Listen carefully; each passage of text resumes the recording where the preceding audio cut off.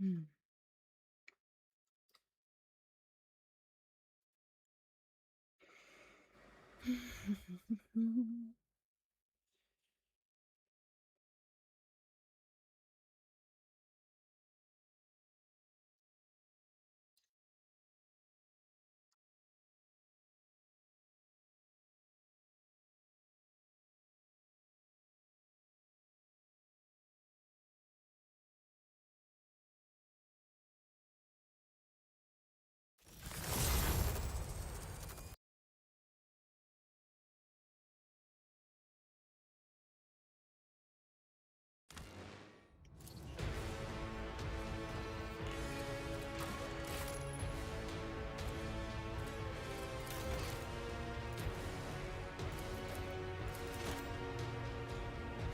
I think we had Cabela's quest to do, and that was it. How was the Space Egypt Museum trip? It was very educational, actually. We learned so much. We also got trapped in a time loop for like 2 streams, but yeah. Other than that, it was very educational.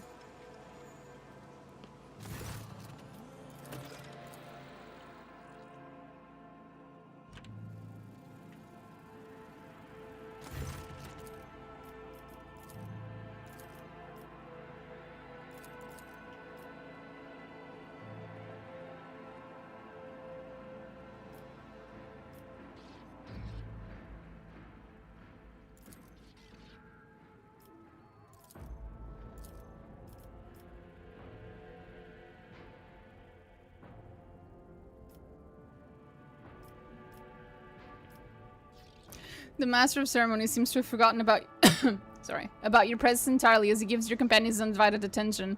Why, Mistress Cabela? Your praise is the greatest reward. Your life is forfeit, you cur. Have you met the doctor? The doctor?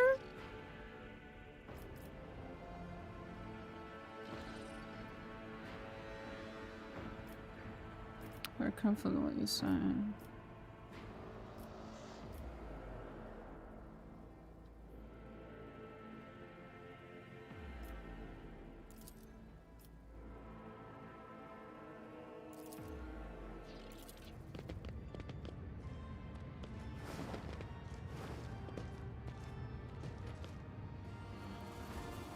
Oh no, I did not mean I did not meet the doctor now.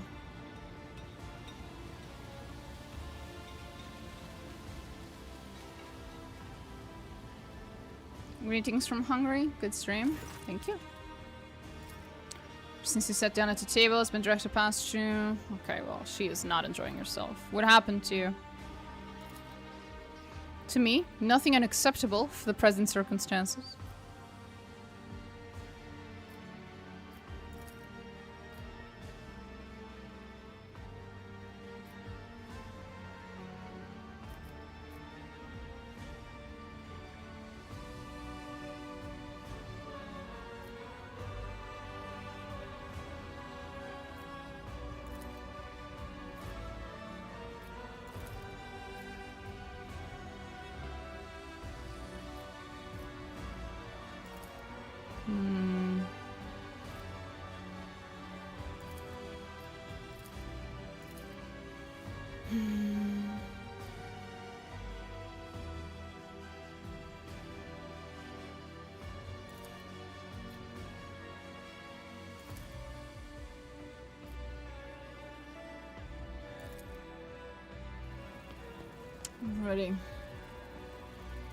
I've already seen all this.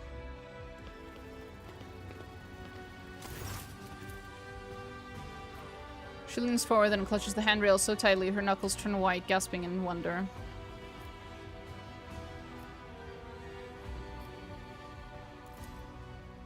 I have never seen such heights before in my life.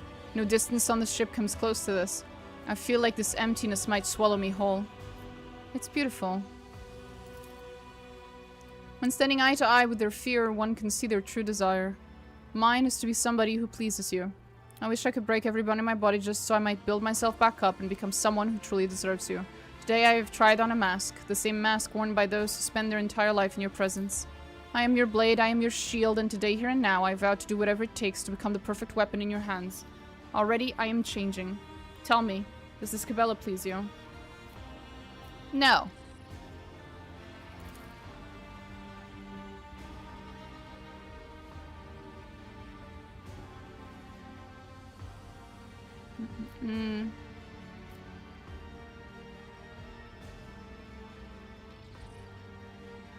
Sure, smoosh.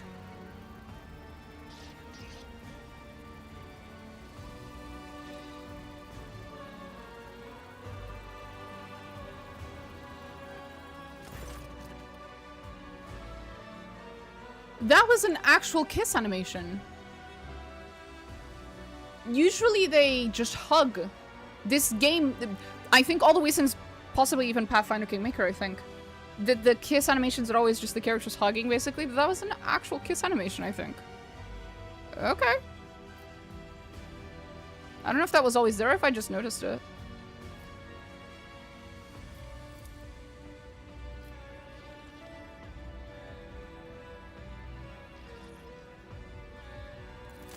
Okay.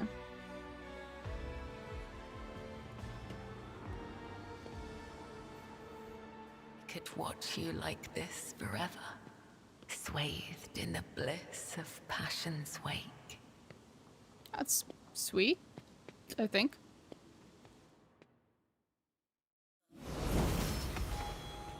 Okay. That was Cabela. Anything else? I think we're done with Dargonis. I think we can fuck off to Footfall. Since that's next. Oh, I have to go talk to Abelard. And then we go to Footfall. Yep. Or in the direction of Footfall, at least.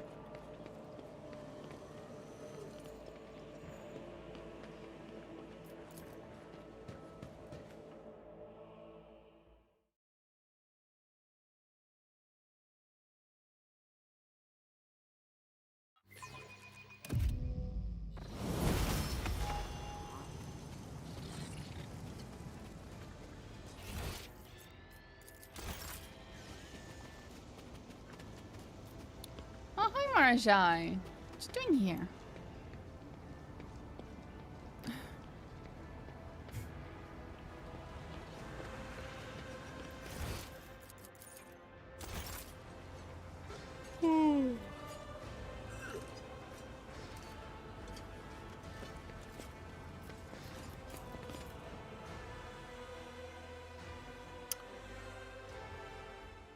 Abelard. We need to speak to Abelard.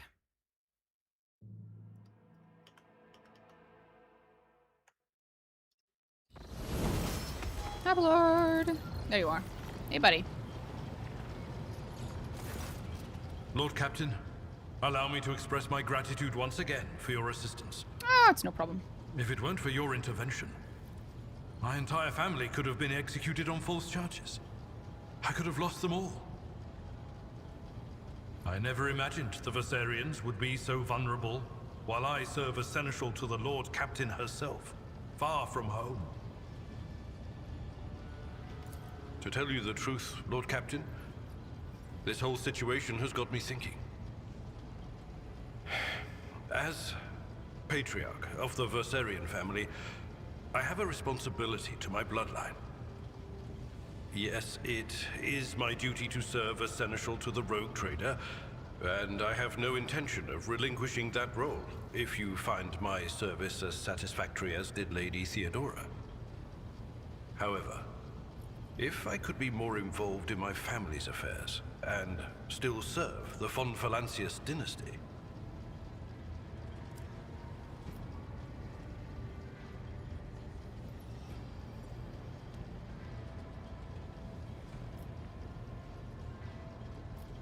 What do you want? Tell me plainly.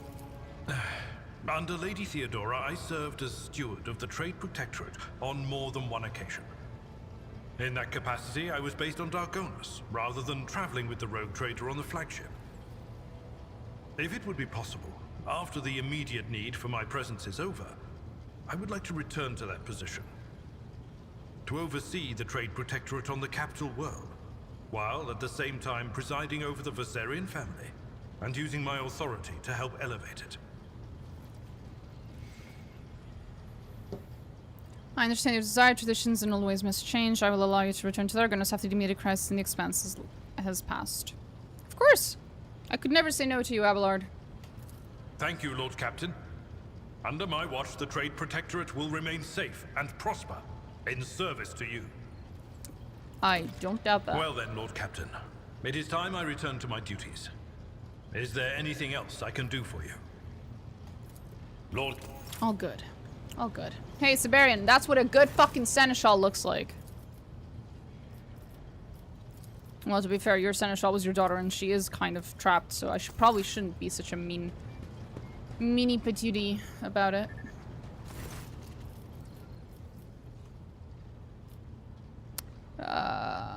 No. Do I have anything? No, I probably don't have anything right now. Okay. Footfall then? Nope. Back in.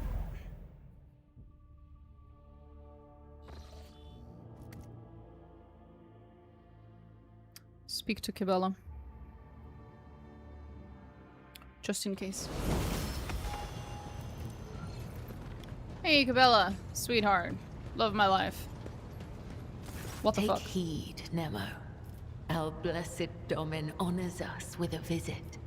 The one who delivered the... Ask, Domin. Okay. How are you doing, Juliet? Elantak? I trust your journeys were fruitful. Mm-hmm.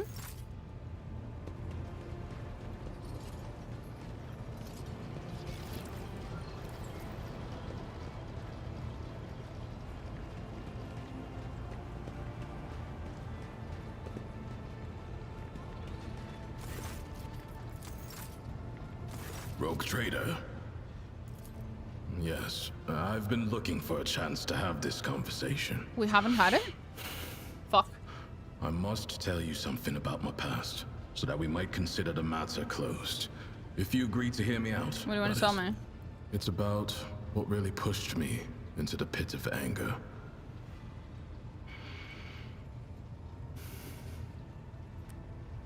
I love the... Back in Calixis, You can hear before I was him promoted breathe. to Proctor, I served in the same squad with another arbitrator, Emerson.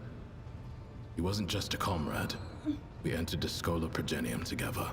We went through training together. We were assigned to the same hive world.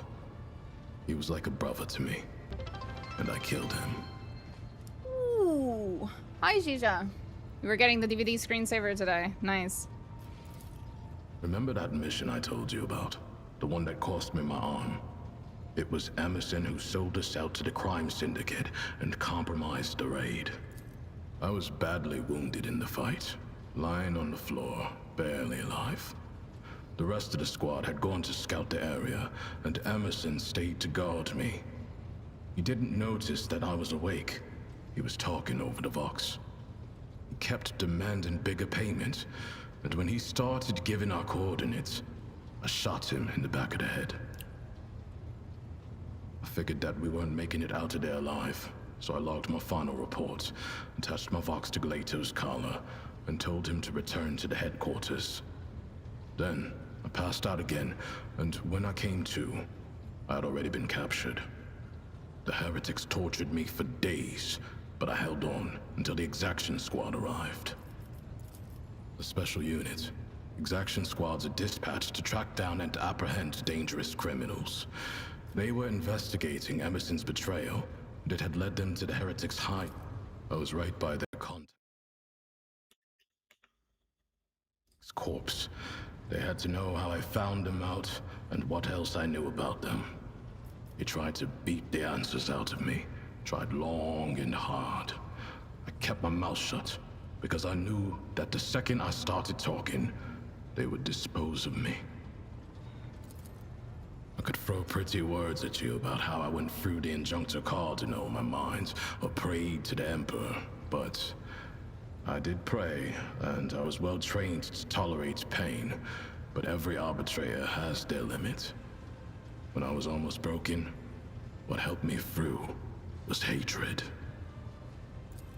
I kept recalling that bastard's face and smothered any base thoughts I had about welcoming death again and again. Hours of agony. Hours in the whirlpool of pure rage. That sounds like a very healthy coping mechanism, Solomon.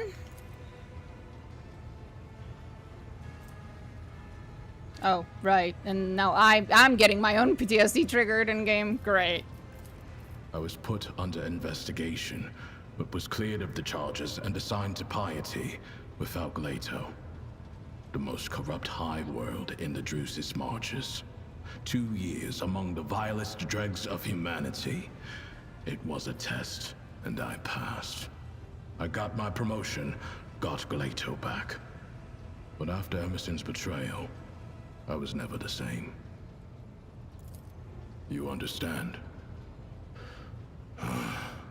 It has been gnawing at me for so long. I guess I just needed to hear another human being voice my own thoughts. Thank you. Firmly. I've been reflecting on the spirit of his law and what the Emperor himself wants for us. If anyone had told me before that I would be thinking about things like that, I probably would have caved their face in. But the truth is, I no longer see heresy in such thoughts. No, it's the opposite. I feel like they bring me closer to the Emperor. You need not concern yourself with Glato. I recently finished checking all his protocols. His responses are instantaneous. I cannot pretend I haven't missed his companionship. Aww. He did send a message, and the phrasing was unusually heartfelt. Solomon Anthar, you are hereby restored to your rank of Proctor. Never allow even a shadow of dishonor to fall on your uniform again. What part of that was heartfelt? Every word. You don't know the Marshal that well, so you can take it from me. Okay. Good. It is about time. Okay, so that's that. Hi, Glato. Bye, Glato. Love you, Glato. Let us raise out. Find my... Not everyone should...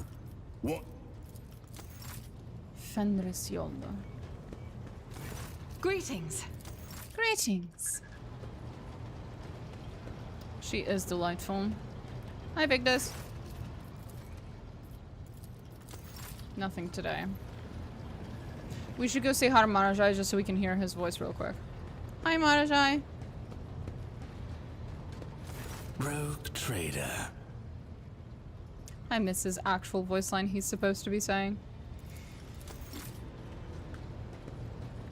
Rogue trader. What disputation will you honor? I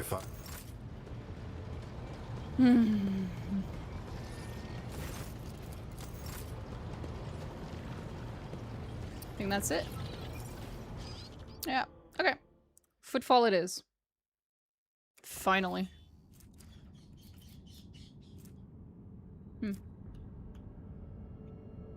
All good? Nothing bad happened? Oh, Lord. It's late and I'm tired.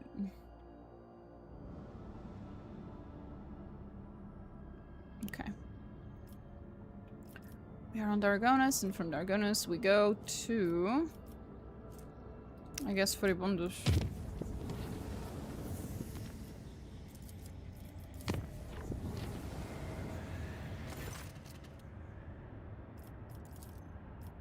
We've already seen this.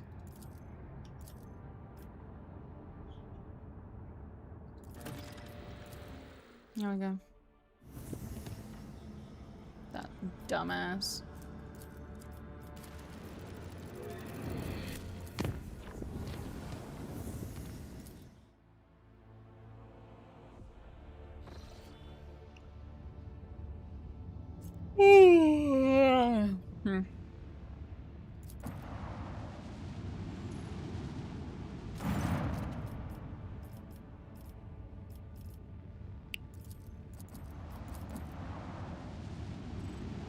I haven't been here in a while. How are you guys doing?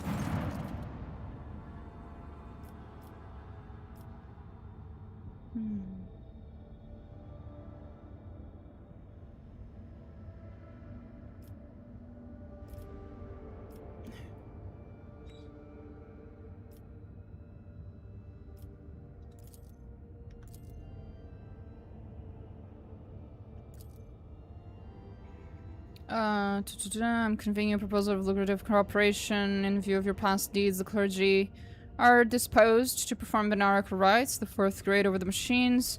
The terms will be specified further. For several cycles, Promethium Extraction Station, whatever the fuck's been late in its shipments, the action required in exchange for our services is this. You will undertake to cast your gaze towards the station and compel it to open its box channels.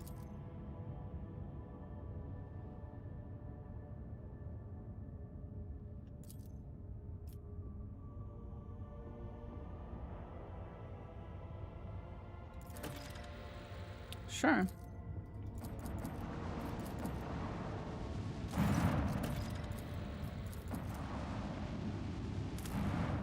How interesting. Anyway, let's go to Footfall then.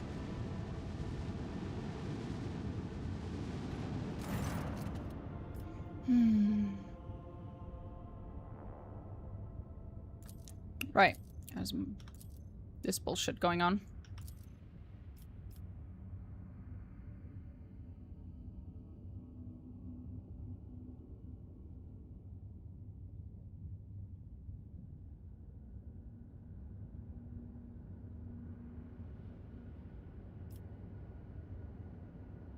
I don't remember whether I'm supposed to do Jai's quest or the other quest first. I think it's the other quest first. Oh, fuck it. Fine, you can come along.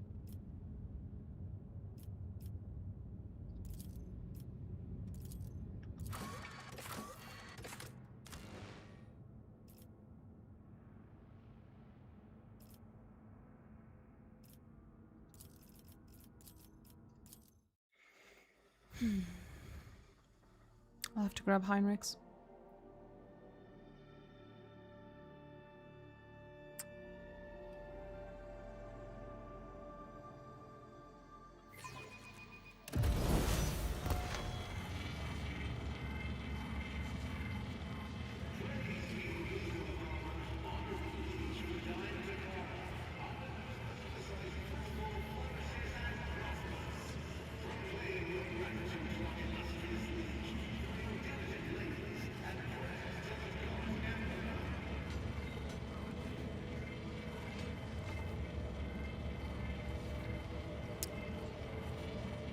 There it is.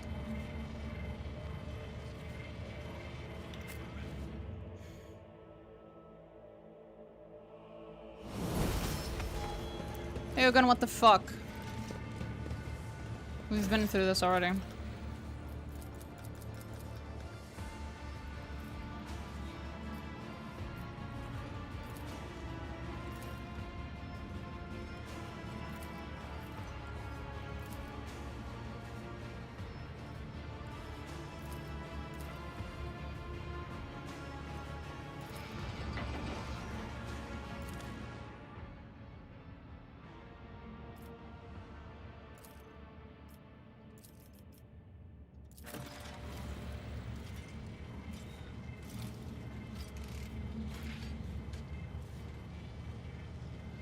There we go.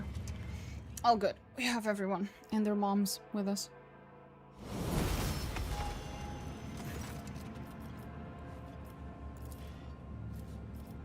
Where's Opticon?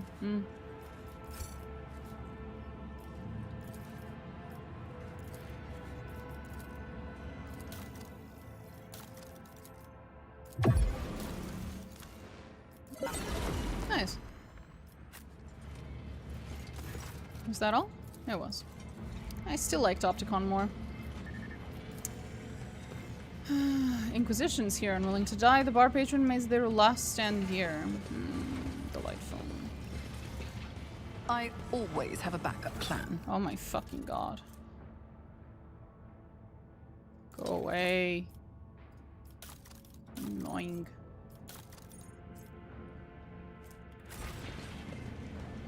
The eminent Lord Captain awaits you in the square, your ladyship.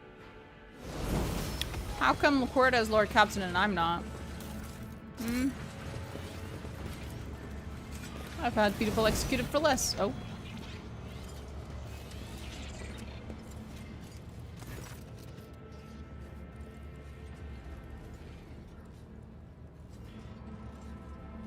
Hmm.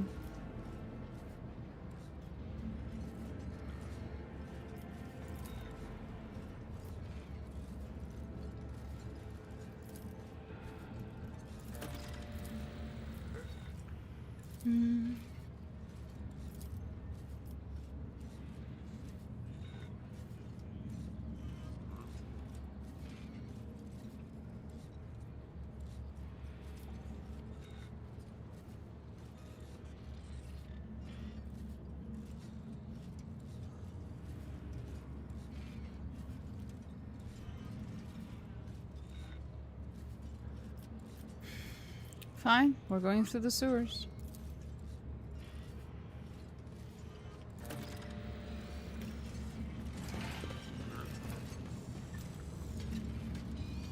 I always keep my options open. The Lord Captain shouldn't have let the assassin get so close, if you know what I mean. The tickling sense of danger she spreads is an exquisite spice. The rogue trader certainly knows how to add a frisson of heat to an encounter. Oh, thank you. I'll take that as a compliment.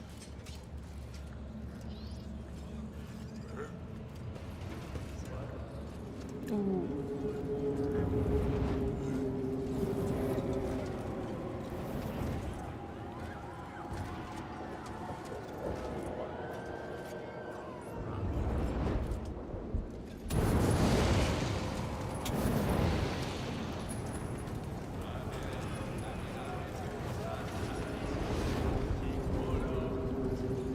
Not gonna lie, this is looking a whole lot like Heresy.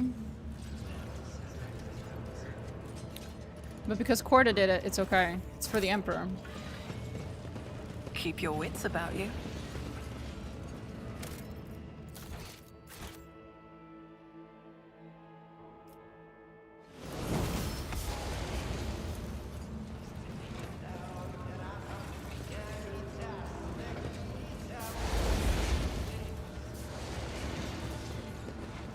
One of the patrols confirmed that I wasn't at the scene. Oh god. Enver.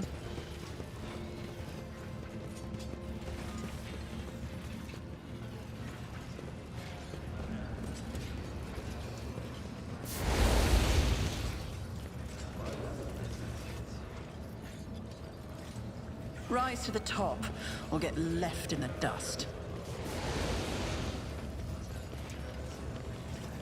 Doubt begets heresy. Delightful.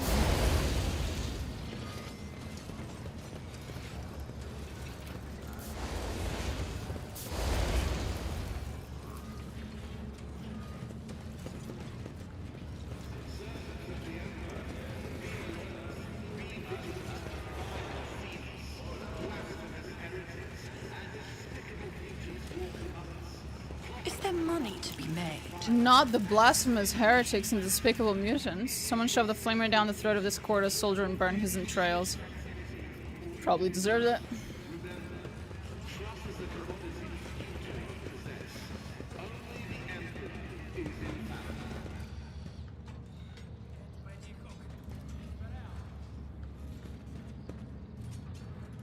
Three in the second, you've got to go to the three first. They've got shotguns. Always keep your eye on the prize.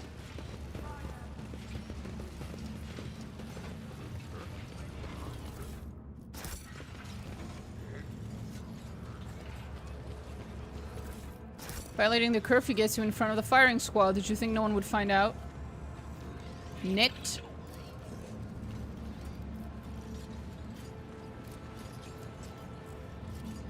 How's I supposed to not violate it after slaving away for 3 watches in a row? You could use some extra hands, but you burned them all.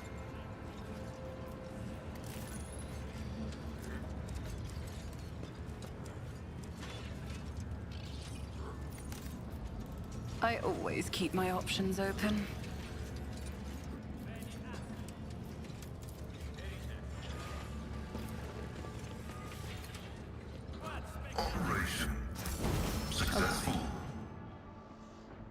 Successful. He sounds almost surprised when he says that.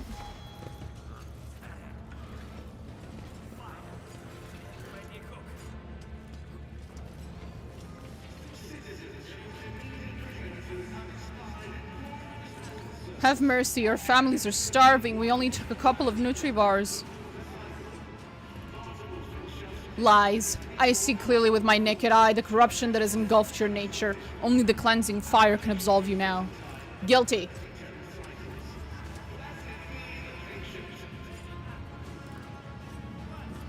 Oh boy. Rip.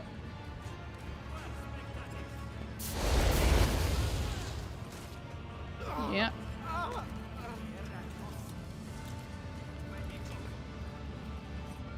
Is this fire cleansing enough for you, bitch? The Emperor protects me. Guilty. Burn him.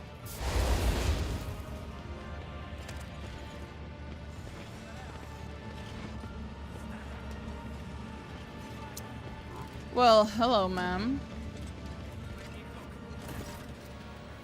Domina von Valencius. I was informed of your arrival. Incedia Chorda is absorbed in reading a long strip of parchment. Her left hand is holding a silver spoon, with which she is carefully scooping up brain matter from the open skull of the man contorted next to her. Exhaustion has marked Incendia's features with a crisscross of lines and deeper furrows. Her cheek is forever twisted in a continuous nervous tick, yet her eyes are ablaze with indomitable resolve. A dazzling aura of power and righteous fury surrounds her like a mantle.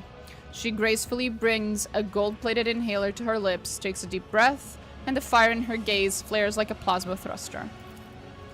What is this abominable act his daughter is committing? There must be a reason. The Sister of Battle whispers incredulously as she stares at Chorda's monstrous feast. Marazhai's eyes are locked on the wretched soul who has had his skull cracked open. The corner of the Drukhari's mouth twitches, stretching his gaunt face into a twisted grin.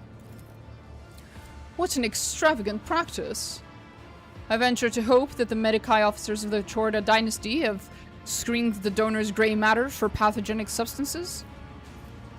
Look closely at Incendia. One look at Incendia's full dress uniform shows that it has not been changed in many days. The collar is grey, the braid trim is stained with sweat. The air is tinged with the smell of an inhaled stimulant that is used to give serfs the ability to work multiple watches without rest. The fuck are you doing? I must know the taste of a criminal's thoughts. It is how I learn to recognize their patterns. Flesh and blood can grant revelations, but not like this. Devouring flesh is a profane act. This is not the way to serve the Undying One. If even Scully is bothered by it, then it must be bad.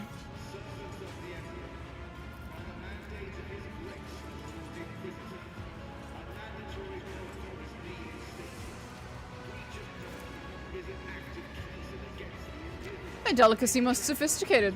I must have a taste myself. Perhaps at a later time. It is not some perverted craving for pleasure. I educate myself to discern the corruption that dwells in the hearts and minds of the impure. You know not the first thing about perceiving, sensing it, peering into people's souls and seeing the heinousness within. You do not know what it's like to look at their faces and see the brand of their impious deeds, but I know it all too well, and none shall escape my wrath. I've encountered sanctioned death cults that practice cannibalism as part of their way of praising the Emperor. A surprisingly large number of them harbored heresy within. You have suspicions about me? Well, it is your duty to suspect. But do your eyes see any trespass here? No, I have committed no malefaction against him. Perceiving corruption. What lofty yet paltry hysterics. Your methods, however. He looks at Incendia over. Let's out a wanton laugh. This place is soaked with pain, much like the torture chambers of my old spire. It takes a skilled hand to elicit such refined, artful anguish. Impressive. I am amazed by this Monkee's ingenuity, and her intricate means of indulging her passion. His gaze shifts to the bare-brained man. Remove that profane filth from my sight. It sickens me to observe the degraded inhuman's pathetic attempts at vying for attention. The only thing that stays its immediate death are your rogue trader privileges that grant you the right to drag around such a Xenos refuse in your retinue. However desperate my wish to exterminate it might be, I shall not go against the word of the law here, in a place where his solemn justice is served. Marazhai appears to have ignored her tirade completely, and continues speaking nonchalantly, his gaze still focused on the wretched victim. Such a shame it is that the rogue trader I crossed paths with is not capable of enjoying such fine delights. Or is she? Motherfucker. Watch carefully. You swallow the brain matter, and it slips down your stomach without the slightest issue. You hear a weak moan from the victim and catch Marazhai's enraptured gaze, who looks like he could faint from sheer exhilaration. My regards to you, Domina. He glances at Incendia proudly. I knew I was right about you. He's proud of me!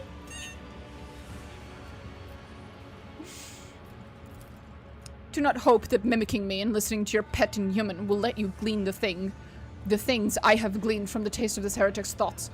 I do this with disgust and in the Emperor's name, while you are driven by morbid delight and twisted curiosity.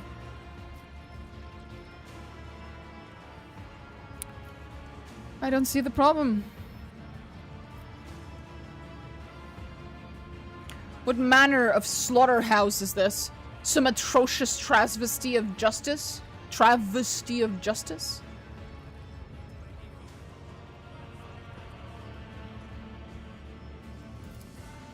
This is true justice. Unprejudiced, inescapable, equally merciless to all. The Lord Inquisitor has bestowed upon me the honor of bringing order to this cesspool of pirates and heretics, to rid Footfall of the corruption that has fettered its limbs and turned this Imperial station into a hotbed of freethink and inefficiency, and I will not rest until all have been judged. This is no tribunal. This is a slaughter. Loath as my soul is to concur with the Xenos, it is indeed. It is well within her right to decide the fates of the station's inhabitants, but that does not change the fact that this is a perversion of justice. This is what happens when a judge is driven by morbid fanaticism instead of the lex. Maintaining his phlegmatic composure, Eogan scribes a note onto his data slate. It is not impossible that the hypothesis concerning the transmission of pathologies through the ingestion of gray matter may prove to be correct. Changes in behavioral patterns are self-evident, indicative of organic degradation. He instantly switches to lingua technis upon meeting Incendia's steel gaze. Oh, God. Hi, Trazen. What are you doing here? A quintessential fanatic from your primitive kind. That is why there are so few exhibits of humanity in my collection. You're all the same. You're all like this, Chorda. Differing only in the degree of delusion as to your uniqueness. Dull. Deplorably dull. Hi, Dulark. I found the most wonderful on YouTube. The most wonderful video, I'm guessing. No worship required, Emperor of Mankind Disney style song. Oh God. I'll take a look later. It must have been the Emperor's providence that brought you here to my court. It would be my pleasure to indict you for the crimes you've committed.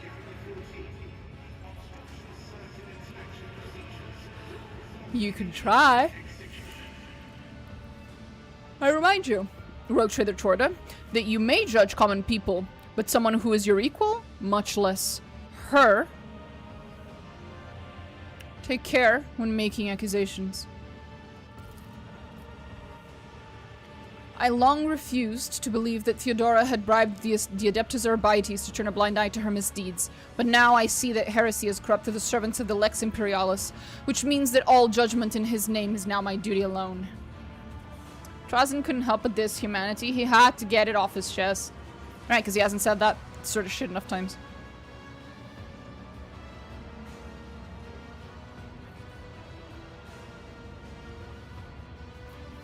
What is it you wish to judge me for?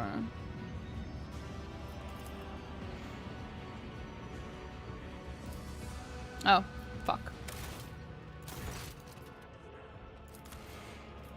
1 second. I'll reload that real quick.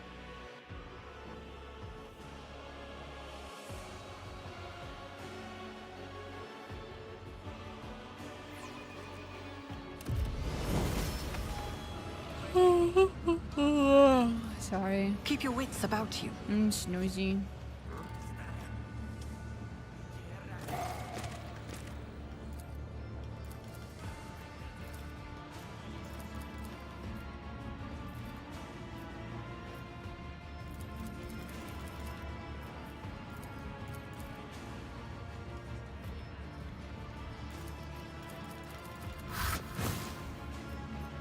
Go ahead, this should be interesting. I've just broken out after being held captive by Xenos and Gamora and butchering my way through scores of enemies of humanity.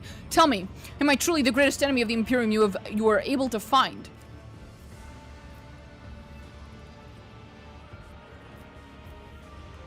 Ooh. Would you look at that, Heinrichs? I've been an enemy of humanity all along. Care to comment? On behalf of the Cronus Conclave, I hereby inform Rogue Trader House Chorda that by order of Lord Inquisitor Calcazar, Rogue Trader von Valencius has been placed in custody of the Inquisition. Any attack on her safety is to be treated as an act of interference on the affairs of the Inquisition. The Lord Inquisitor is aware of Rogue Trader von Valencius' arrival on Footfall. He allowed it and gave an order. No order of persecution. Rather, the Lord Inquisitor's will is that the Rogue Trader be treated with respect befitting her high status. In her assertions, Lady Chorda is coming dangerously close to abusing her authority and violating the chain of command. This is your warning. Ooh. I have no intention of questioning Lord Inquisitor's order. Perhaps he wishes to receive you in one piece so that he may conduct a personal interrogation. Aren't you cute?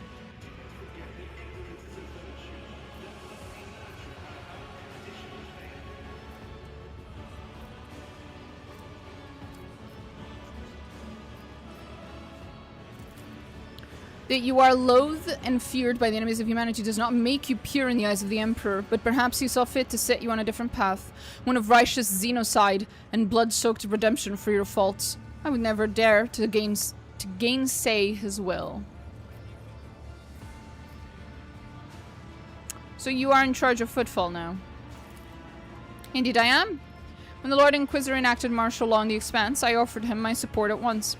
Footfall was chosen as the Lord Inquisitor's headquarters, and the position of Footfall's liege was temporarily abolished for the duration of this war, or perhaps longer than that. All authority was transferred to the station's warden, me. While the Lord Inquisitor is preoccupied with matters of strategic planning, I am tasked with overseeing security and order. And there's a lot to do on that order. Pirates, smugglers, apostates, cult traders, deserters, and outlaws, every one of them warrants attention. Servants are buckling on their heavy stacks of new denunciations.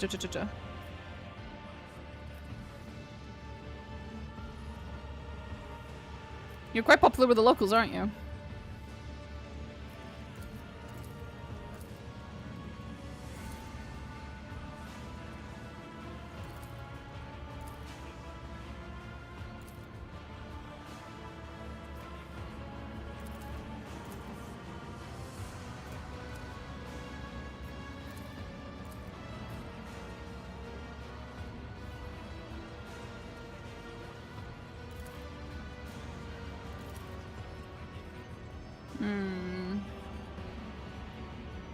You two are busy settling scores. You must seize this at once.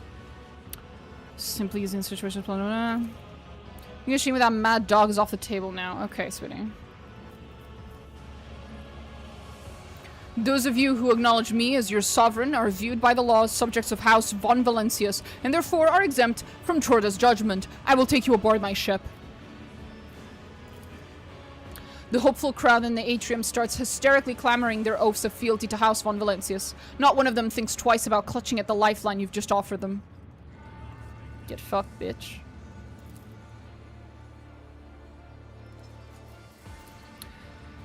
Incedia warily leans on an armrest and looks at you with contempt. Take this pitiful gaggle of miscreants, Domina, if you so desire.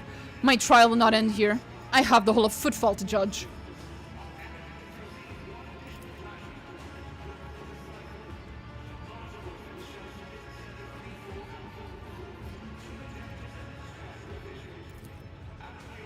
You have a duty to the Emperor, you must see some... Valdeim, yeah. You want me to go and fuck him up, but I'm not gonna fuck him up.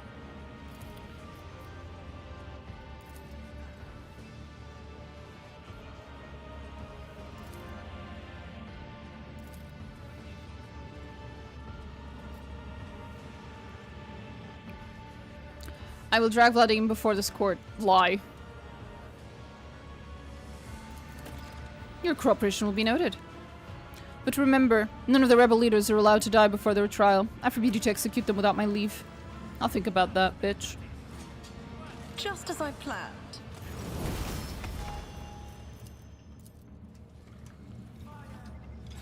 What a mess.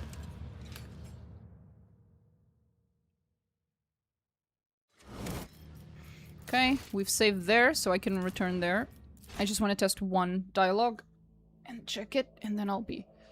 And then we'll just reload back to the future.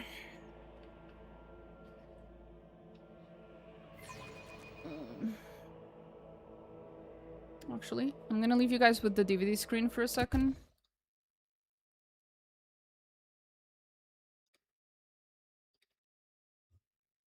Be right back.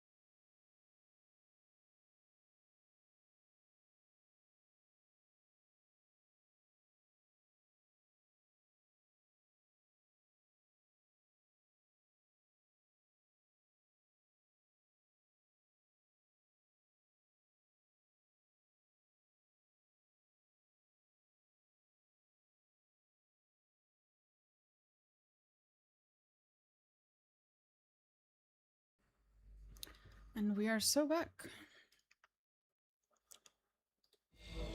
I do like whenever you... Blah, blah, blah. I feel like a cat with an iPad right now. I do like whenever you meet another rogue trader, Marazhai challenges you to prove yourself next to them. And it's so funny as well, because if you refuse to play his game, he will immediately like retract, like for example with what's his name? With Winterscale, he's like, oh, maybe I should go join the other rogue trader's retinue. And if you just refuse to play along, he immediately walks it back and he's like, ugh, I guess not. So he's just joking. Like, he's just trying to rile you up.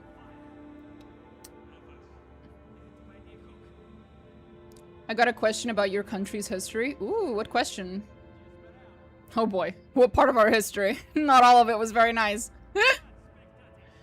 Sometimes he straight up yearns for the chair. Understandably, it's a pretty good chair. Hi, Haley. Hello. Just gonna pass this real quick. I just want to see what happens if she...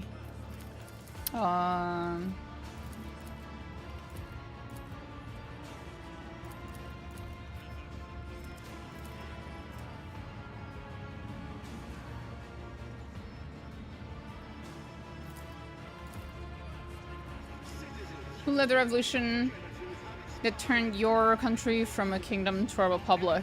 Oh, that's cool. How goes it?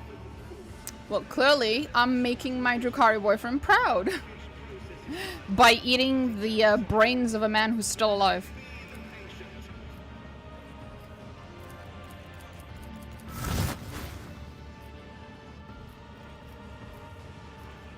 And what is it you wish to judge me for? Let us weigh the gravity of our transgressions, Domina, and learn how you have sullied yourself in the Emperor's eyes. Everyone knows how freely you interpret the strict prohibitions of the Emperor. With a feeble heart, you grant mercy to those who do not deserve it. You do not punish transgressions with the utmost severity. You do not strike terror into your subjects that will bring them to pious trepidation. You waste your energy and attention on the needs of non-entities instead of turning them to his service. Under your hand, dangerous free-thinking and satiety flourish, and will soon swell with the plagues of anarchy and decadence. Okay. I deem the evidence against you sufficient to cast you as an enemy of humanity. Go ahead. Should be interesting. The Lord Inquisitor is aware of Rogue Trader von Valence's arrival on Footfall. He allowed it and gave no order to persecution. Rather, the Lord Inquisitor's will is that Rogue Trader von Valencius be treated with the respect befitting her high status. Has it by any chance occurred to the Inquisitor that he too is getting dangerously close to something slightly insane? How can a thing like this be tolerated? How can anyone look calmly upon these atrocities and think everything's going as it should? Calm yourself, Adira. I can understand your anger, but by the God Emperor, another word out of turn, and you'll find yourself following those unfortunates. Abelard steps between the Psyker and Chorda. Oh no. I have no intention of questioning the Lord Inquisitor's orders. Perhaps he wishes to receive you in one piece so that he may conduct a personal interrogation. Aw, I was really looking forward to you judging me. Aww.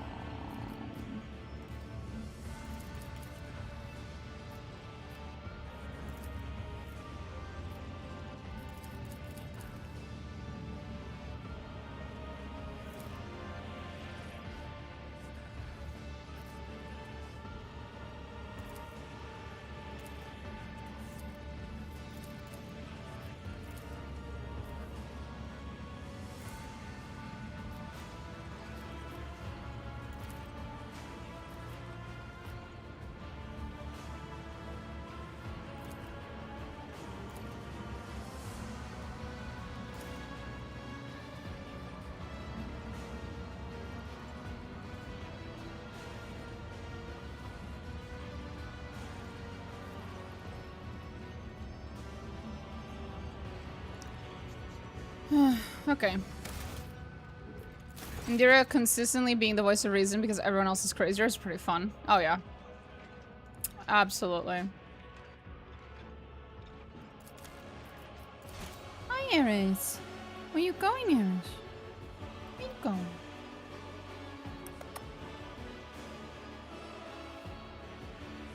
It's Eris. It is. Hi. Hi. Are you coming? Oh, you are. Hi. Come on. I mean, Eris. Eris. Hey, big girl. Oh, God. Okay, you've clicked a lot of buttons there, girl. Careful. There we go.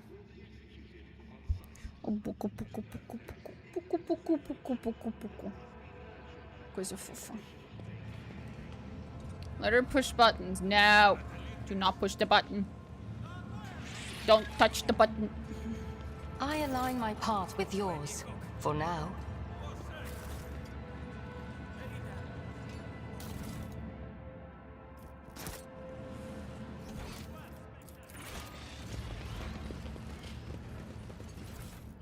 Let us not dawdle. Yes, fluffy girl. What is it? I must urge you not to visit the laboratory in my absence, Interrogator. Nuncius becomes quite unsettled when he cannot find our materials for testing in their proper places. I, in turn, strongly advise you to no longer keep anything in the laboratory that would tempt me into visiting, for the sake of your colleagues' mental well-being.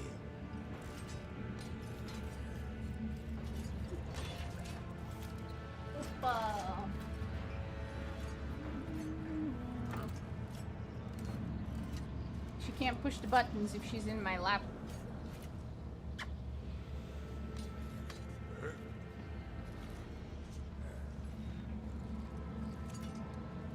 Oh. There we go. I think I have given her just enough attention that she'll fuck off now for a while. I always have a backup plan.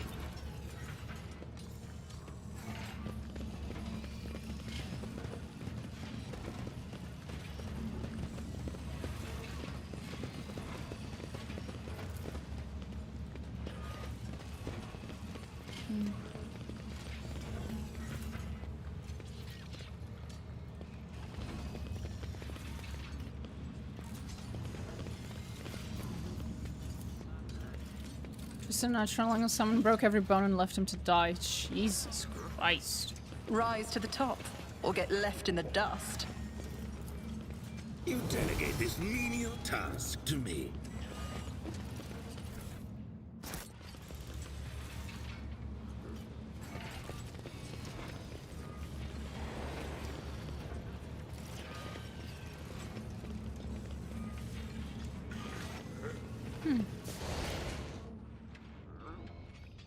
In one playthrough, I forgot to recruit Gore's Katov, and he was a casualty too, because when he was making notes of Footfall's architecture, Cordes saw it as gathering intel for the enemy. No! Aww. Backup plan, more like backup pan au chocolat. Backup pain au chocolat. Is there money to be made?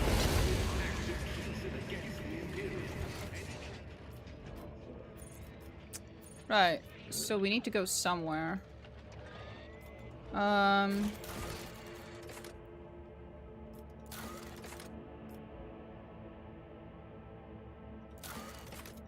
So many things to do.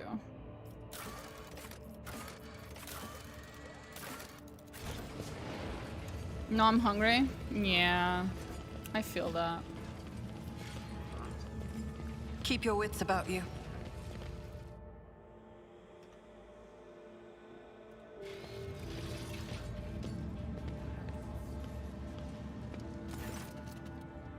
Domina, I must leave you for a few hours. I need to speak to Lord Inquisitor. I have some questions for Xavier. Very well. I'll wait for you. Well, I want to go with you. No. This conversation needs to be between me and Xavier. Heinrich von Kallox, interrogator from the Lord Inquisitor's retinue. I require an audience with Calcazar. The Lord Inquisitor is not receiving visitors.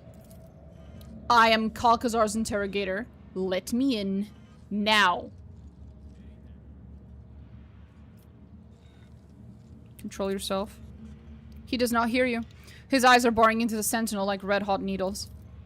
A moment later, the sentinel lets out a gurgling noise and begins convulsing. His knees buckle, his face starts turning red, and his eyes bulge out of their sockets. Heinrichs, stop. Heinrichs gasps out of breath. The air around him loses its chill, and the guard crashes to the floor, violently coughing and spitting blood. Wait here for me. No one else tries to stop him.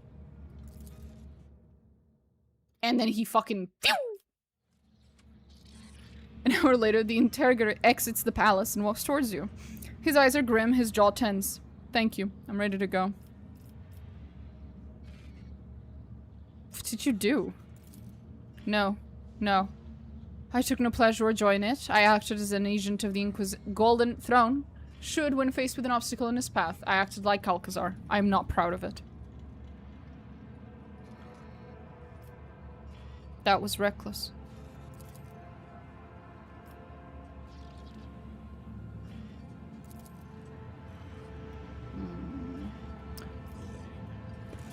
What's the mod's name? Toy box. I always keep my options open. Heinrichs was about to become a tube of toothpaste. What?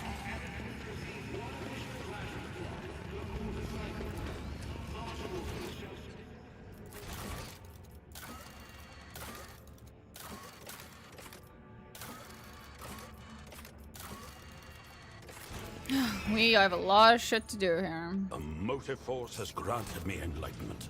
Oh.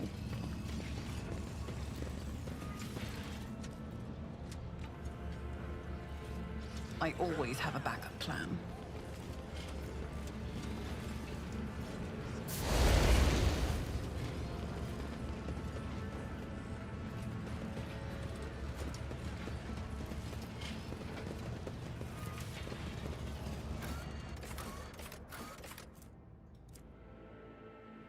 Here we go.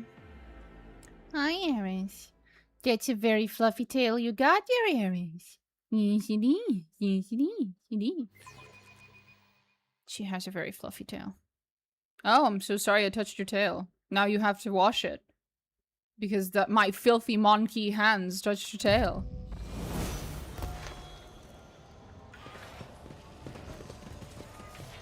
To arms! Wait! It's Her Ladyship von Valencius. I thought it was Chorda's dogs with another inspection. Stand down. False alarm. Okay. Shit's not going great for you, huh?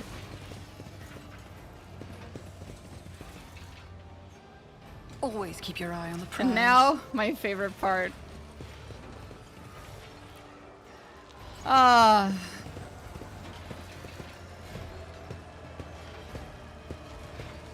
Hey, Vladim.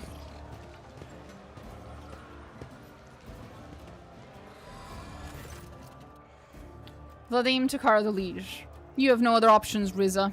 If you abandon Footfall to Chorda and flee, where are you going to sell your goods? Or restock your supplies? It'll just be a slow death for all of you. With no ammunition, no water, no air. So quit bargaining with fate and stick to the plan. Plan? More like a suicide pact. You have no allies, no weapons, no nothing. You're a runt trying to play with the big boys, Vakimo.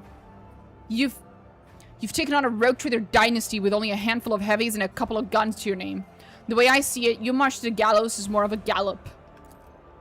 Turning away from Riza, Vladim's expression does not change, but an indistinct curse falls from his lips.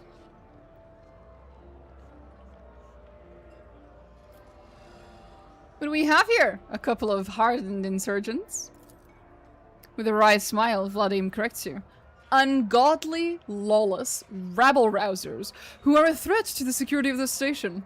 Kindly refer to us using our full titles, please. I love them. Greetings, your ladyship. And as for you, Vakimo, I've got nothing to add. Your plan's utter crap. I don't gamble on these kinds of odds. I'll leave you to think about your prospects. Maybe you'll realize that using my shuttle would be a better idea. While me and my shuttle are still here.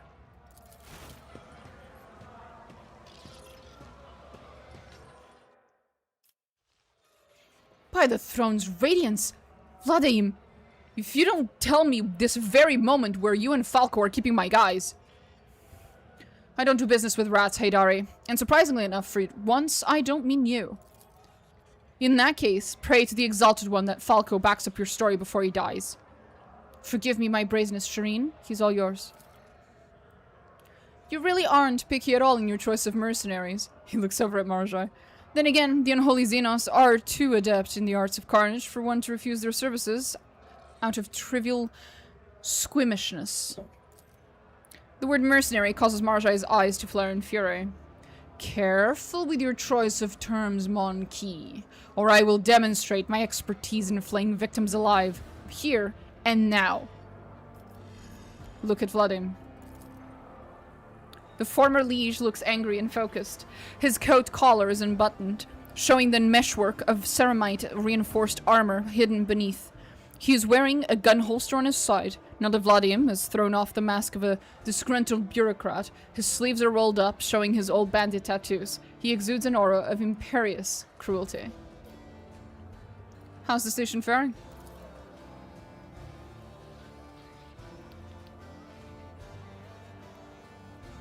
It's turned into a kingdom of death. Executing protesters, cracking down on corrupt traders, and suppressing dissent are all good. Useful policies within reasonable limits. I've used them myself, in fact. However, with Lady Chorda, reasonable limits are a distant memory at this point. Fortunately, I'd been preparing for that turn of events ever since that hag tried to take footfall the first time. You helped us then, giving me time to organize. I set up weapon caches, enlisted more fighters, deleted my agent's data from the Cogitator's network. When Chorda seized power, she thought she'd won, but the station was still mine, to an extent. My little army is waging war on the enforcers. We slaughter patrols, wrestle back detainees, and punish those who collaborate with the enemy, or are close to someone who does. Vladim's ruthless smile is like a jagged steel trap. Incedia is conducting her reprisals, and I'm conducting mine. Everyone must remember that there are consequences for collaborating with the occupying force.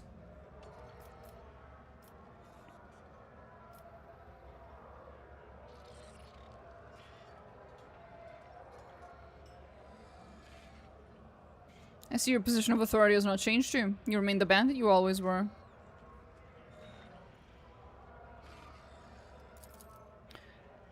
Old habits die hard. I'll admit, I wasn't exactly yearning for the days of my youth. But to find myself in the line of fire again is invigorating. Your ladyship, I'm asking you for help.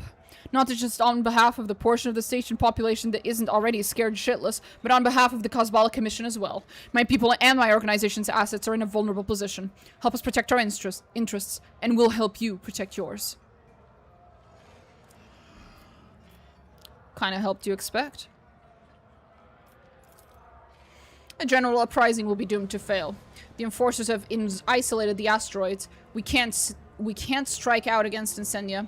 She has the greater numbers, and her throne's refractor field will protect her from any attack.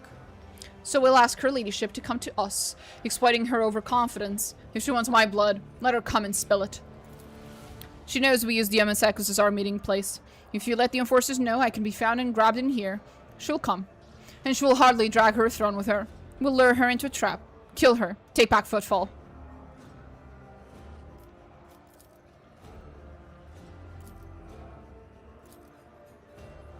What forces do you have at your command? Staff members. Riza.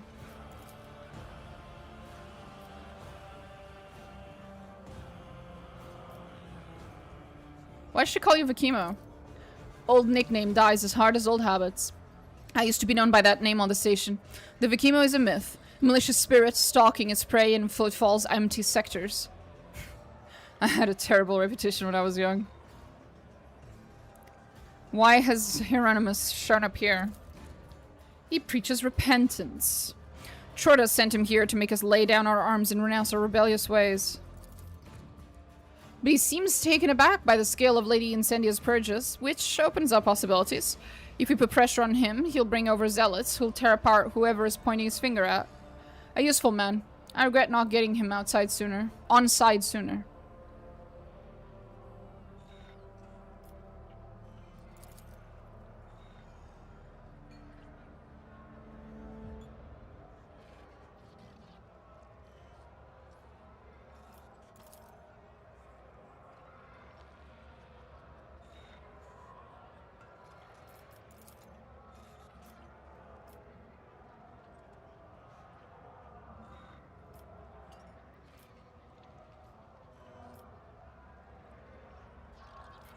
I will help you overthrow Chorda.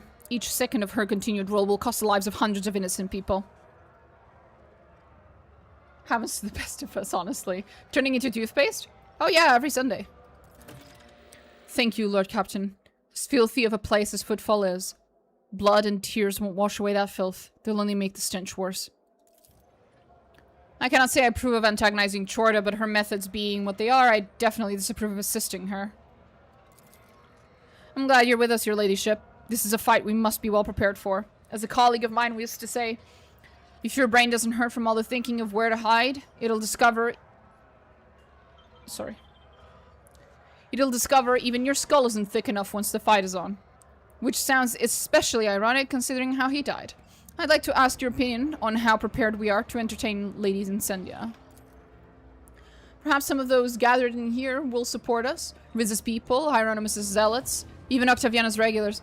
We can use whomever we can get. If you think that it may be worth fortifying our positions or preparing a few surprises for our guests, my people and the arsenal are at your disposal. All you have to do is say the word. As soon as we're ready, send Chorda a message saying I'm here. Let her come. We'll settle our differences the Footfall way, with a gunfight.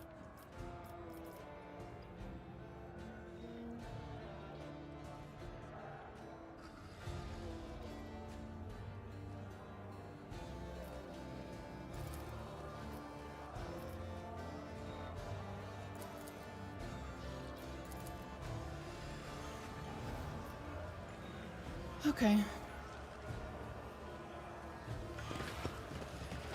O Messiah, grant me the wisdom to perceive. Rise to the top, or get left in the dust. You can't do anything without me. Oh, hi Eris. What are we doing here, honey? Oh, careful, girl. Don't sit on the keyboard, please.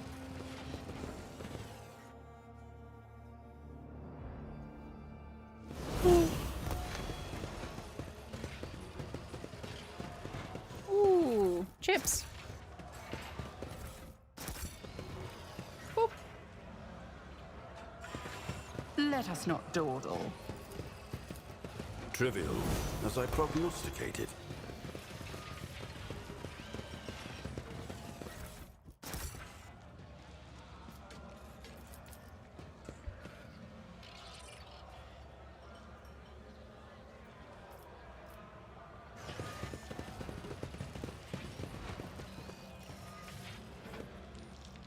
When we were in cages, we got fed and we got zapped and nothing else besides that. Now we aren't getting any food, and on top of that, and on top of the zapping, there's hitting and kicking and stabbing too. I want to go back to my cage. You recognize the Elari you once freed from local charlatan's collection. The mutant smiles gratefully with his 5 rows of teeth. No problem, buddy.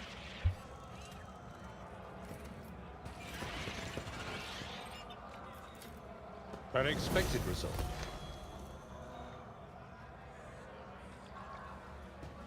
What a peculiar thing.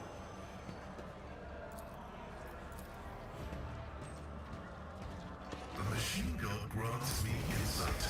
Is there money to be made?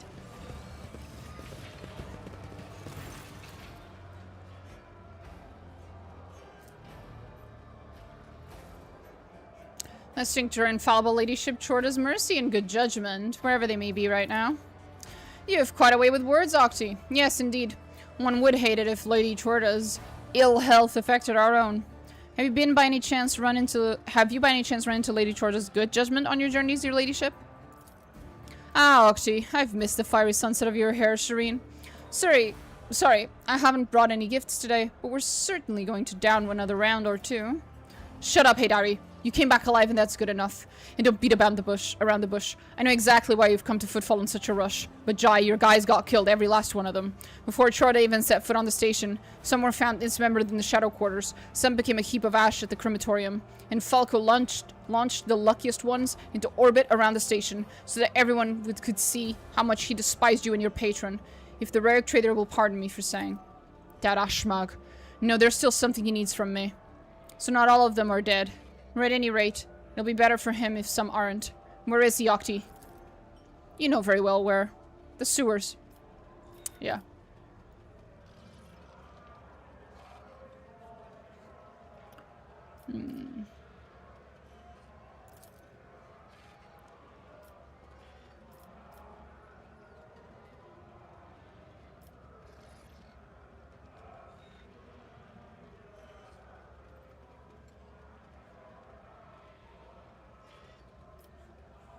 To the fall of Incedia Chorda, then. Your courage and forthrightness are admirable, my lady. Down with Chorda. How have I been doing? Badly.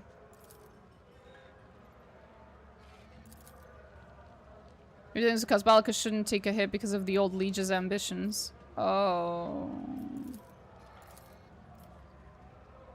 And the Freighting Force will come for you eventually. If they show up, I'll blow up the Martyr's endurance before I let those bucklers take me alive. And for now, I'll be behind the bar, refueling my roughnecks. It's a rotten thing for a captain to abandon ship, isn't it, your ladyship? That's our girl. Some captain, if I were you, I'd scram while the scramming's good. I know you're attached to the Amasekus, but this hole isn't worth dying for. Give it a rest, Riza.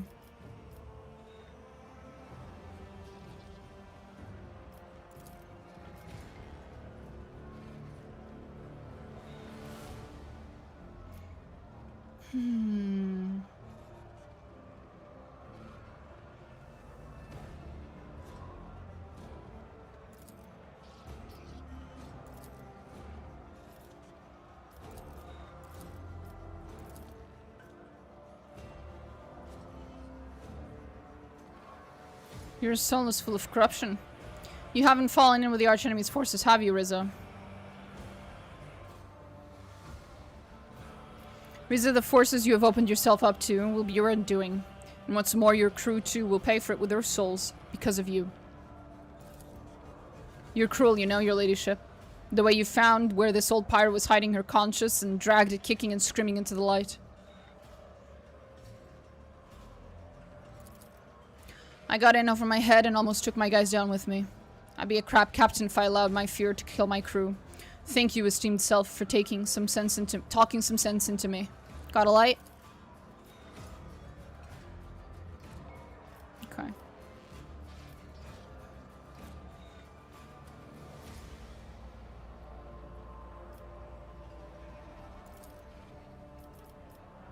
I have struck many deals with the Fellowship of the Void. Are you going to ruin our alliance just like that? Ooh.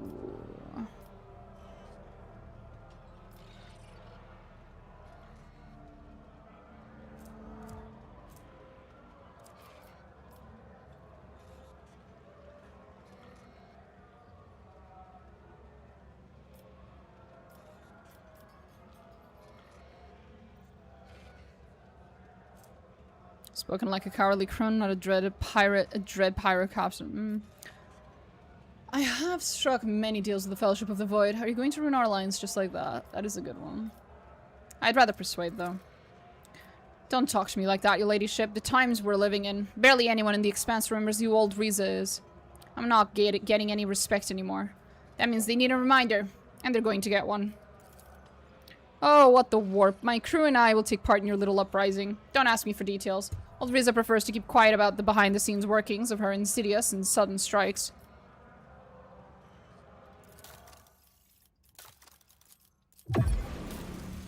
Nice. Another one.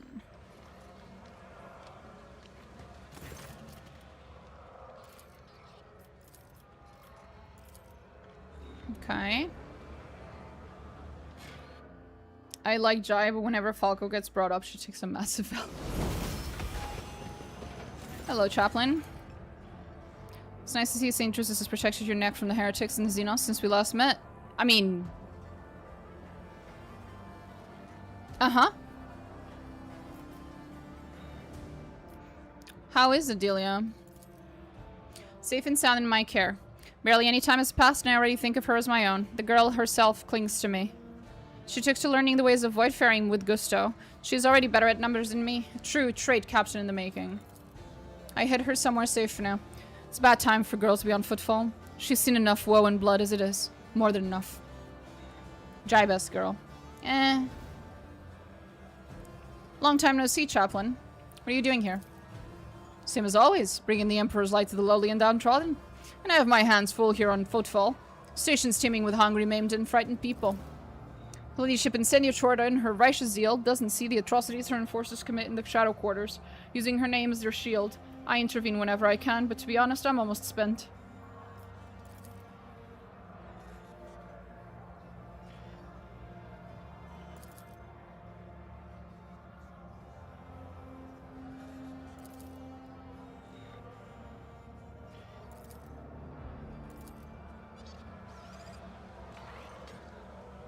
I'm sorry, all romance companions can't be Eldari. Yeah, that's not her problem.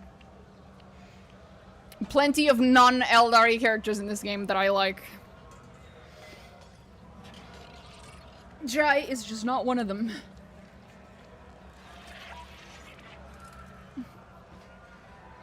Zoom.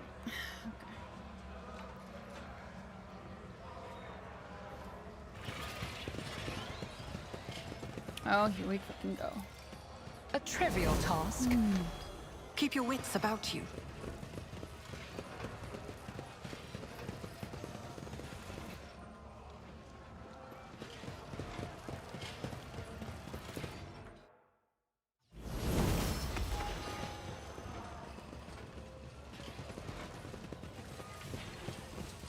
Okay.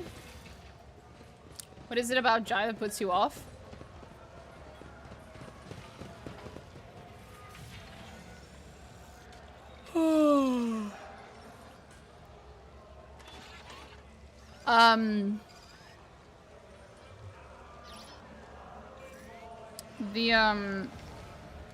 The part where she broadcasts your passionate night to absolutely everyone on the ship. Not a fan. Always keep your eye on the prize.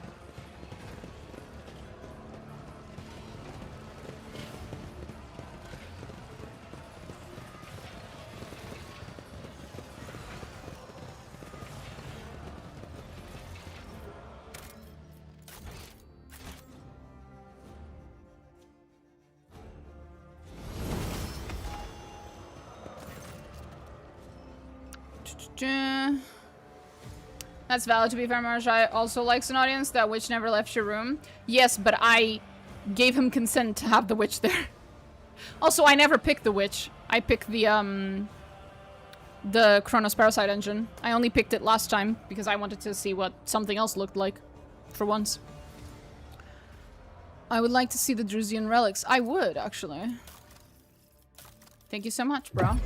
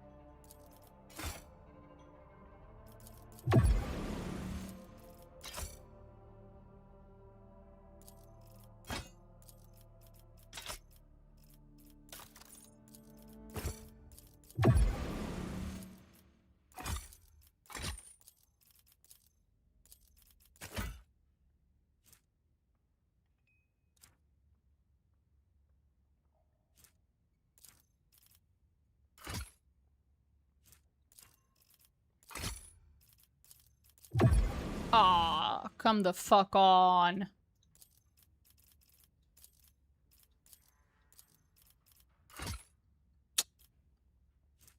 Ah.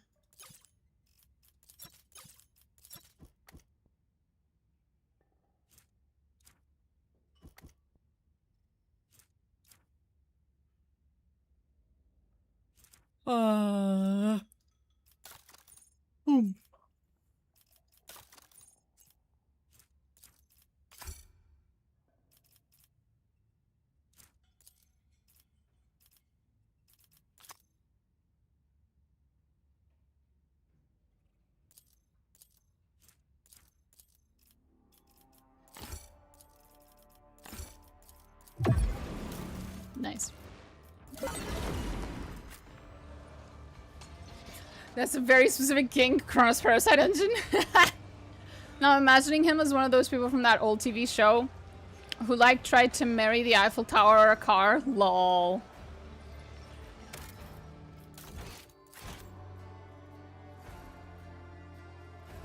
Ugh.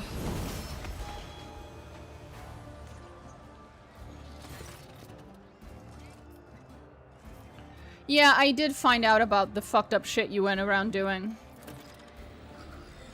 It was done on my orders all my life. I've been a confessor to lost souls. Now let me make my own confession to you. I seek no forgiveness or understanding. I only want to tell the truth. Aspis Bastalcorda had imprisoned her heirs in those cryovaults to stop them from challenging her authority. Incendia was among them. My fellow faithful chanced upon those ice scripts. Aspis's wicked designs horrify them, and I thought, if St. Drusus has died a martyr's death to be resurrected in faith, perhaps another could follow in his footsteps. I chose Incendia. As full of worms as her innermost soul was, it had not rotted completely. As for the others, I put them to death, for thousands of years of suffering would not have been enough to cleanse the stench and rot from their cursed souls.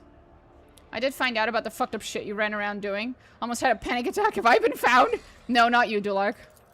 Just Doloroso. I sabotaged Incendia's cryovault, and she spent 3 years conscious, blind, and helpless.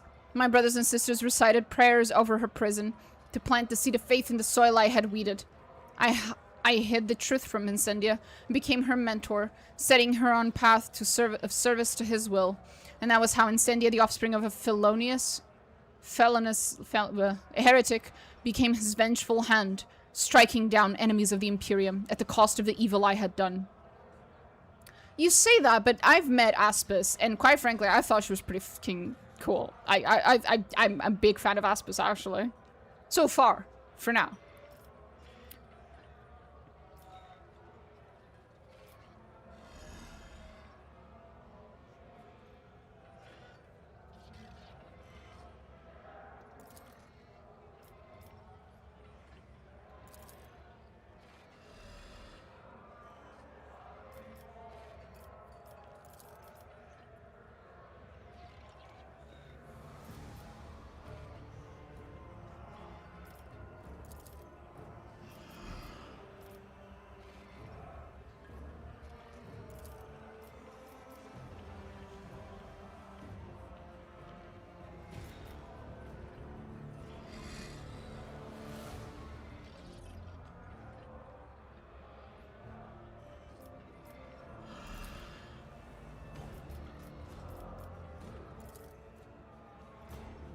Because her actions fly in the face of all you believe in, that you truly believe in. Incendia's world has no place for redemption or mercy or penitence. Would the sight of such a world please your eyes? Ooh.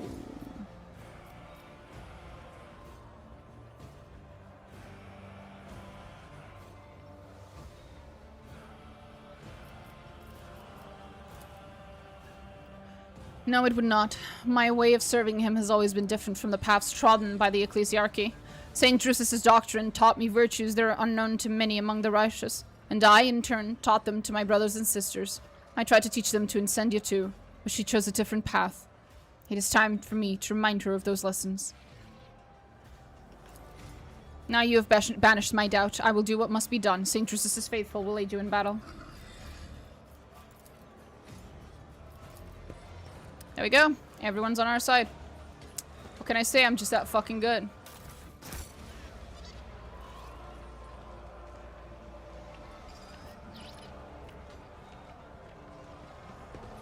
I always keep my options open. Oh, Vladime.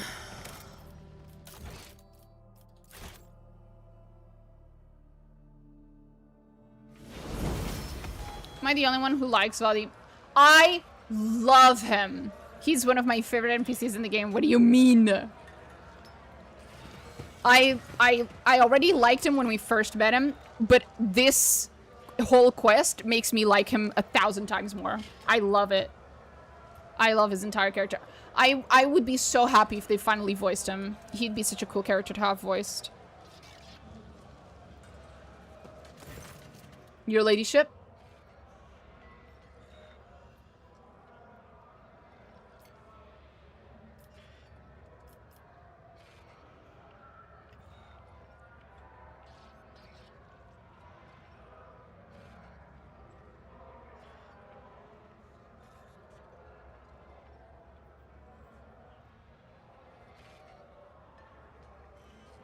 He's like a gangster to Tywin Lannister. I don't know. I like him. I see no issue in letting Incendia know you are here. Get ready. Your enemies will be here soon. I will send my least important associates to the entrance to take the brunt of the initial assault. That should thin our guests' numbers. Without thinking, Vladimir reaches for his pistol to check how easily it slides out of his holster. Then, he smiles. It's an easygoing, young, and bloodthirsty smile. I'd almost forgotten how much I love all this. Give him a Starling's VA, and not just because it would make you happy. I want to hear him be this highbrow, nearly flamboyant voice. See, I agree with you, but only if he can do that super, like, highbrow, flamboyant voice at the beginning when you meet him, because he's putting on a mask. And then in this moment, when the mask drops, he has, like, a completely different voice. I need, whoever VAs him, I need them to do, like, this, like, huge disparity. I need them to really fucking lean on that fucking disparity. It'd be so cool. Definitely lawful evil. Oh, yeah. I like neutral evil characters a lot. I can tolerate lawful evil characters. Occasionally, I'll run into one that I like. I don't like chaotic evil characters. Flame rages in Chordas's furious gaze. Not Chordas's furious gaze! God damn it. As she surveys the bar, her figure seems to exude a ruthless radiance, cruel like the scorching sun of a desert world. Rebels and heretics, I, rogue trader Incedia Chorda, master of footfall and defender of justice, am ordering you to lay down your arms. Harsh justice awaits those who surrender, and ignoble death awaits the rest. Vladim takes out his pistol slowly and says in a lazy drawl, Incedia Chorda, I, Vladim de Vakimo, am ordering you to get off my turf before I blow your brains out and throw your corpse for a loop. Okay.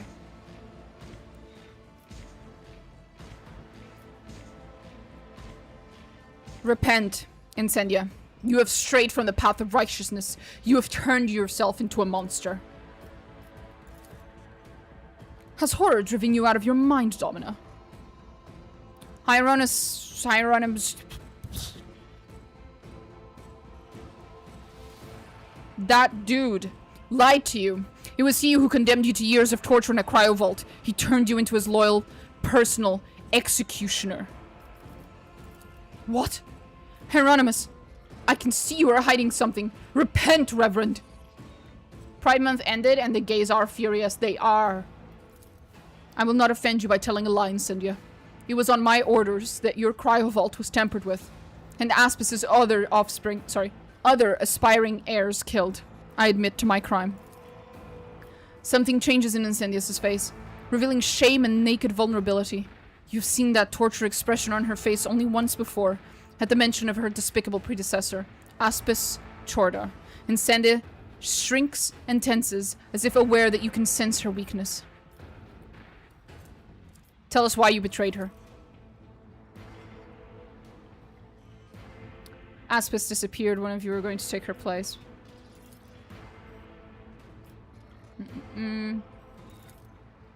You are not lying. You made me what I am, and I was corrupt and wicked before. I made you his warrior. I raised you above the weaknesses, morality, and mercy of humanity. You are a monster chained to the golden throne and enacting his will, the perfect retribution. I am retribution.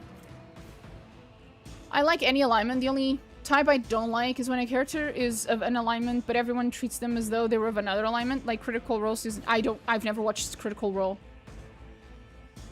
I've never watched Critical Role, so I don't know. Do you see now that you were manipulated, filled with hatred and unleashed on people? Enough. I repent. I yearned to serve the Emperor, but exacting vengeance upon his foes was so delicious that I abandoned my duty for the sake of my own gratification. I made Footfall my house of pleasures. I was a harsh judge, not because it was what he wanted, but because it was what I wanted. I executed those his law forbade to execute. Putting oneself above the Emperor is the most terrible act a rogue trader can commit. I have lapsed into heresy, and I must be condemned. Judge me, Domina. I who have strayed commit myself to his mercy and his harshness. State your crimes.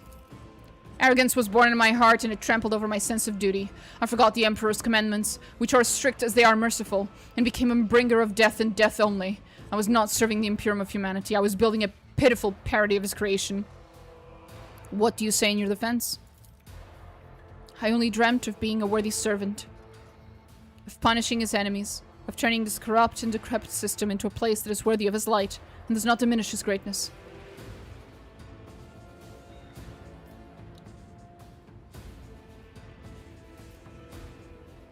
I banish you from Footfall forever.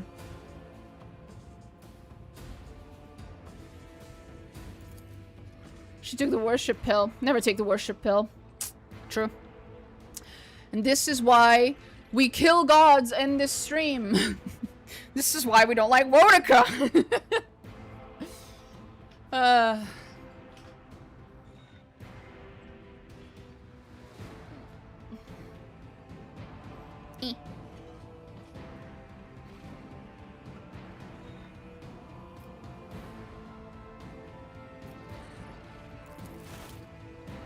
Bye. And now we have to fight the other guy.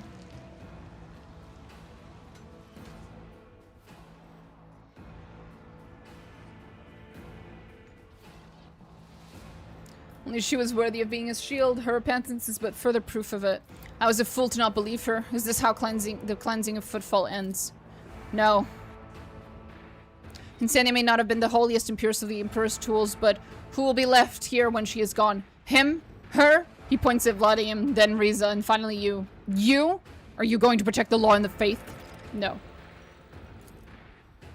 You will beg for mercy, but I will grant none. Stand your ground. Oh, Marazhai. Who, if not me? It's as good as done. Do me a favor, sweetie. I'll see to it personally. Can you saunter over there? I will herd the prey. Thank you. Will you always circle back to Wodica is legendary. Fucking Wodica. I'll make it. The underside of all comprehends all. High momentum.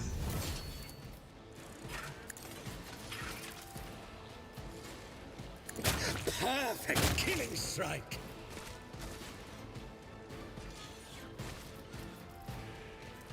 I will be your undoing. Don't. Slow and painful is the way. Who's still alive?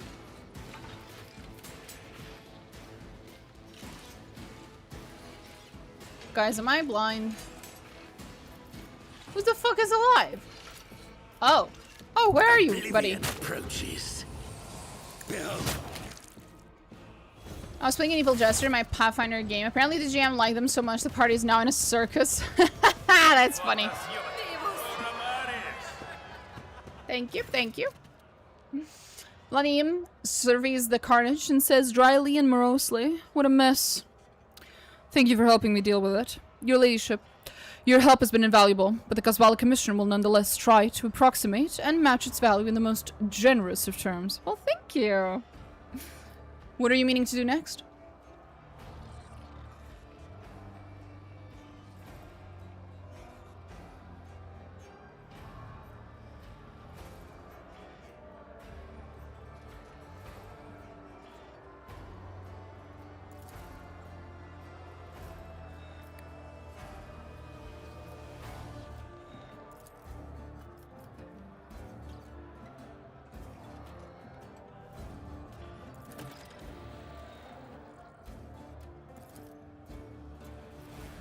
Footfall is exhausted and wounded by Chorda's cruelty.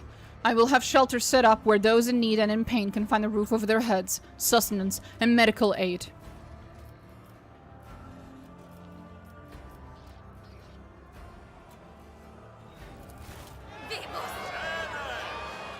Hieronymus got what was coming. He was the real villain in this whole kerfuffle. Yeah, very much true. Also, both him and Chorda are... Even in an Iconoclast playthrough, I'm pretty sure that they are walking the path towards Nurgle. The entire gathering glorifies your name. Bum. Okay. Don't waste my time. I could never. I hear you want to see your comment. What's the range for the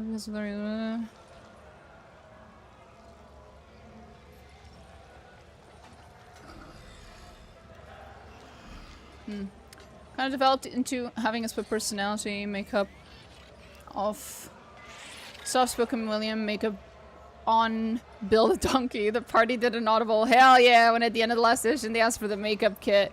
It was wonderful. Lol. That's fun. Hi, Vladimir. Pleased with what's going on around him, his fingers rap away at his data slate as he sends out instructions after instructions. Your leadership, is there anything Footfall can do to thank you for its liberation? Are you aware? No. How's the station going? I'm only carrying out the duties imposed upon me by my position as liege. After the House Chorta forces retreated in a hurry, it turned out that, surprisingly enough, there were unaccounted for scumbags on a station who wasted no time in seizing the opportunity. I took the smartest and most useful among them under my wing, and I told them I didn't want any shenanigans. As for the rest, 100 or so names were added to the grievous toll Lady Chorta had left behind. Oh no. How could Chorta do this to us? Let us trade. Okay, yeah, I was pretty sure I'd already finished trading with him. Rise to the top, or get left in the dust. Now we still have to do Jai's quest.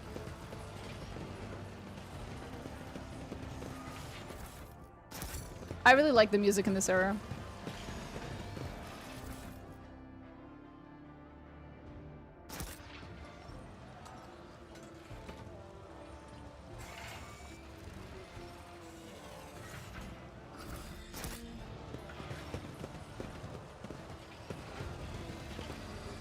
This is a great area in general. Very true. I always have a backup plan.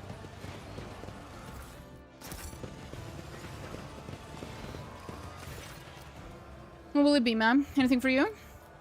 How are you enjoying your liberated footfall? To the fullest, ma'am. I'm sure things will improve soon. That is to say, until some new disaster strikes and makes life stink again. And after that, if we're lucky, things will improve again. Such is the circle of life in the expanse. What can I do? But you're the one who saved us from the suffocating darkness of Lady Chorta's reign, and all the denizens of Footfall now pray for your health. I wish to make an announcement.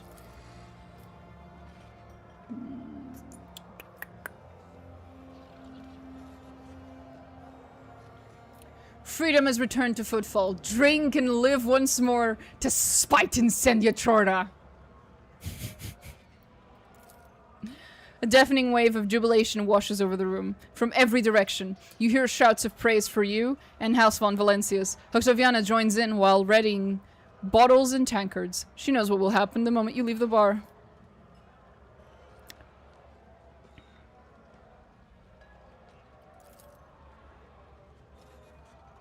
Chaplain. Okay, thank you. Bye, Octaviana. She's such a sweetie. To be made? I like how, in contrast to Hieronymus, the chaplain who replaces him raises Adelia to be a stellar space captain who doesn't rob and steal despite her coming from a pirate family. Yeah, chaplain it literally tries to do the same fucking thing that Hieronymus does, except he succeeds. Except he fucking succeeds. Thus proving Hieronymus wrong yet again. I'm also currently doing the character quest in Act 4, started with Heinrich's. What a wham reveal that entailed. Mm-hmm. Yep. If your ladyship has something to say to the Drusian mission, Drusian, you can count on having my ear. Reverend, whatever the fuck Demise has left me, the senior missionary on Footfall, I suppose. I'm authorized to speak on behalf of my brothers and sisters. Who put it in charge? A curious choice. You'll hear no argument from me. When we lost Reverend whatever the fuck, my brothers and sisters despaired. But I, hardened killer that I am, had seen my comrades die before. So I made suggestions to them at first, and then I gave them instructions. In hard times like these, with so many people suffering, we couldn't afford to wallow in a puddle of grief. My brothers and sisters heeded me, and then somehow got it into their heads that I was in charge now. So I'm running things now. I'm running things till some big old reverend of a higher rank than mine shows up. Tells me to get lost, takes over. It's an embarrassment for the head of a mission to have scars all over his face, making it plain for all to see he did ungodly things in the past. I know piracy is condemned in the Imperium, but on Fenris, participating in a glorious raid on a neighbor is considered a valiant deed, not a shameful one. The laws of death worlds can be surprisingly unique at times. For the home of the Space Wolves, the Emperor himself commanded that special customs be established. Ones that may be beyond the understanding of ordinary people. Do you grieve his death? I do. A grand man he was. With a strength of character that was only rivaled by the fervor of his faith. It was he who ordained me properly, not in the pirate fashion. He taught me a lot, even though I didn't always agree with him. It will be a long time before the Expanse sees another servant of the Emperor quite like him. What he did to her ladyship and her kin was, of course, cruel and criminal. But he was pursuing a grand goal, a goal of his caliber. He was trying to wrest an entire sector, an entire rogue trader dynasty from the clutches of depravity. I hope that one great sacrilege does not taint the memory of his supreme goal and his other good deeds. After all, he never made a secret of having a blemished soul, just like the rest of us. None are insulted. I'm going to miss him. I hope I can live up to his memory and be at least half as fervent as him in bringing Saint Drusus's word to those in need of redemption. What can the Saint Drusus's mission offer me? To the children of the Emperor who make generous donations to our godly cause, we gladly gift specks of his gracious light embedded in our relics.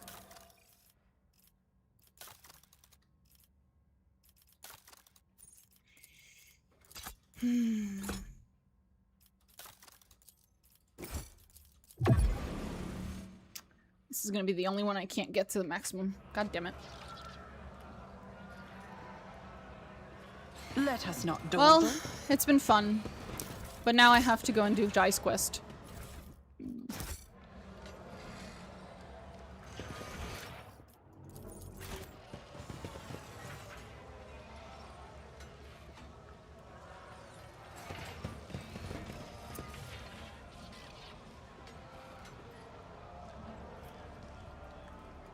Is Riza here? Did she come back to her spot? Yeah, she did. Finally catching alive. Been catching your shorts on YouTube. Double content, homie. Thanks. I put work into it. Things are back to normal on Footfall, I see. Well, how should I put it? With the Lord Inquisitor on the station, folks still have to keep a bit of a lid on their activities. But with Incedia and her hounds gone, I can definitely breathe easier. Shipments are slowly starting up again.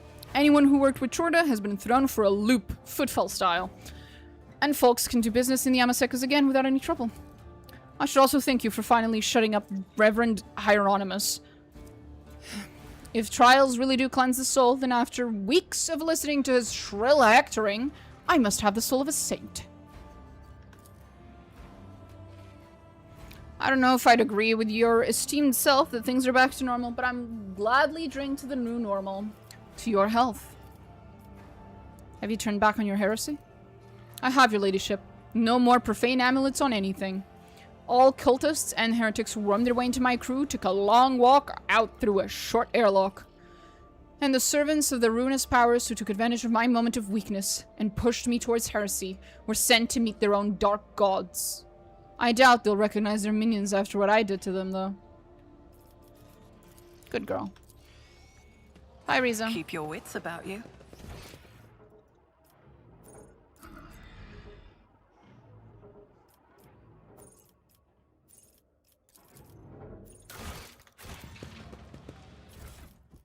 I never missed Jai's self-quest. Me neither. Here we go.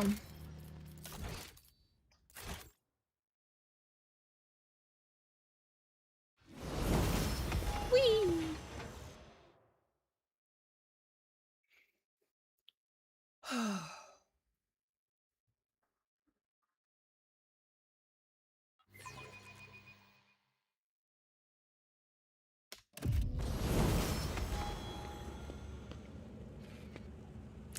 I just turned on my phone. I just turned on my phone and my my lock screens are randomized. Like every time I open the lock screen, there's always a different one. It rotates. And I opened it and it was freaking Yennefer Vangerberg and I was like, ah, yes. Good shit. Oof.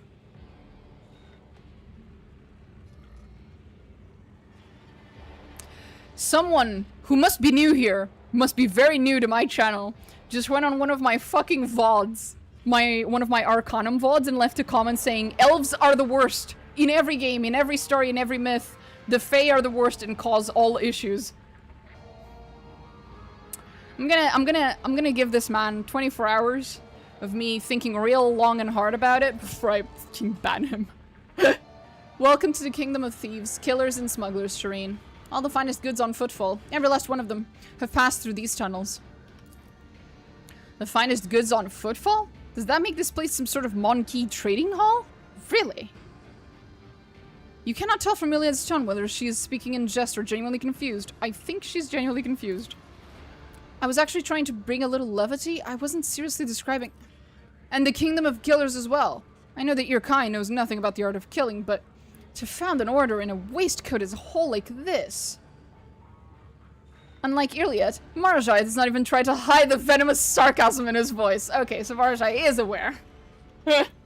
Shireen, tell me, why is it that, of all the Xenos you could have taken under your wing, you picked the ones who refused to understand my sarcasm? Actually, only one of them did not understand your sarcasm, Jai.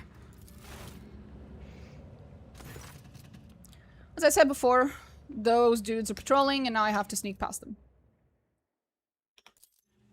I'll be careful about using the word innocent, given whose colleagues we're talking about.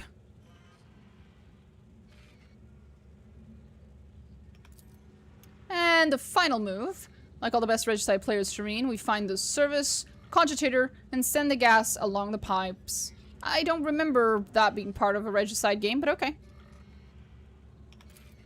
A game of Regicide is not won on the final move, but with a strategy planned in advance. This whole operation is the opposite of that.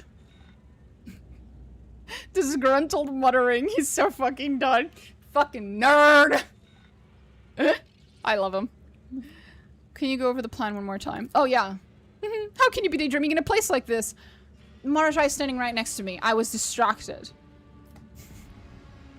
Hey, you filthy rats! Run along! Tell Falco I'm here! That's so funny. Alright, let's go. Alright. Now, ladies. Yeah! Anyway. And may the exalted emperor light our path. Oh, shut up, Jai, please. I hate this fucking thing. Want to talk about innocence between colleagues, Heinrichs? Really? You? I know, right? I always keep my options open.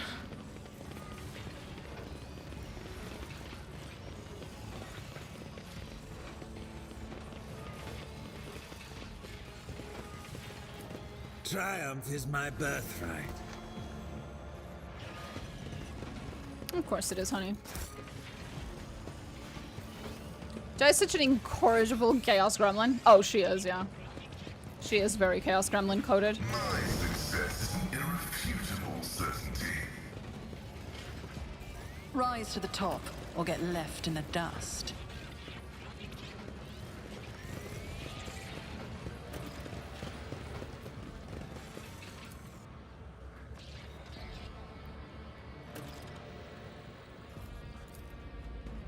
Wait, what?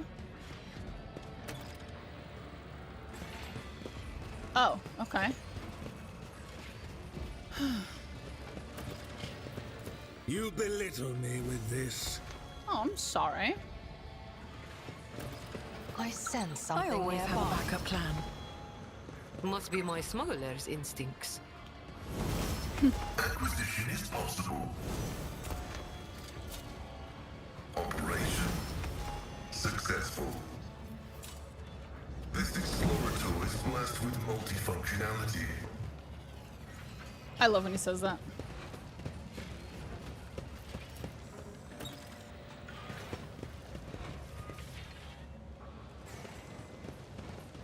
Okay. Is there money to be made? You can't do anything without me. I love Marazhai's walking animation. He literally just saunters over. It's very cute.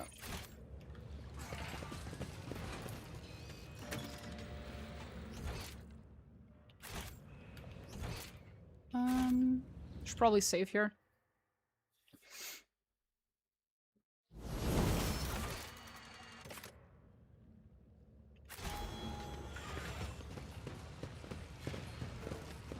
Let us not dawdle. Aha! Found it. Train Falco's patrols are up ahead. We should blend into the shadows and move quietly. Okay. None are better at searching. So proud of you, honey. My success is an irrefutable certainty. Almost. I could have sworn there was something else for me to do here. I'm forgetting right now. What it was. What am I forgetting?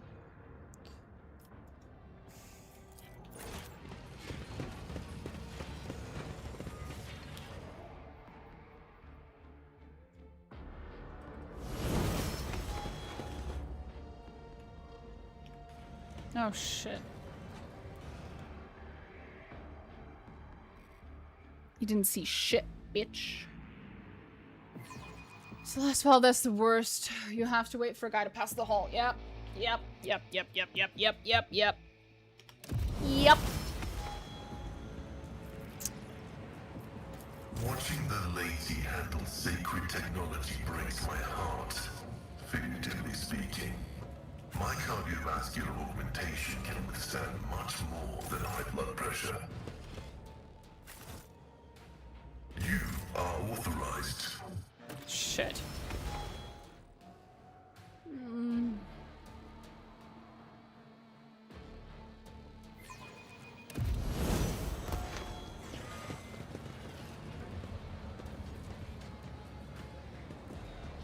Let's make a deal. The treasures of the Coronis await. I have an eye for treasure.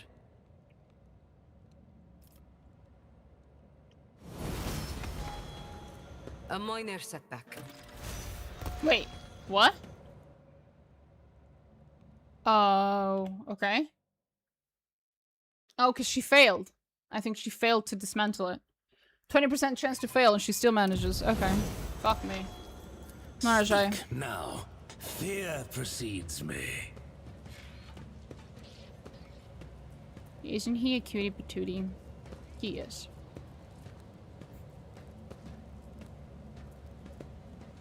I can cut your eyelids for you to see better.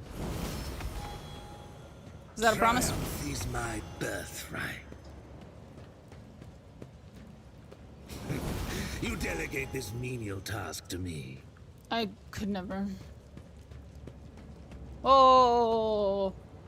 I hate this tiresome lull.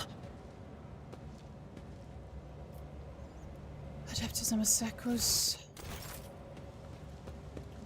Hola. Okay. Okay.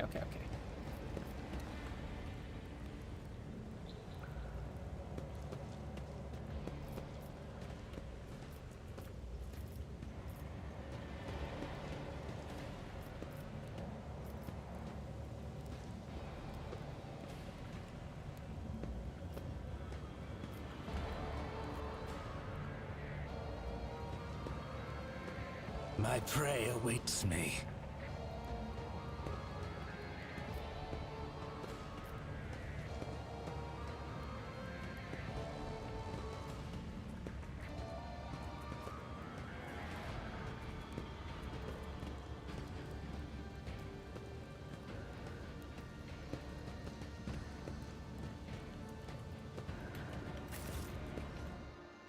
Okay. Keep your wits about you.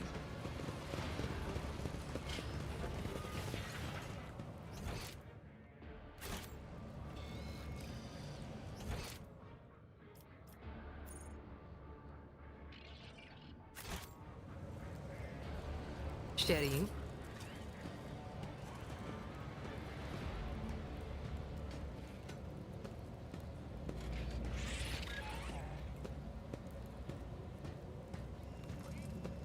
Fuck off. Good. Always keep your eye on the prize.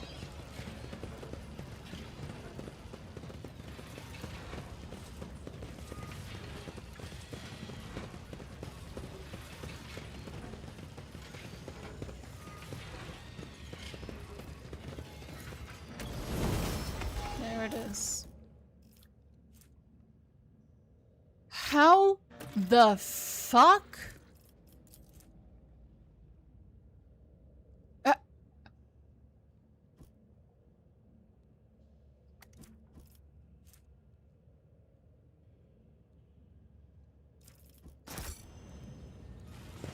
I always have a backup plan. Okay.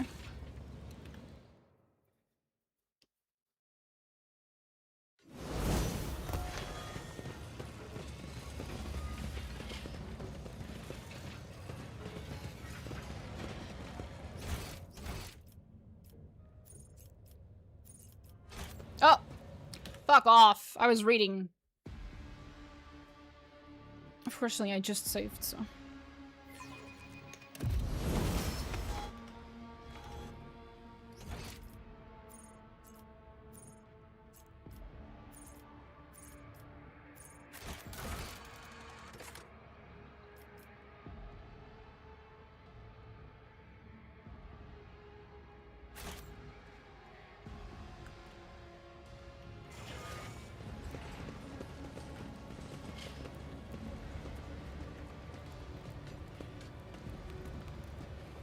Come on, fuck off. Ugh.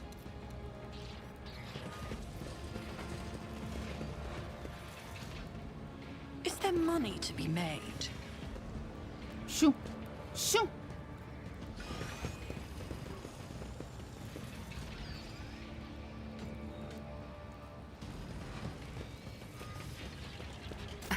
You love to take charge, don't you?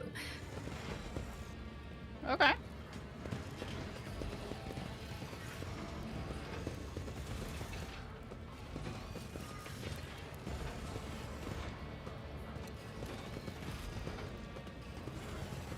The way we are stalking this person right now is giving Divinity Original Sin 2 stealth, where you just hide underneath a fucking barrel and you walk around. Keep my options open. Very stealthy. So stealthy.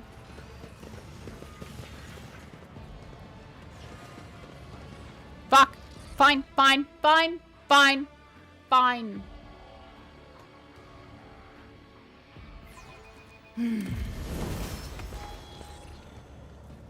Rise to the top, or get left in the dust.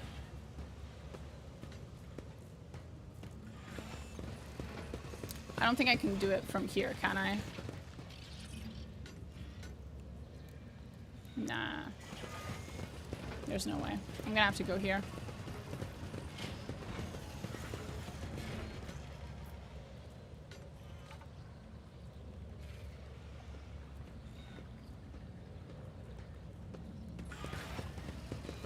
If only we had a cult of super sneaky assassins to do this for us. I know, right?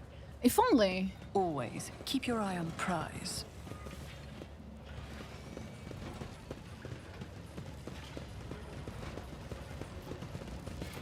The machine card grants the insight.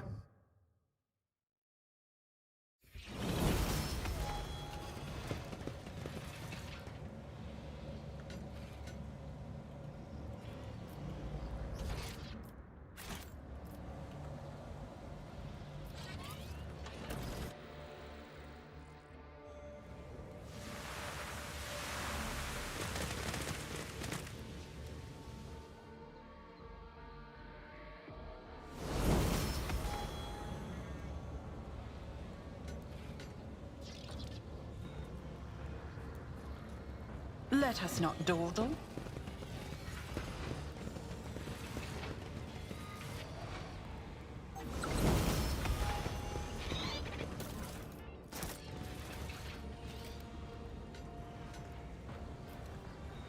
Here we go. Hey, Falco, you bitch. Oh.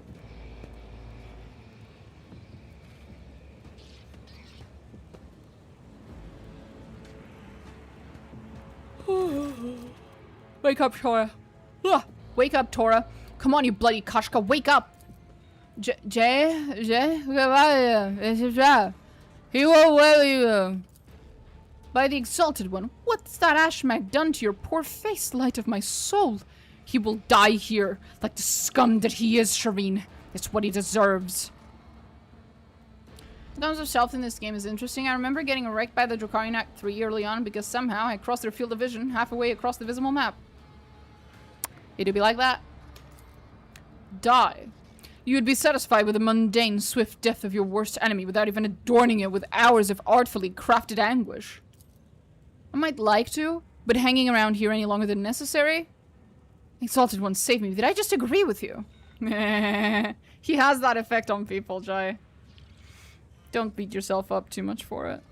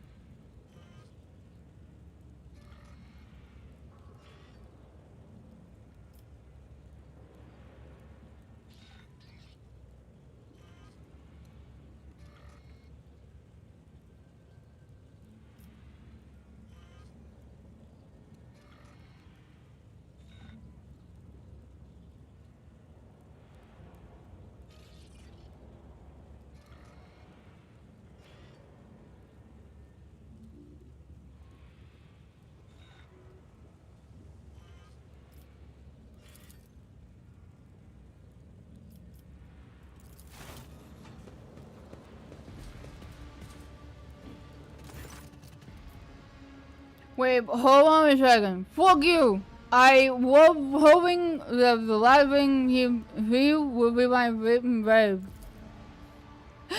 The rest of the gang are huddled together. Despite their pitiful physical condition, they greet you with a satisfied smirk, and they continually shoot delighted glances at you and Jai. Well, Shireen, from now on, Footfall can sleep soundly. The foulest wart on its rusted body has finally been burnt off by none other than Jai Haydari, and her wonderful patron, of course. I'll admit, I'm still struggling to wrap my head around what's happened. I need to go over things with my guys. I'm sure I'll have advice and instructions to hand out. As for our little adventure, let's talk about it back on the ship. Oh, you want private chatting. Okay. Sure. Is there money to be made?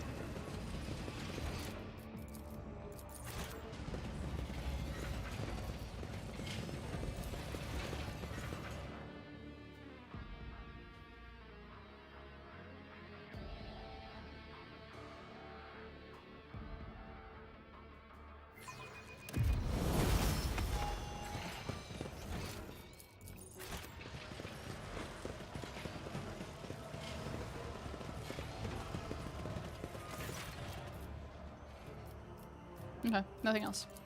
So we go.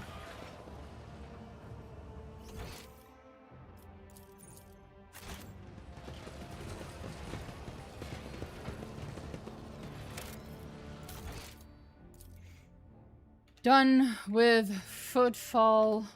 Oh my god. For now.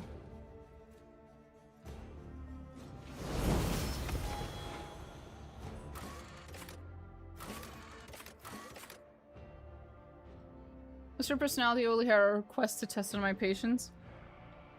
Like I said, the first time I played the game, I did find at least her first quest was kind of fun. The first time. Afterwards, not so much.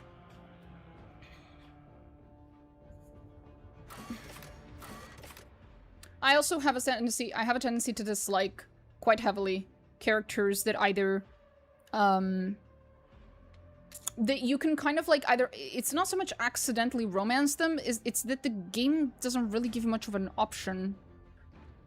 Like the game is like really pushing you to romance them. I tend to get very it makes me feel very icky to have to deal with characters like that. Tries the idea of a romance. Here's a space lion, then I'll steal fortune from you, drag you along on my errands, only to unload a system's gold reserves in your jet chambers because I don't deserve you.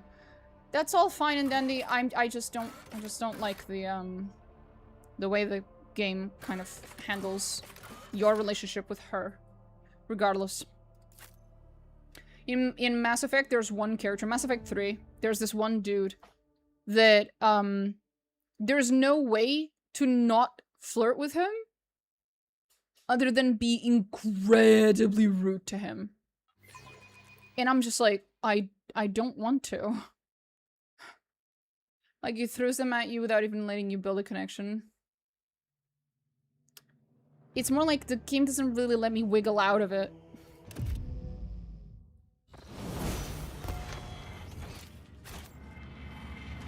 I always have a backup plan. Makes me uncomfortable. I don't like it.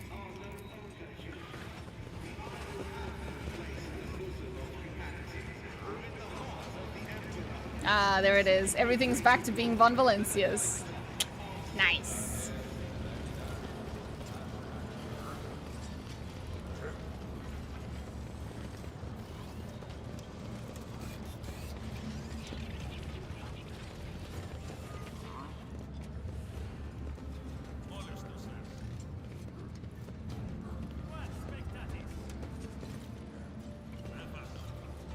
Rise to the top, or get left in the dust.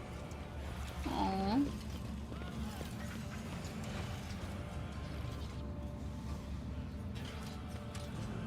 They're handing out food for free in the Von Valencia's poorhouses. My little rascal almost burst into tears of joy when I brought home 2 whole Nutri bars.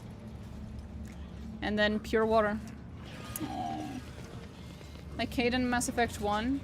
I was talking about Mass Effect 3. There's like a character that you can't actually romance him, mind you. But the game kind of almost forces you into this really awkward, flirty thing with him. And you cannot walk out of it without being super fucking rude. It made me very uncomfortable. But I also remember that in Mass Effect 1 there was a problem with accidentally romancing people a lot as well. Yes, Keep I your remember wits that. about you. Although the Mass Effect 3 one I feel like was worse.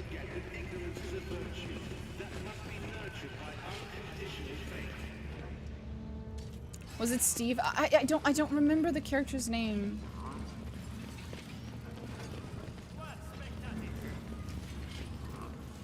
Was he a companion? I think so, maybe.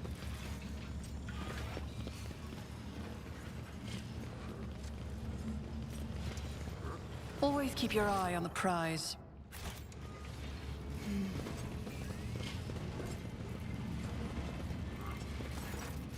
Okay, then we go now.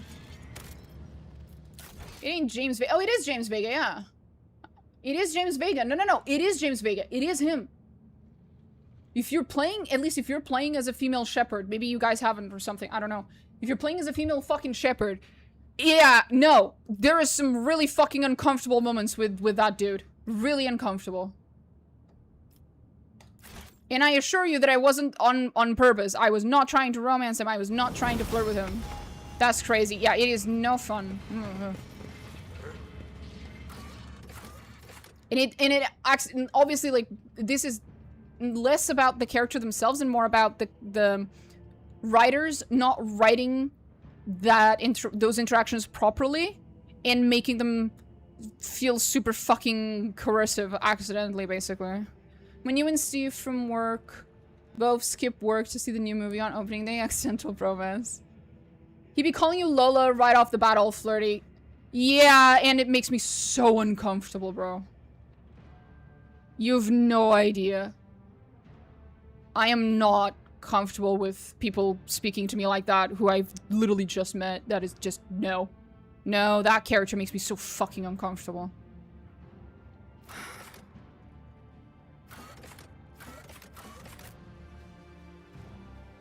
I remember the femship interactions with Vega. They are weird, just based on the lack of protocol between them. Yeah.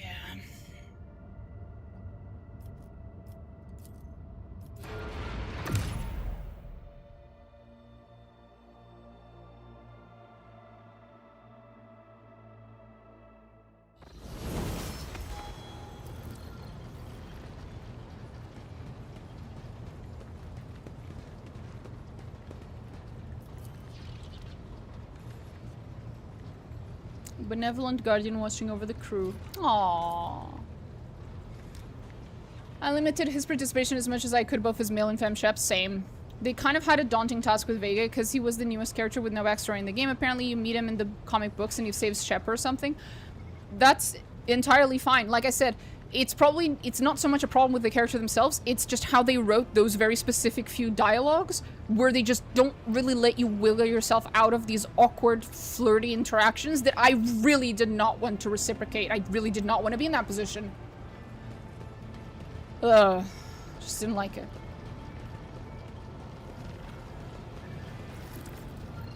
What can I do for you?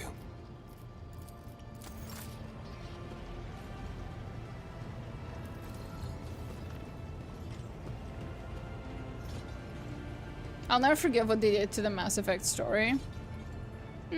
How fucked is Pascal if he keeps the Xeno object in him from the Drukhari? I'd skipped over the option to rip it out, fearing it would harm him.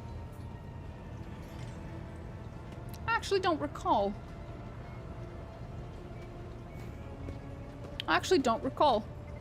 That's a good fucking question. Next playthrough. I was a Liara or Tali ship. Tali is bae. Tali is not. It's like, look, Garrus is the character I romance, but I absolutely adore Tali. Oh my god. The moment when she fucking gets her fucking home back, I was in tears, bro. I was so fucking happy for her. I was in tears. Tali's probably the best romance for a male shep. If I was playing a male shep, 1,000,000,000% Tali. Tali, 100, not even a question, not even close to being a question. Tali. But I played as a female shep, so you know, there's no shepherd without Vicarion. Elantak? I will fucking die on the hill that Garrus is one of the, well, Garrus and Tali both, because they both benefit from the exact same things. Garrus and Tali are the best written romances in any video game ever. And part of that, or the reason why that is even possible, is because they exist in all three games. You don't get to romance them in the first one, which forces you to establish an actual normal relationship with them, as in friendship. And then you romance them in the second one, and then in the third one, that romance is already established, so you get to just continue an existing romance. And you don't have to go through all the, you know, try to gain his approval, like the little mini game, right? That you have to do in every other game. When you get to the third one, you already have it. So you can just keep going. You get to basically experience like 3 stages of a relationship with these characters, and it makes them so much better, and your relationship with them so much better, and the romance so much better, and the friendship so much better. Like, just the writing of those fucking characters and the relationship with Shepard is just infinitely better than anything else in any game ever. And part of that is because it's a 3-part game, well, it's a 3-game series, and they are actual true sequels, where, you know, you start off where you left off in the previous one, yada yada, that sort of shit. This is what we lose every time game studios are like, no, we can't have a sequel. What about the people who haven't played the previous game? Someone fucking shoot me. Miranda was bae, Miranda's fucking hot. Miranda's hot as fuck. I remember reading some leaked old scripts from the original writers. The whole idea was that the Reapers, being immortal, were having to deal with the inevitable heat death of the universe, and the entire Citadel itself was about fighting a race that was capable of combating the expansion of the universe. Oh. Hey Domina, Dark Heresy, is it worth it? Yes. I'm resisting to buy it in early access. Huge fan of Rogue Trader, by the way. Dark Heresy is fucking awesome. I want a Dragon Age to at least follow this. Yeah, no. But DA2 derailed everything. Well, it's more like they wrote DA1 thinking they weren't going to be making any more DA games. So arguably, DA1 derailed it. Because when they made it, they made DA1 assuming that there would be no sequel. They did not think that the story would ever continue. And then when they were going to do DA2, they were told, hey, DA1 did pretty well. You should do DA2, but you get 5 minutes and half a waffle. You better make it in time, bitch. So it's like,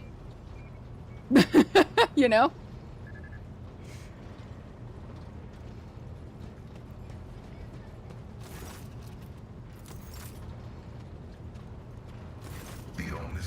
Having said that, I do have the extremely unpopular opinion of saying Dragon Age 2 is actually my favorite Dragon Age. And that's not a joke, it genuinely is. Still paying the price for that? Yeah. Oh wow. Yeah, no, I really like Dragon Age 2. Despite all its flaws. I'm not saying it does not have the flaws that everyone says it does. I agree with everyone that says it is very flawed. I agree with all of that. But despite all of that, it's still my favorite Dragon Age. I will say Hawke is my favorite protagonist by far. I love Hawke. Hawke is the only protagonist where I actually felt bad for Hawke. I felt something towards my character. I never feel anything towards my characters because I view my characters as an extension of me, right? I view my character, the player character, as like a puppet. I don't, you know, it's very hard for me to care about it because it's like an empty shell with no soul because I am the player, I am the soul. But with Hawke, like, fuck no. I had feelings.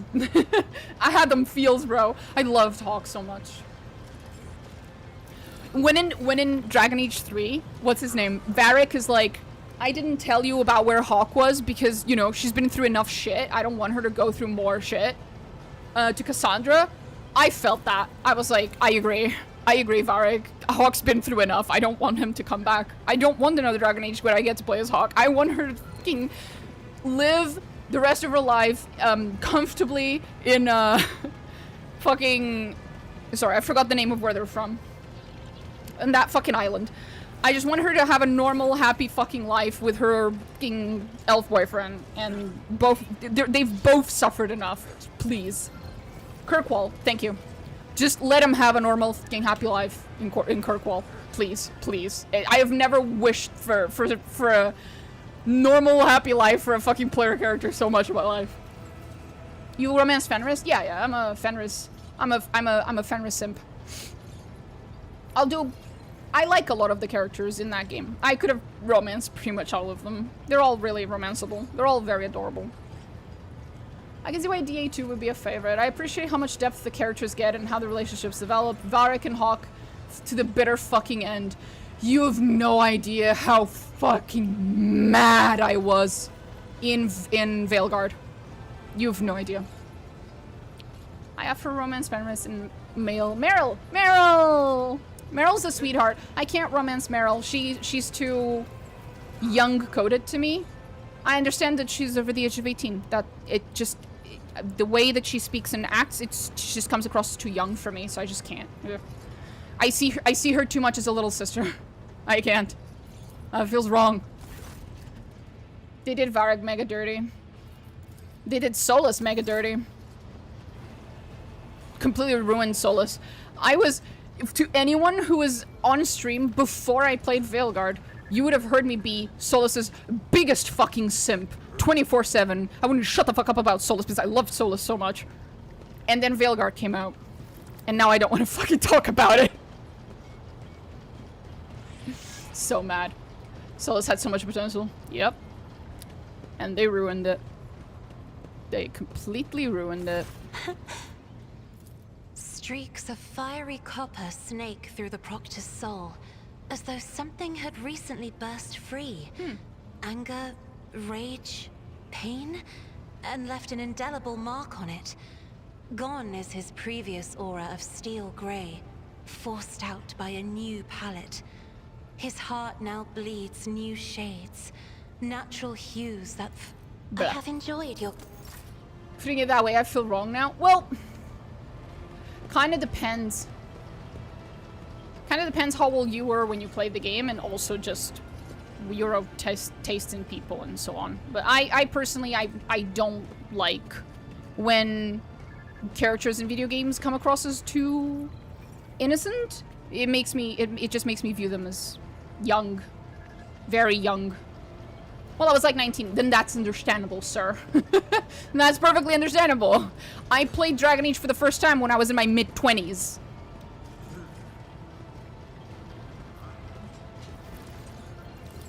They even squandered Isabella to an extent. She should have been the final boss in the arena. One of the hardest fights of that. That would have been cool, yeah. I was excited to see Isabella again, but... Anyway. Jai, right. Hey, Jai. How you doing, sweetie? You happy you got your friends back? Shireen, O glorious son of dozens of worlds and billions of subjects, Have you come to converse with Jai Haydari about the sweetness of her soul? Or do you wish to speak to a trade representative of the Imperium? Well, does the guise of one of the most powerful people in the Expanse suit me? I would like to see the real you as often as possible. You sure about that, milady? That can be arranged. Oh my. I beg your forgiveness, Shireen. Oh, I'm pretty sure the real me would earn herself a one-way trip to the airlock before the end of her first watch. How's your gang faring? Like you need to ask Shireen. These Ashmags and Kashaz are tenacious. They lick their wounds faster than the Ajji themselves. Tora finally got an implant for her jaw. Now she can speak properly instead of braying like a toothless donkey. She's been recruiting strapping guys and gals too, because Falco culled our ranks. May the Ajji savage the soul of that interstellar piranha. I didn't like Meryl. She felt so out of place, way too innocent for the shit we were doing, and her reaction to everything was, oh, well, jolly gee. We're fighting the Crusaders now, I guess. Completely took me out every scene she was in. I didn't really bring Meryl with me most, like, 99% of the time, because, again, she was not exactly my favorite character. I personally just liked walking around with Fenris and with, what's his name? Anders. Anders is a fun fucking character. The first time I played that game, I fucking hated his guts. Hated Anders. Hated him. My second time playing the game, I didn't hate him as much. But I still was like, The final time I played the game, which was actually on stream not that long ago, I had this, like, sudden realization. Anders was right. I didn't see it the first 2 times I played the game because I was not as knowledgeable of politics, basically, at the time. No, he was not. No, not in what he did. He's not right to blow up shit. That's not what I mean. But the thing is that the entire time that I had been playing that game, I always thought that it was weird that Anders had attacked the church lady, the mother something. Reverend Mother, whatever the fuck her name was, right? I'd always thought it was so weird that he held a grudge against her specifically. Why didn't he go after the Templars? Why didn't he, you know, why didn't he do all these other things? Only when I played that game more recently with a considerable wiser version of me, with more knowledge of politics and of how these things work, how institutions work, did I finally see the little details of how the Reverend Mother, whatever the fuck her name was, of how she was explicitly choosing to not act in ways that led to the shit that happened, basically. Like, she was genuinely directly responsible for a lot of the shit that ended up happening. And it took me a really long time to realize that, because I had to notice some really key details. Grand Cleric Elthina. Yeah, Elthina. Elthina, if you're not paying a lot of close attention, will come across as just, you know, she was just neutral. She was just trying her best, and she was trying to remain neutral. She was not. You have to be paying really close attention, but that bitch was very calculating. And she made some very explicit decisions. And there were irresponsible at best and at worst malevolent. And she was also the person with... She was a manipulator who made the Crusader lady into a puppet. Yeah, no. She was so much worse than I initially viewed her as when I was much younger playing that game. I did not realize how bad she was. So again, I repeat, I understand Anders a lot better now in why he did what he did. However, I still disagree with him blowing up the fucking Chantry, especially because in blowing up the Chantry, not only did he fucking kill this woman, he killed absolutely everyone else that was in the fucking Chantry, and I believe it is canon that he, because of the, not just the explosion, but the debris falling back down, obviously, he killed thousands of people. Just random innocent people. What in the absolute? Fuck, Anders. So obviously, I still disagree with everything that Anders did, but I do understand him a lot better now. Anders' literal quote, of all the ridiculous, spineless, mind-controlled, senseless pieces of shit arguments I've ever heard. Oh, yeah. Wonderful voice acting. No, Anders is an interesting one. His actions also release demons. Oh, yes. Again, his final actions were fucking dumb. But before, I did not understand a lot of his motivations. Well, I understood his motivations. I didn't understand his decisions. His logic. Now I understand it well enough to disagree with it correctly. Oh, yes, Shireen. And here is what I think. And you know what? I enjoyed it. Yes, I was slammed face first into the rocks and was up to my neck in water. But I finally had a taste. Oh. Demons plus civilians. You're gonna have a bad time unless you're badass McScaraface or one of his crew. Yeah. Did you spare Anders to spite Sebastian? Actually, I would have... If it didn't make me feel so fucking bad, I would have killed Anders, not to spite Sebastian. One of my favorite things about Sebastian is, first of all, that he's a coward. He's a massive coward. And second of all, that there's only one ending where he finally stops being a fucking coward, finally stops making excuses, finally stops running. And that is the ending where he goes back, right? Where he goes back to, where he goes back and becomes a prince, which I think technically you can achieve it regardless of whether you spare Anders or not. But obviously if you spare Anders, he gets really fucking pissy at you. Agreed on Sebastian. Oh, he's a massive coward. He does not want to be a priest. Sebastian is not a religious dude. Sebastian is someone who's scared of responsibility and found out that if he just hides in the church, then he can avoid it. And this is really fucking obvious to people who are paying attention to that fucking game. He should have never been in the church. He needs to grow the fuck up, grow a goddamn pair. A spine could also probably help him and go and be the prince that his people need him to be. I am also not immune to the Sebastian final romance line when he goes to become a prince, which is, what was it? I will give you no less than a prince when you ask him if he'll stay with you. And he basically kind of says no, but he wants to go back to Starkhaven and become a prince so that he may then come back and be your equal. And the way he says it is just so... Damn! Even his weapon exemplifies it. He uses a bow because he doesn't want to get his hands dirty. Yeah, that is most likely done on purpose. Sebastian's a coward. It's just a coward. And I would prefer it if his character went back and, you know, did the right thing. Unfortunately, that kind of partially sort of requires me to kill Anders, and I'd rather not. But if you don't kill Anders, then he gets mad.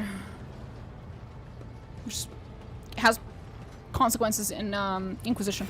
Rogue trader. Hi. Safe to say, none of us are Sebastian fans. Kind of. I am a fan of him, but he is a deeply flawed character. Just because I think the character is like has a bunch of flaws doesn't mean I don't like it. There's plenty of characters that I have a lot of really mean things to say about them, but I absolutely adore them. Another example of that is actually also in Dragon Age, but it's in Inquisition, which is Vivienne, I believe was her name.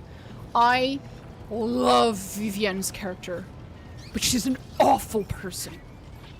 Awful, awful, awful, awful, awful, awful. At a personal level, at a political level, Vivienne is awful. What she represents is awful, but I love her character. They made her so well. Oh my god, her motivations, her backstory, like she's amazing. Oh lord, now that I think about it, wasn't he also always like the neutral voice? He didn't really choose sides, wanted to maintain peace, and got along with everyone. Again, because he's a coward. Yeah, no, he's a fucking coward. He's a fucking coward, okay? He's a goddamn coward. He is a little boy who doesn't want to grow up and doesn't want to take responsibility. That's what he is. Seeing it as not beneficial for her, in other words, and there is no way around it. Yeah. As Vivienne, she broke my heart. I wanted to romance her so badly. I was like, ooh, hot evil lady. She didn't let me. But I love her. She is delightful.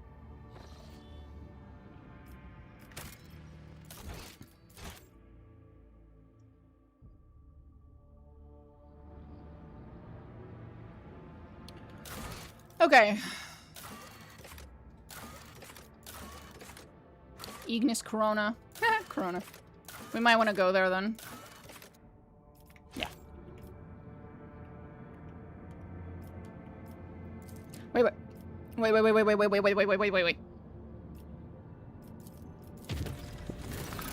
Figures.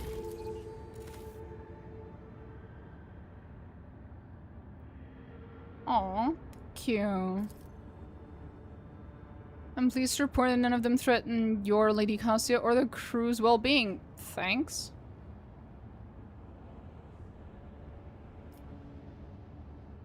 Did a slate with a vid message addressed personally to you alongside some kind of encrypted data. What vid message? Show me. Wait.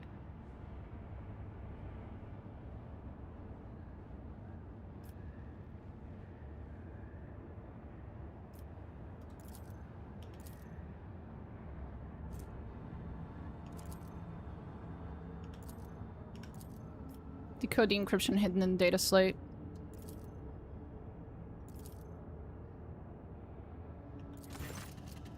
I would like to meet with you in the war room immediately. Oh.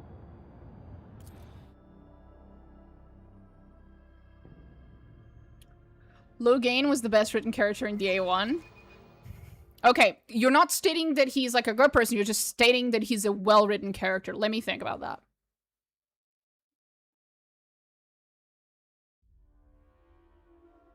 Yeah, I would agree. He was a very well-written... I don't know if he was the best written character, because in order for me to answer that, I'd have to think about all the other ones. But he's definitely very well-written. Yeah. Logan was very well-written. Definitely. Relax is spa day while Sarah runs around like the goblin she is. Oh no, you shouldn't have said that word. No, now it's gonna be stuck in my head again. Oh. Do you know how much I fucking hate Sarah? And her song is so catchy. Now it's gonna get stuck again. No. Ah! God damn you. Oh. He was indeed a great villain. I kept him alive as much as I could, but I had to sacrifice him over to Hawk. Yup. Yup. I did the same thing. I kept him alive. I kept him alive specifically so that I could sacrifice him over Hawk. Well, two reasons. So I could sacrifice him over Hawk, and because I wanted the ending for Alistair to be the one where he rules alongside Honora, because Honora is a really good stateswoman, and he needed her. He needed her. For the greater good and all that. Less for him, because he got really pissed at me. Alas, I sacrificed my relationship with Alistair, basically, just to make him a better king. Sarah was never an agreeable girl. Ah! Fuck! It'll never get out of my head. Fuck. Oh.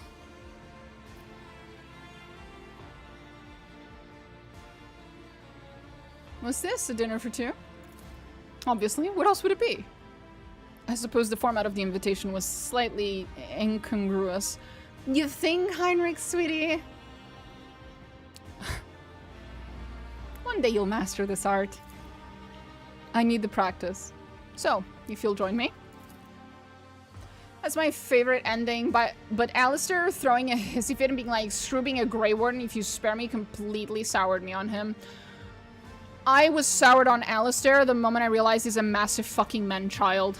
It probably one of the most, how would you say, not confrontational, just one of my least popular opinions in Dragon Age isn't even that Dragon Age 2 is my favorite game. It's that I hate Alistair. He's a massive fucking man-child. Literally, the very definition of that expression. He is a man who acts like a fucking child. The whole time. I fucking hate his guts. After Dragon Age 1 ends, every time you hear about him afterwards, in Dragon Age 2 and 3 and so on, he seems to have manned up and, well, in the sense that he grew up, right? That he adulted up. But in the first game, fuck me, what a goddamn man-child. No, I hate Alistair, and I don't understand how I think my understanding is that he's like a lot of people's favorite. Like a lot of the guys who play the game, he's like their best buddy, and for a lot of the women that play the game, he's their main romance option. And I do not understand either. I'm like, no, but he's awful. He's awful. He's such a fucking man-child. I cannot put up with that shit. Where did you get all this? I have my methods. I didn't mean my working methods. No member of your crew has been harmed. He wasn't mine. I'm in good company then. Sten, based. Zev, based. Loghain, yep. All Mog, Alistair, and the Buddy Bro department. Abso-fucking-lutely. Zev has some of the funniest fucking interactions with the other characters. Holy shit. Where's that one YouTube video? Bro, where's the fucking YouTube video? You're all gonna watch it with me now. You're all- this is your fault. This is your fault. You're all stuck with me now. We're all watching this. It's been like a year since the last time I watched it. We have to watch it again. Where is it? Where is it?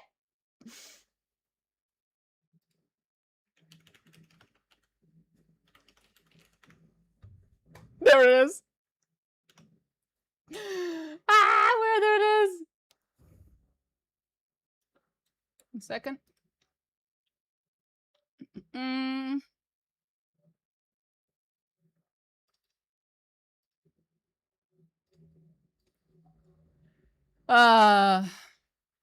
One second. Oh, is it my turn now?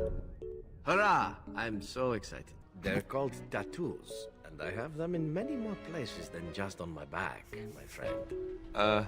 Nice Laz. I could get one for my house. Magic can kill. Knives can kill. Even small children launched at great speeds could kill. Well, yes. I just wanted to report that I that is iconic. Okay. You don't say. I'm terribly broken up over it. I know. I swear to God, the third reason why I always keep Loghain alive is so I can have that conversation with Zev. It's the funniest shit ever. I'm terrible and it makes me sad. May I rest my head in your bosom? Yes. I wish to cry. I fancy many things. I fancy things that are beautiful and things that are strong. I fancy things that are dangerous and exciting. Would you be offended if I said I fancied you? I'm not gonna lie. That line, that romance line from him, that's it. He got me. He got me there. You're utterly impossible. On the contrary, I am often told how very easy I am, my dear. God Your husband? Dead. It was horrible, and so forth. There was...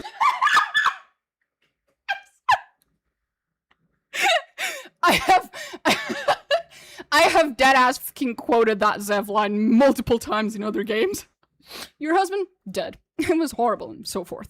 One fellow who did quite well working as a prostitute, based on his uncanny resemblance to the king, charged a fortune. You have never wooed? Nope. Not once? You are wooless, as it were? Now that you mention it, I suddenly rather feel like a delicate mushroom. That is a sexy sword, and I must have it. For the chance to be by your side, I would storm the Dark City itself. Never doubt it. Just once, I'd like to walk into one of these places and discover a lively dance, or a drinking festival, or an orgy. But alas, no. You look so tired, my dear. It is all this constant walking and fighting. I think I know what you need. Morrigan said you were sharp. No liar, she. Pirates of Ron reporting for duty. Prepare to be boarded. Let's see. Oh no. When was the last time I slipped my hand into some dark hole? I remember. Long story, that. And there we go. Planning has never been my strong suit. Now, killing and lovemaking. Killing and lovemaking and witty retorts. Those I am better at. I forget where I was going with this. Normally, I'm the one doing the poisoning. Oh, is it my turn? I love him so fucking much, bro. Zev's writing was just amazing. Anyway, sorry, I had to. You guys reminded me of this video. This video, I watch this video at least once a year. It's like a fucking anniversary, bro. It's great. Oh, sorry. Anyway, I'd like to see your reaction to worship not required. Worship not required? What was that one? Oh, you said that earlier today, right? Worship... No worship required. I'm assuming is this one. Okay, we got five minutes. This is a long-ass motherfucker. We'll see. Ah, Malkador. That face says, who is this radiant catastrophe? Fair question. Short answer. Mankind's best decision has entered your room. Open those ancient eyes, take a civilized breath. Yes, brilliance has cheekbones, psychic powers. Stop.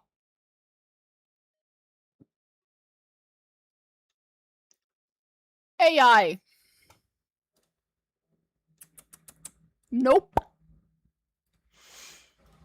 Anyway. This video and the dialogue where Morgan completely what? Birder Ogren? Ogren? Birder? What?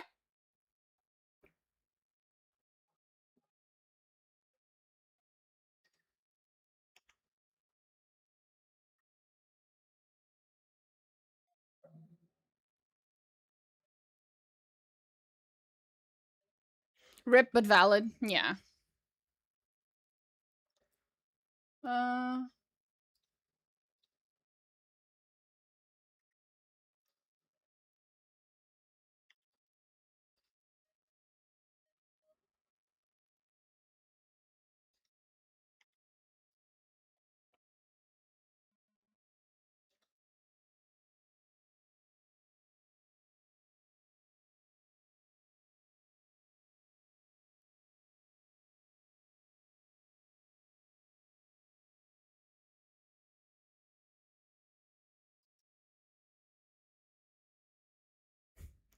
Void take you. Domina? Ooh.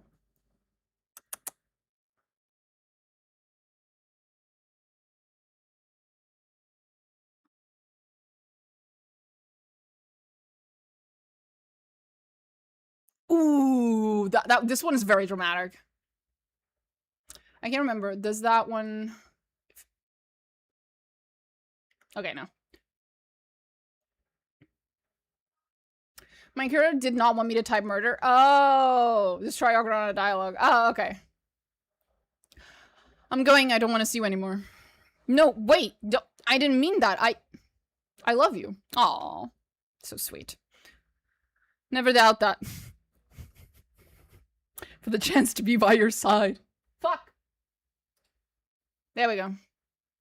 I thought I'd swapped you guys back to gaming. What the hell? That was weird. Never doubt that. I beg you. Just have news about what it is at stake.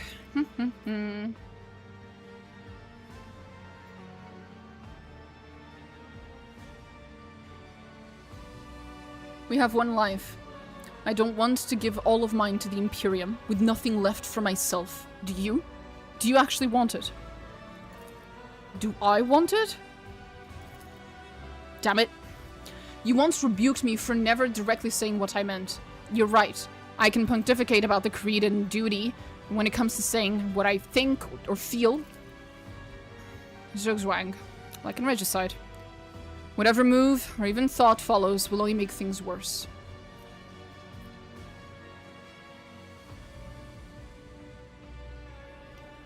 Aww.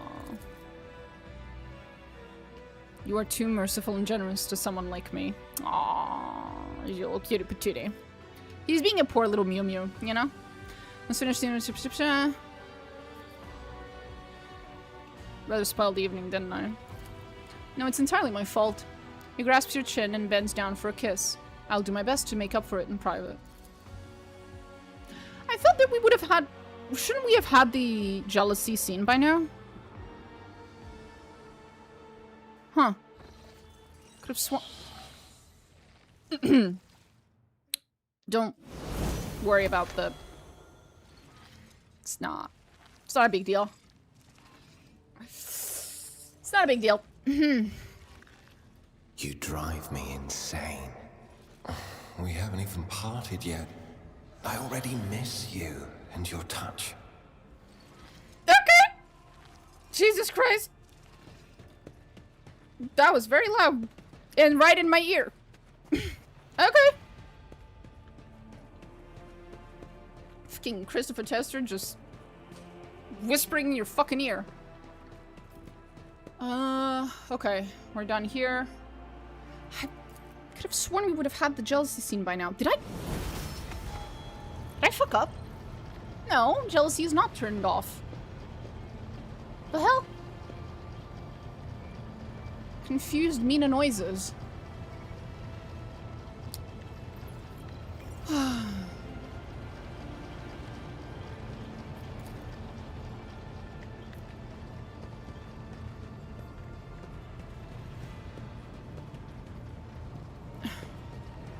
Post-meeting call, because our... Oh, okay, so we're still a while then.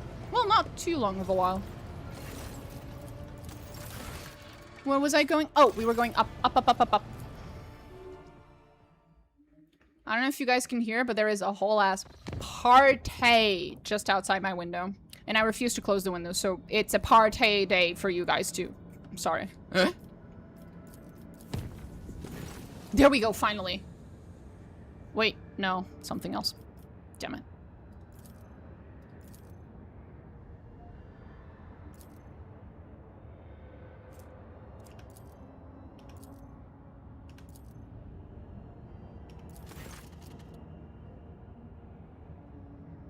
Lord Siberian wishes to resolve it single-handedly. What?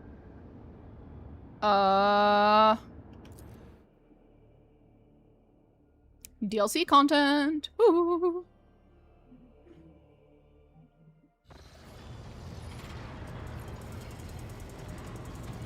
Where's Siberian? Why are you here? Why are you coming all the way up here? Yanris? Sit back.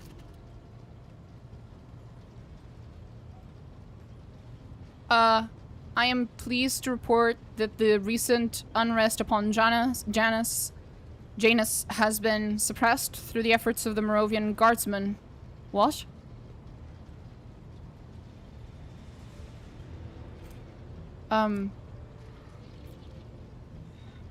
What?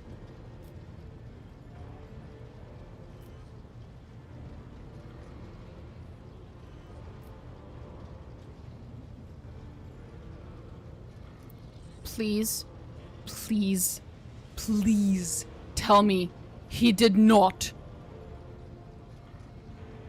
Oh my god. I will reload. I will reload all the way back to when we were on the fucking Trozen Museum, and I will leave his ass back there. If he touched the fucking Eldari on that goddamn...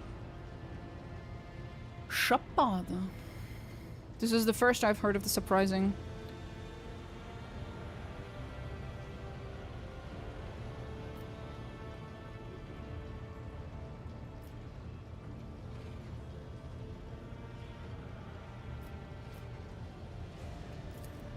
There is no cause for concern, my heir.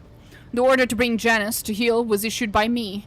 For that world required the rogue traders from hand. I am going to start stabbing! As you can see, your ladyship, the unpleasant situation has been resolved in full accordance with the dynasty's interests. I should like to take my leave. Matters of no less importance await my attention. He is... okay. You didn't murder all the Eldari, don't worry. Huh. Assuredly, factotum, whatever the fuck your loyalty to Von Valencia's line is beyond question. Go now, perform your duties with your accustomed zeal. I was right. I called that this would happen. A few days ago, I said this would happen.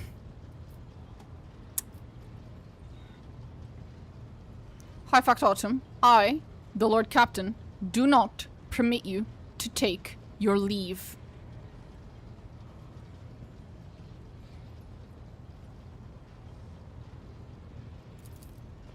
I obey your ladyship and shall remain in place for as long as you will. I did not grant you permission to speak, Severian. A true rogue trader requires no one's permission. Yeah, that'd be me. bitch. Yeah, he left some alive for questioning. Yeah, that is what I'm afraid of, yeah. We'll find out. We'll find out. I still wish to hear the details, Danrock. Forgive me, Lord Captain. The order was issued by your ancestor in the dynasty's name. It never even occurred to me that you might be unaware. Right.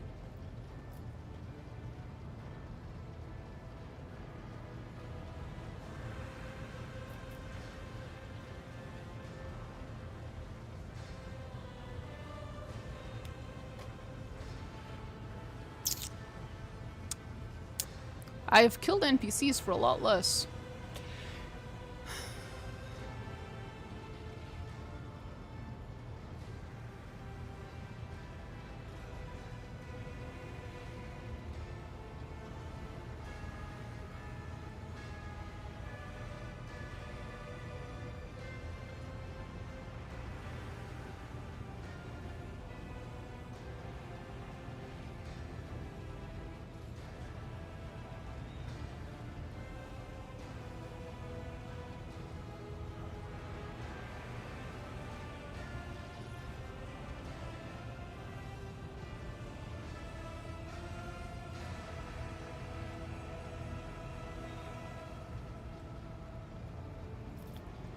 Who's this Severian that you should obey him? Your illustrious ancestor, a member of the Von Valentis dynasty, conqueror of Janus, and a rogue trader. Farmer, rogue trader. Do you see, my heir? I need not demand obedience from underlings. People follow my orders because that is the natural way of things. You, however, are a long way from that. Big fucking words for a man who's one sneeze away from death, Severian.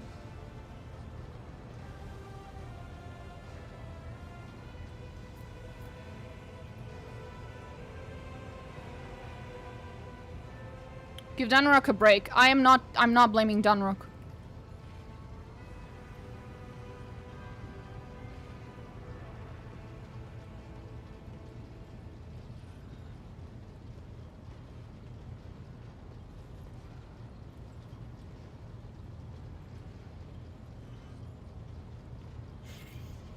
Let us dispense with sentiment. Factotum, what precisely happened on the agri-world of Janus?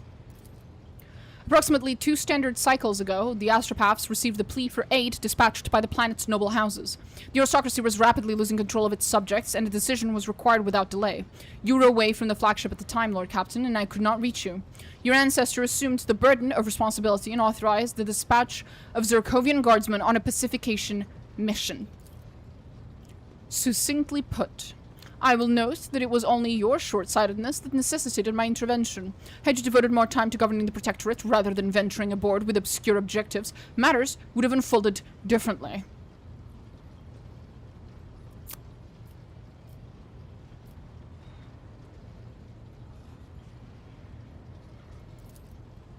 Glad to be of service, your ladyship. So the servant will suffer no punishment for his grave transgression. With such a careless approach to authority, it is astonishing that you will retain mastery over this dynasty, my heir. Enough, Severian. Your hostility has overstepped the mark. Explain yourself. I've recalled several other matters requiring my attention. Still upon meeting your gaze, for a few seconds a heavy silence reigns, broken only by the low hiss of Severian's augmetic lungs. And so we arrive at the first sensible question. You are unfit to rule this dynasty. You are weak. You occupy yourself with everything save your direct responsibilities, and the unrest on Janus is proof of that. I paid a great price to bring that world into my protectorate. Into the protectorate, and I could not stand idly by and watch it be ruined. There have been far too many unacceptable failures, my heir. What was this price exactly? It was populated by the most feral of the Aldari subspecies. That's not true.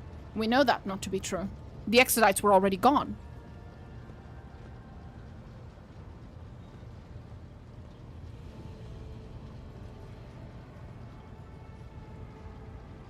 Is he lying? Or is it that the Exodites that we know were gone were not all of them and was only like a subsection of them? Oh. The Sin Systems. Thank you for the raid. What the fuck?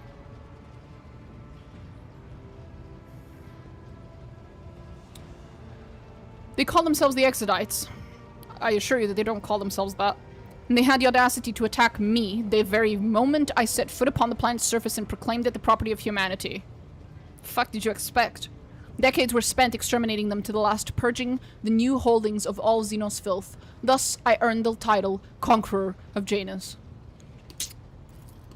And in this present age, arrogant Xenos once again roam Janus, regarding it as their domain. This is the result of your indulgence. I find the fact utterly abhorrent, and I intend to rectify it.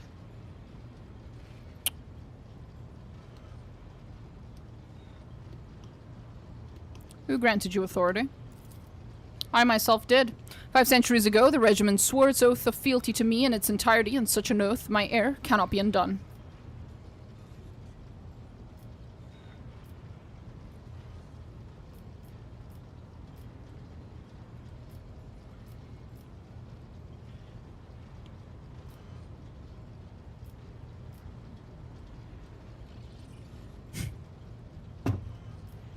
Since you're so clever, perhaps you would share your wisdom, set me upon the true path.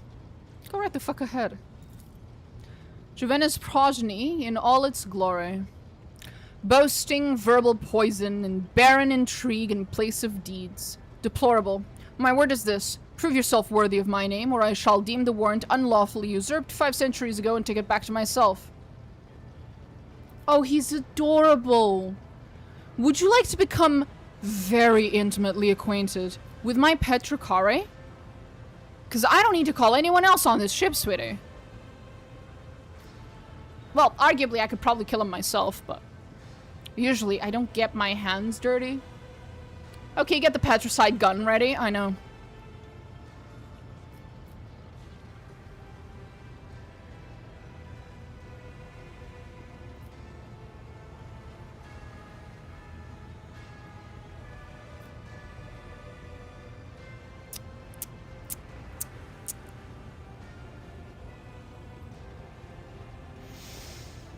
You could say Abelard.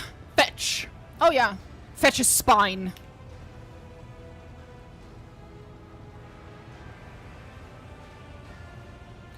To pretend that my reproaches do not concern you, a feeble stance, this conversation has become meaningless as you stubbornly refuse to see the true state of affairs and instead indulge merely your own illusions. Very well, let us return to this discussion later in more suitable setting.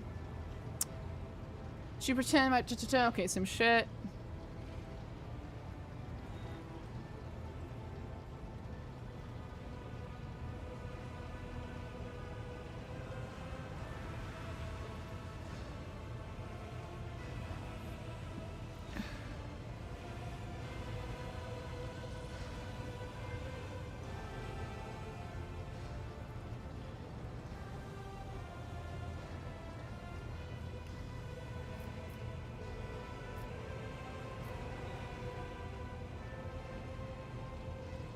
I have no intention of currying favor with you, Severian.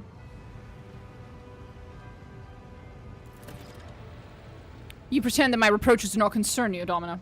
A feeble stance. This conversation becomes meaningless as you stubbornly refuse to see the true state of affairs and instead indulge merely your own illusions. Very well.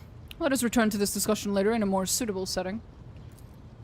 The half-octoctum, who has been silently observing the altercation from the sidelines, looks anxiously from you to Severians, retreating back, then bows hurriedly and departs.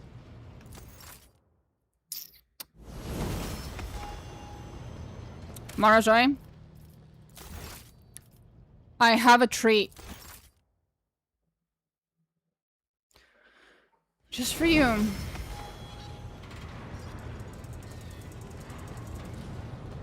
Rogue trader. What? No, rogue trader. I find our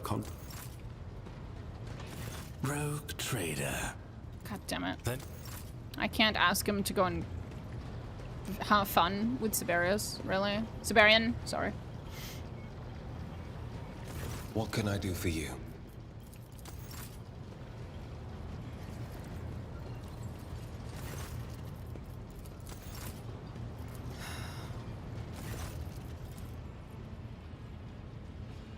There was definitely a Kitty here. I felt it.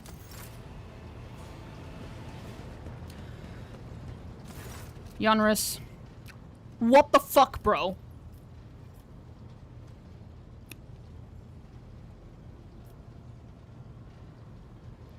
Can't say anything to him. Okay.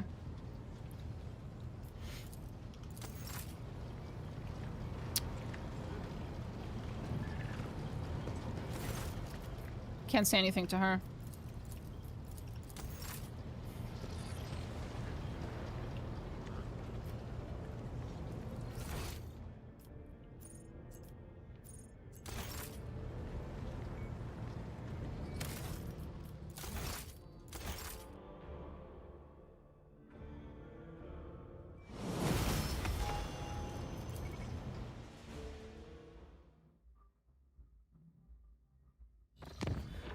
We'll see how this goes.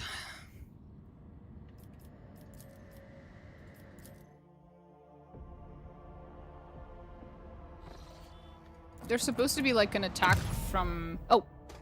What was that? Foulstone. Shit. I have to go there. Ah, Foulstone.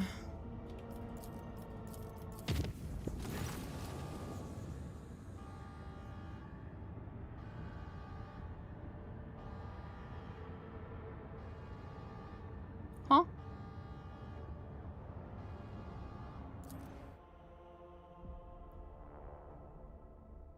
What the fuck's going on?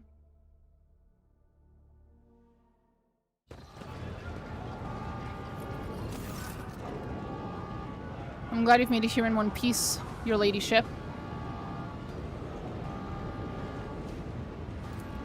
The crew is running ship damage control procedures. The situation has been recorded in the ship's log as critical. Mr. Sarbach and I are temporarily in charge of the bridge. I'm organizing the technical staff while Jocasta musters the enforcers. The Honorable Vox and Infernus Masters have departed for the affected compartments to take charge of their subordinates, but remain present on the Vox line. Where's the High Factotum? On the freight line. Where's my retinue?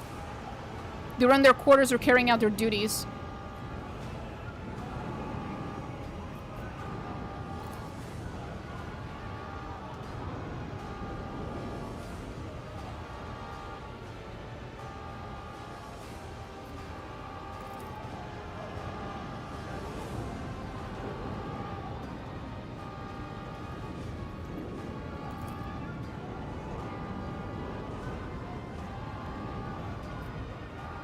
Was this an accident or was it sabotage? Oh, this is definitely sabotage.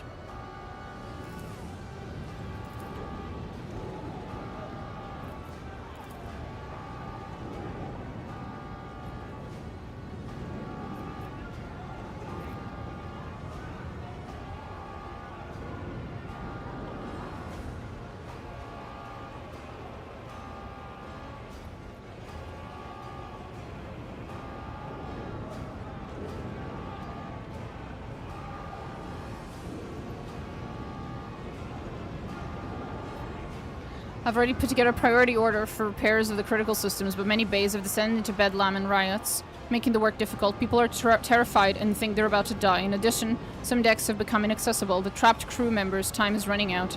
Sadly, the optimal survival strategy for the vessel does not include survival of those poor sods. Rescue them.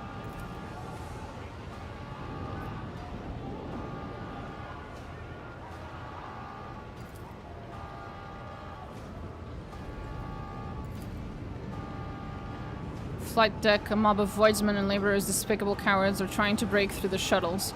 The enforcers are holding them back for now, but the cordon is in danger of being overrun.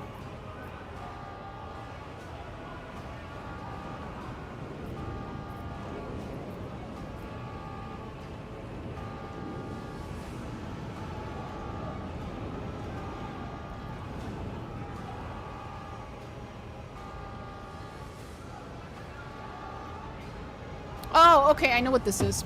I was like, what is, I know what this is. Okay.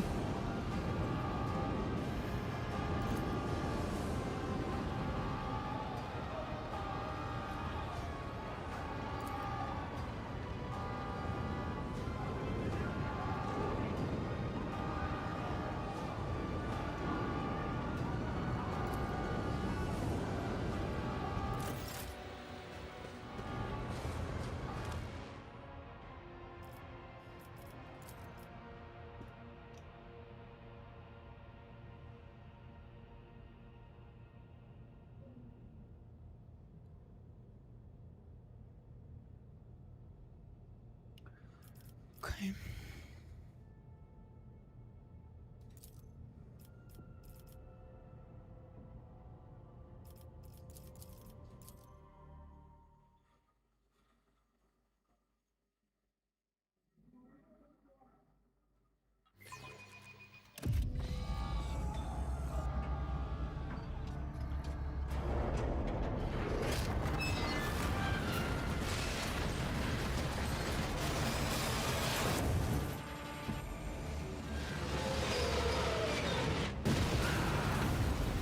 This is from the first DLC, isn't it?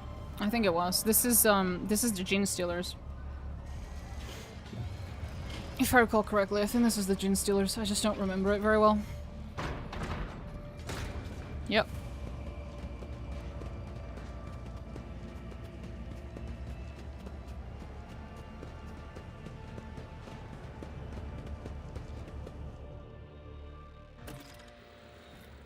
Gene Stealers causing a ruckus. Yeah. Your body's wrecked with pain, but there is a silver lining to all agony. It means you're not dead yet. From me silly... Exalted One be praised, my heart overflows with delight. Marazhai looks as if there had been no crash at all. The Drakari's impossible agility clearly allowed him to avoid more than just injury. There does not even seem to be any dust on his armor. Death was tantalizingly close there. I wish your Mon-Ki technologies delivered such surprises more often. I love him. Oh, I love him so much. Reset the dislocated shoulder. Domina, allow me. Heinrich's, quite bruised and dirty himself, reaches out with his hand. A chill makes the pain subside, and you feel the bone pop back into place. Thank you. Inspect the elevator wreckage. It's a miracle you survived.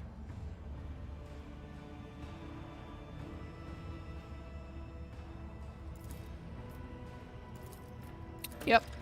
Here we go. Here we go. Let's just grab our resident Xenos expert. There we go. Much better.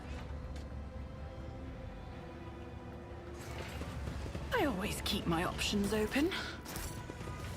Do you guys think they're gonna steal my jeans? Well, it's a good thing I'm wearing a dress. Actually, do jeans even exist in the 40k Millennium? I don't think there's any jeans. I don't think anyone wears jeans in fucking 40k Millennium. The 40th Millennium, sorry.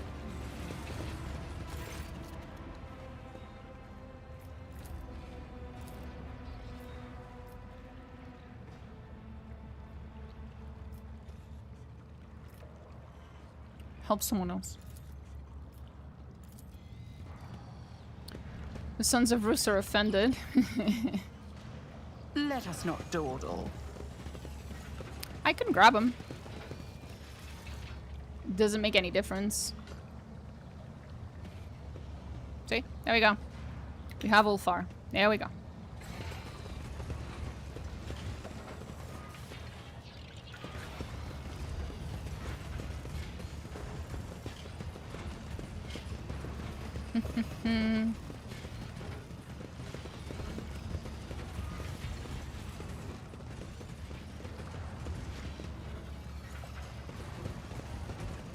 I always have a backup plan. Do you now?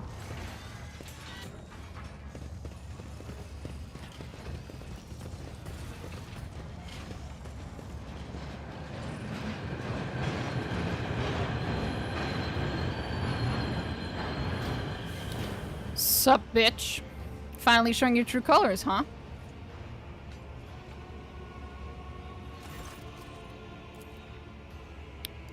We're here to provide assistance and escort. Hey, Infernus Master, we found her. Good to see you back in good health, however battered. Vox Master reported that the elevator had collapsed. Don't go in there. You too, emergency man. Don't go wherever you're going. The path leads to death. It is my job to take the paths where death may be prowling. But not this time. The train is the safest and fastest way out of here. Worry not, Mistress Lass. You and the Lord Captain are quite safe with me. I'm sure many of this ship would be pleased to be rescued with such daring. It is only thing that the rogue traders should get all the nicest things, is it not?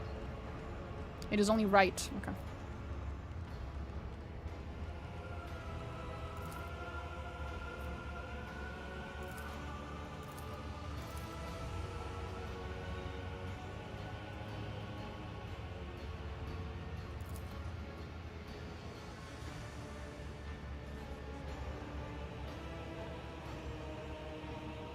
What a perfectly timed arrival. Death to non-believers!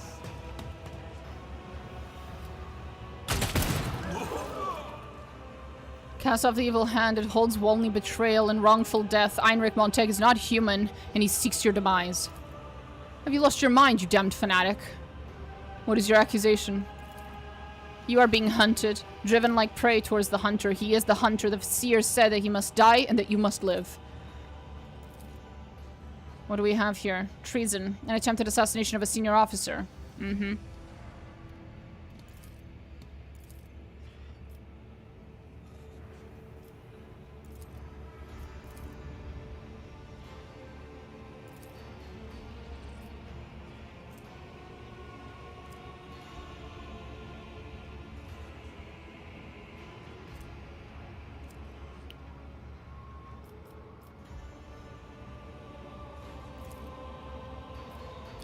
You know, Infamous Master, perhaps you should get off the train so we can figure this out.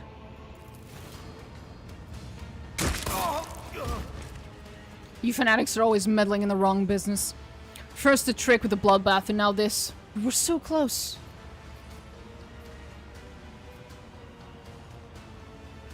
Blasted fucking traitor. Oh. Looks like I'm not alone in having a problem with unreliable allies. Marazhai, fuck off. Marazhai's voice is laughing with unexpected irony. Look, you're technically correct, but fuck you. Things would be a lot easier if you just crashed in the elevator. Or climbed onto the train. I wish you two could hear the sire's song in your dreams and await the many-armed emperor. But the harvest season has come and you must be reaped. You must die so that we may live. I'm sorry. Farewell.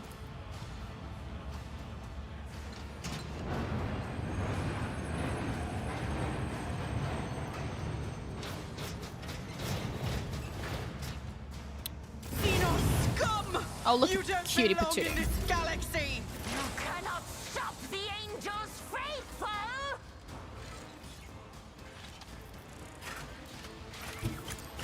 You will perish for this affront. I am not your Xenos pet monkey.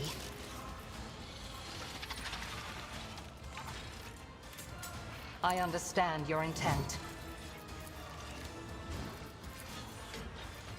If it serves your cause.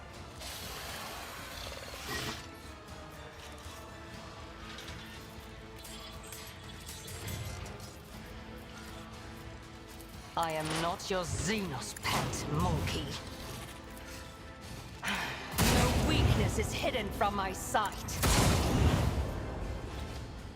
This helium is beneath me. Vengeance will be swift.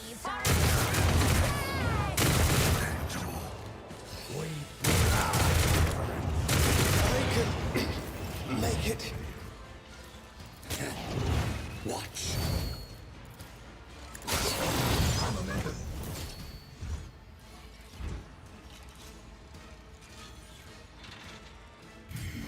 What a useless plaything. Broken already? No.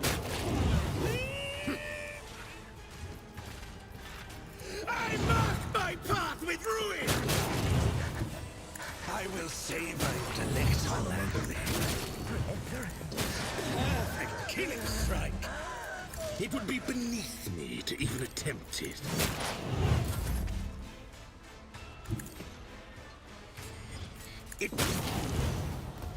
Problem solved.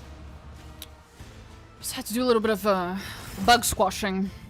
You're unharmed, Domin. The temple, the Vizier is waiting. He can help. Let me take you.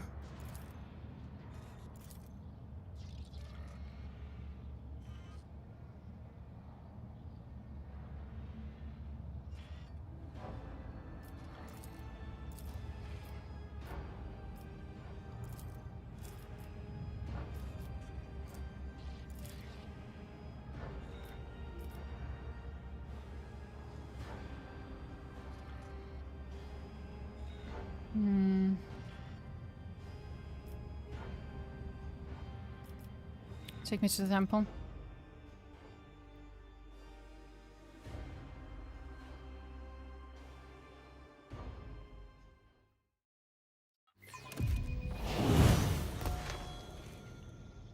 Keep your wits about you. Can I not be lying on the floor? Thank you. Girl, this is no time for a nap.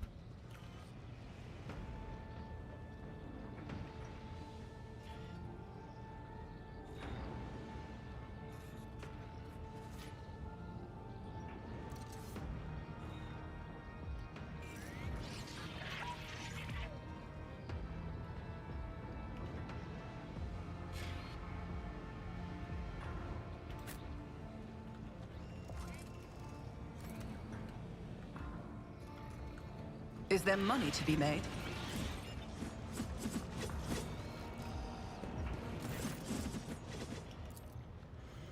When did you figure out Heinrich was a traitor? The first time I played this? Pretty early on. I had a feeling he was going to betray us from very early on, because he just has that kind of vibe, and Pathfinder Kingmaker has... and Pathfinder After Ashes, and every other fucking Alucard game, basically, has taught me to always expect something like that.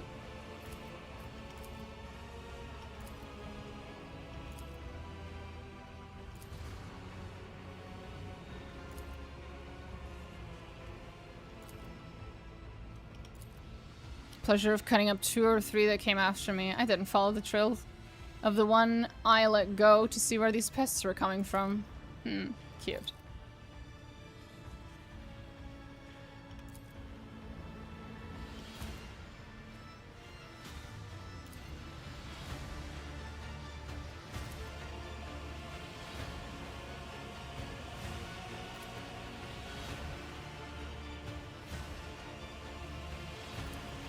Okay.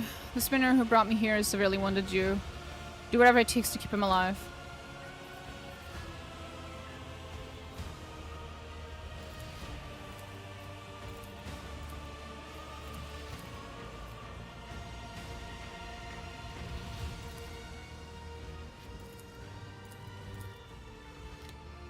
All this time, your ship has been carrying the very progenitor of the Gene Stealer's cell, a Xenos of immense psychic and physical strength, who has total control over the cultists. It must be destroyed. This is no longer a question of our own safety, but rather the continued existence of the Expanse as a whole. Yep.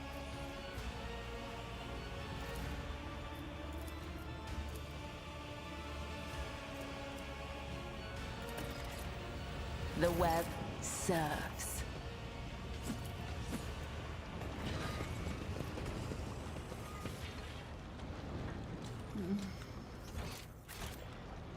Rise to the top, or get left in the dust.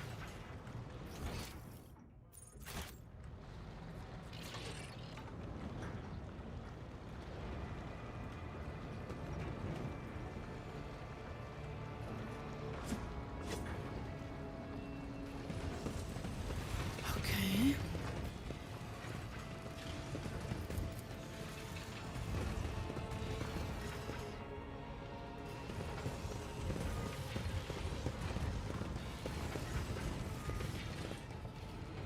I always keep my options open.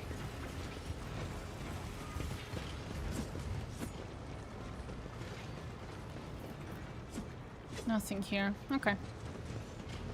Let's just go.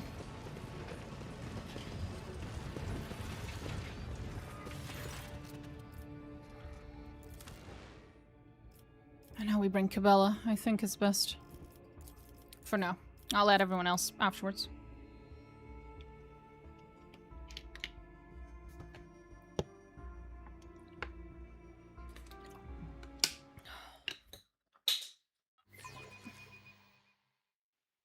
Do not believe the traitor's vox casts.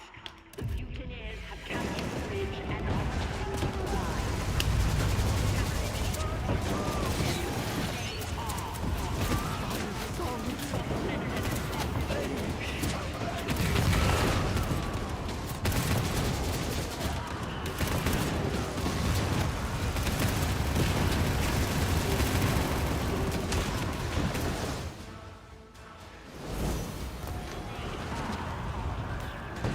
Always keep your eye on the prize. Senior officers, aided by the enforcers, have made an attempt on the road trader's life. Thankfully, the Lord Captain... Oh, Anris. Is this your way of apologizing for the mess you made earlier? With my ancestor? Delighted to see you in good health, your ladyship. I love Yanris. Much obliged. Not bad, Coffer Keeper. I wouldn't have thought there was such a taste for bloodshed in your heart. I approve of your vigor. After being praised by the Angel of the Emperor himself, I simply must end no fewer than a dozen mutineers myself. Good boy. Lord Captain, we believe that you are alive, and we need you wherever you are. We urge you not to trust anyone. There are traitors everywhere. Smiting heretics is no more difficult than shooting up serfs at my aunt's birthday party. Jesus fucking right. Yanris. Yanris. Yanris, can we go 5 minutes without saying something completely fucking unhinged? Just 5 fucking minutes. You and Cassia would get along swimmingly.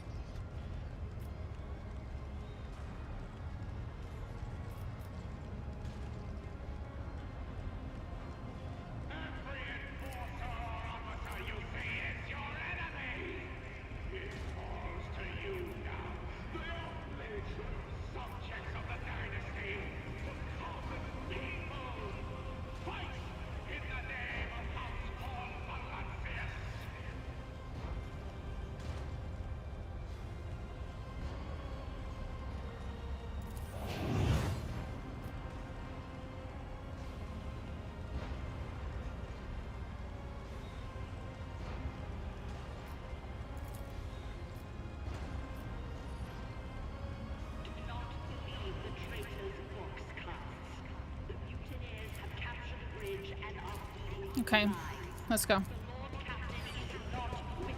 Let us not dawdle.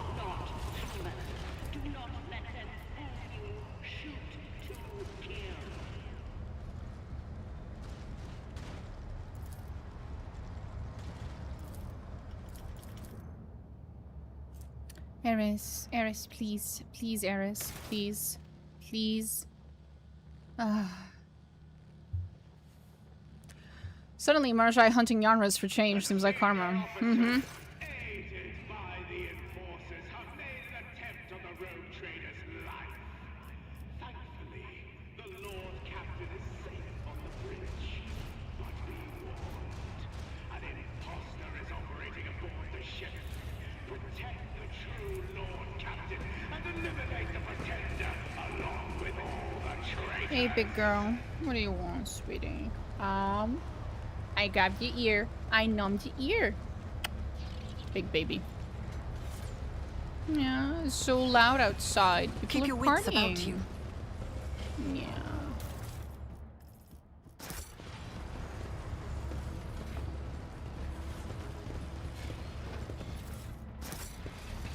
Lord Captain, we believe that you are alive, and we need you wherever you are. We urge you not to trust anyone. There are traitors everywhere, but enforcers and officers are still loyal to you. We are all still loyal to you. I always have a backup plan. Eris, what are you doing, big girl?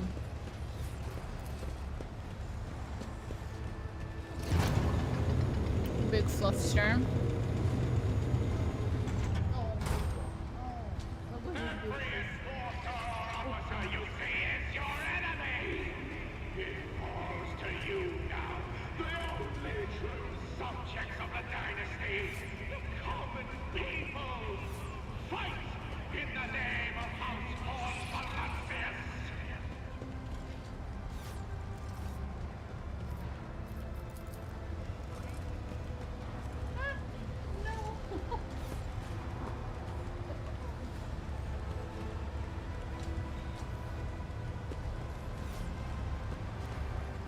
Rise to the top, or get left in the dust.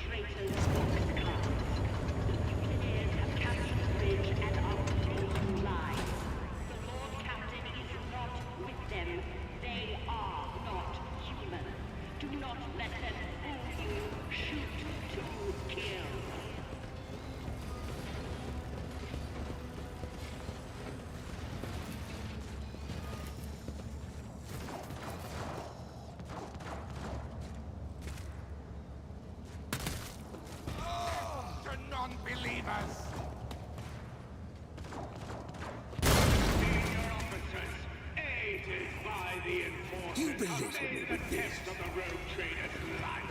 Is there money to be made? The Lord Captain is safe on the bridge, but being warned.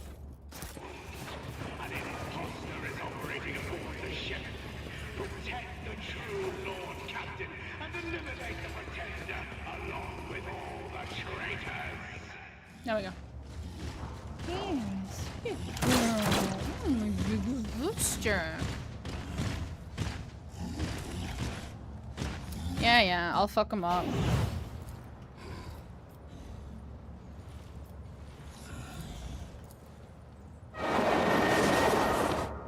I will wipe your disgusting presence out of existence! You cannot stop the end!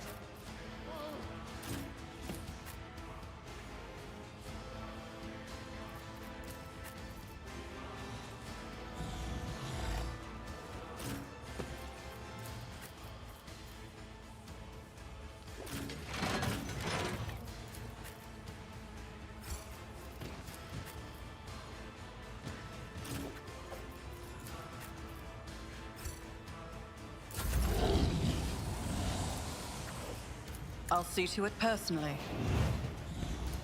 Who, if not me?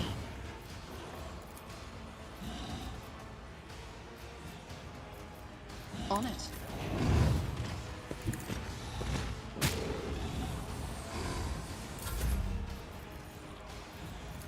I'll see to What a useless plaything! Broken already? I'll make it happen. I will be your undoing! High momentum. I yearn for agony.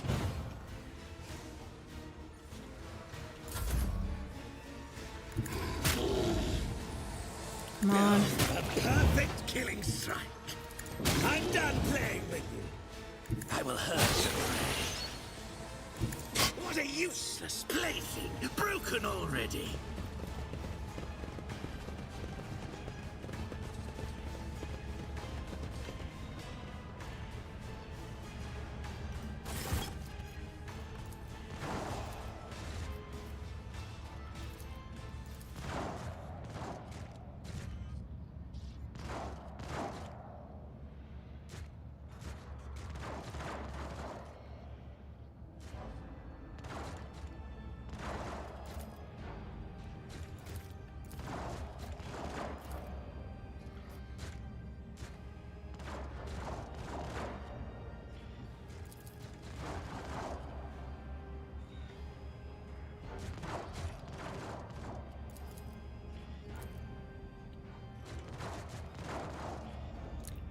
Okay.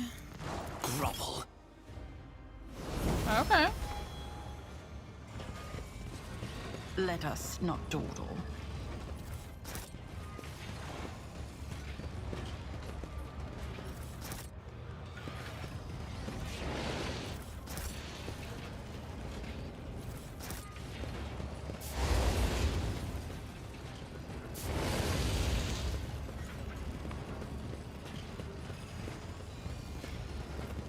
I always get the job done.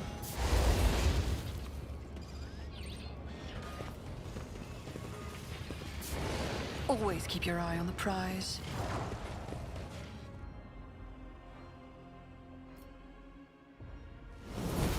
Triumph is my birthright.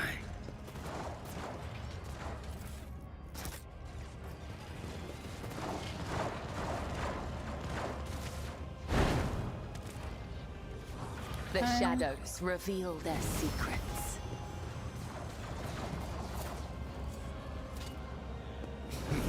You delegate this to me. Jesus Christ. Name the enforcers dropping like red shirts? Yeah. I always have a backup plan. Log this finding. You belittle me with this. I caught sight of something. You can't do anything without me. There we go.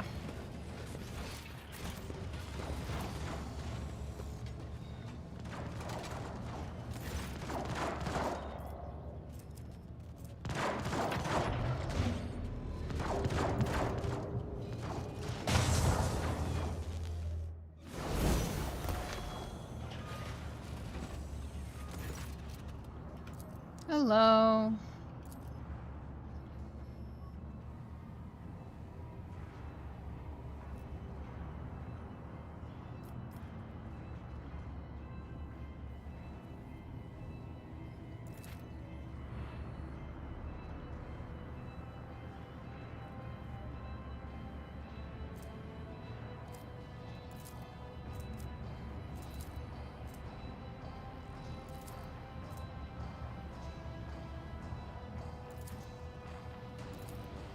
Your kind has no right to exist! Now that one. Cannot stop the Angel's faithful. This time, she was correct. That kind does not, in fact, have a right to exist. Who if not Fuck me? 'em. On it. I'll make it happen. I'm done playing with you. Slow and painful is the way. I'll see to it personally. I am the Reaving Tempest incarnate! I will save my delectable anguish. What a useless plaything! Broken already? And why would I do that? A perfect killing strike! Oblivion approaches. Don't this what a useless plaything? Broken already? What? I'm done playing with you. The silence. Done. Suffering is an acquired taste, and I'm Rise to eager the to top, enlighten or get those left who in the lack dust. natural discernment. Thank you, Marazhai. Much appreciated, sweetie.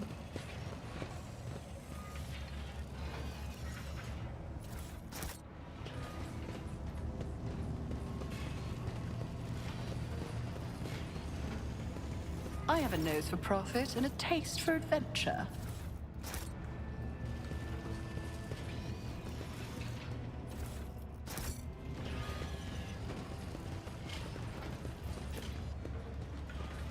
Keep your wits about you. Okay.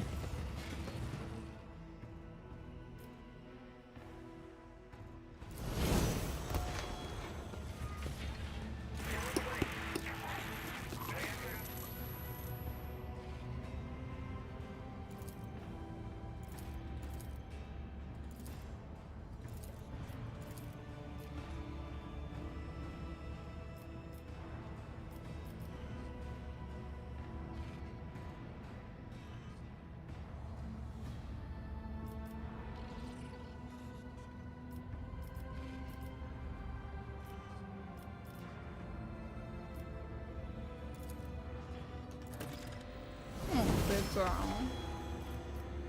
Let us not dawdle.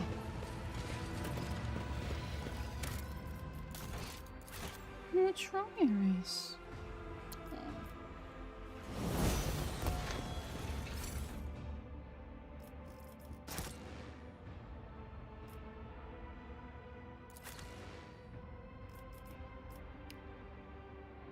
What's wrong?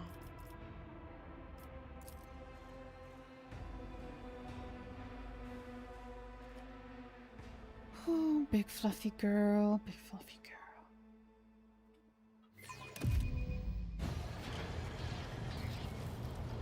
Oh, big fluster. An exact copy of you sits on the throne. A sinister double crawled into reality from behind a looking glass.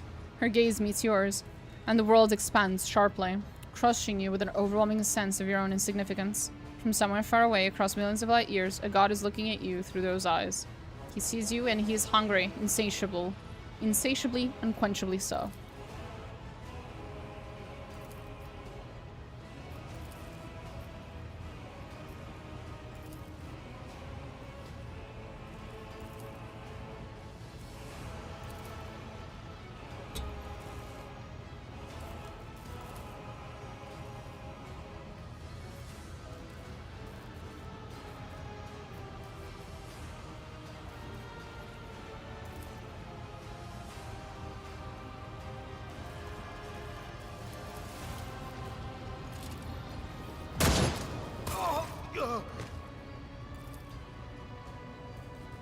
I do not fear you.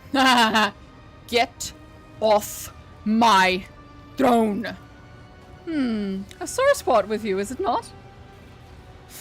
Marazhai, I swear to fucking God. I do not fear you.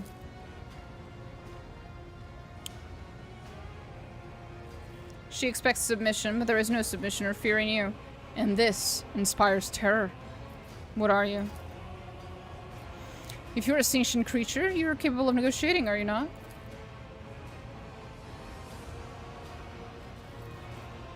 I will end you.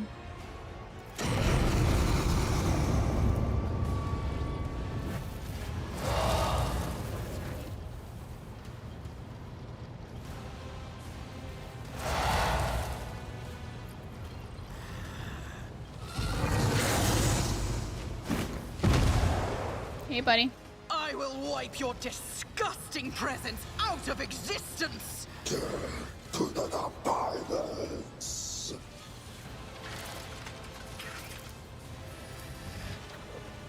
Oh, Iris, what's wrong, buddy?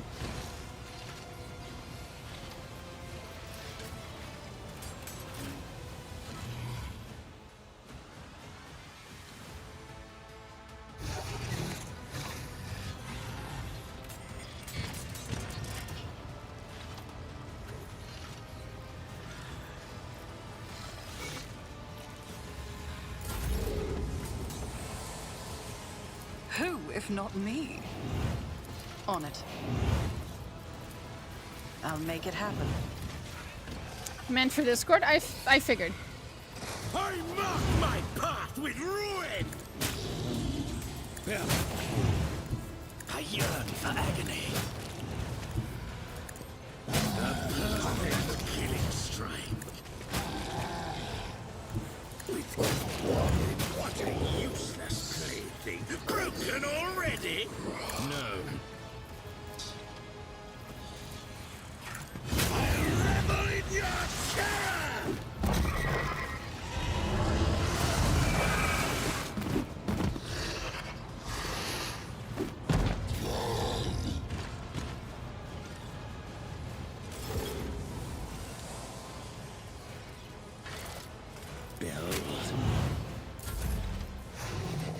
Accept your lot. The euphoria of anguish! Fine. In his hand. Oh, I don't think so.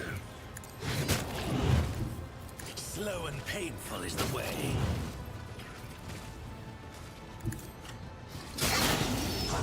Perfect killing strike. What a useless plaything. Broken already.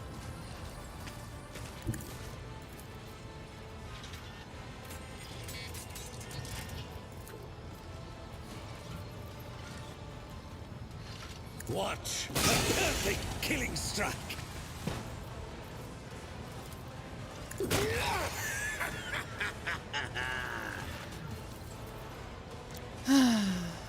Are we done? We are. Nice. I will savor your delectable angry. It is hand. With grace and malice. Kneel before me, plaything! What a euphoria of anguish!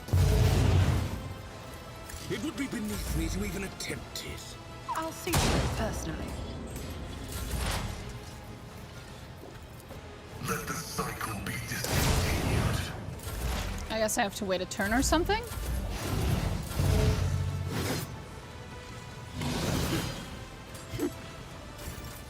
What a joke. Who?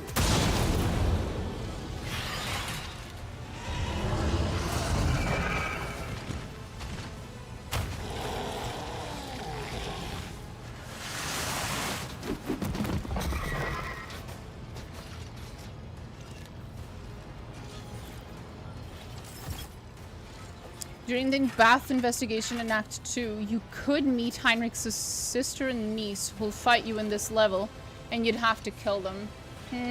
I don't remember whether I did that last time. I fucked up the investigation in this playthrough. Completely by accident. I told them I wasn't going to investigate, basically, so I left it to Jocasta. That was a complete accident. And it kind of screwed up the quest. I'll make it happen.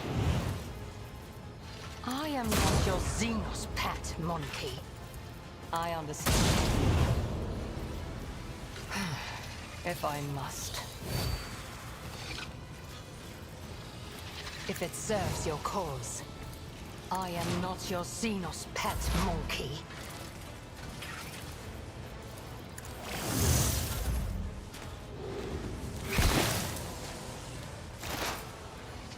If it serves... No weakness is hidden from my sight.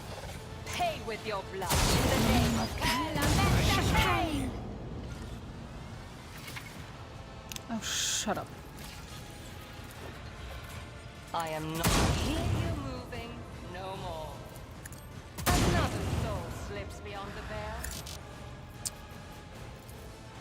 I hear no more. High momentum.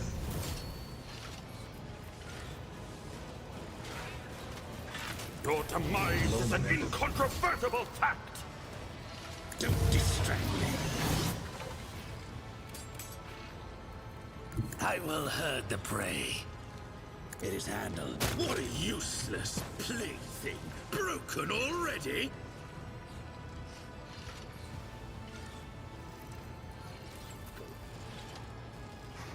Ah, there he is. I yearn for agony. Of course you do, sweetheart. With good done. You.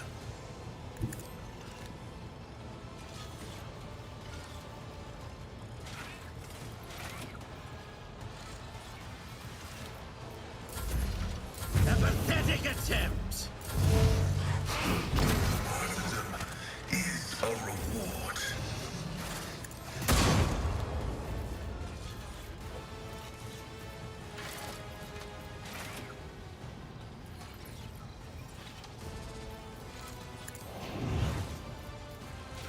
On it. If it's so. There we go.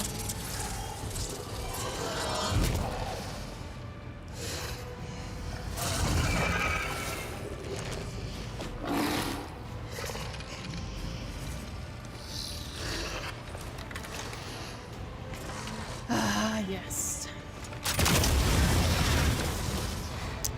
Purge them with fire. Beautiful.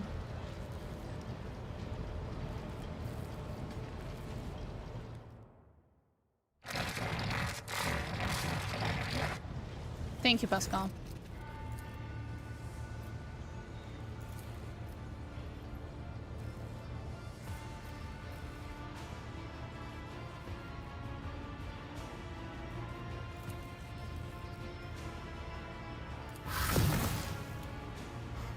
While talking to Ravor, you do not immediately notice the familiar otherworldly flicker.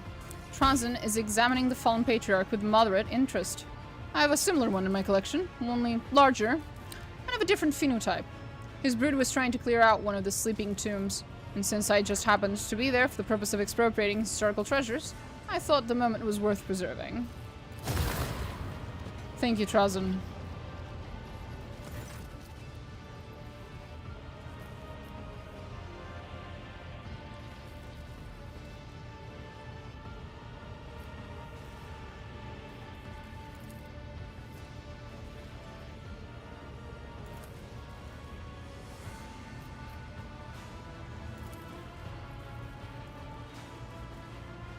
Is Transen this game's Johnny Silverhand now? Apparently. I'm sure we'll have to deal with him later. Should grant ingenuity and valor.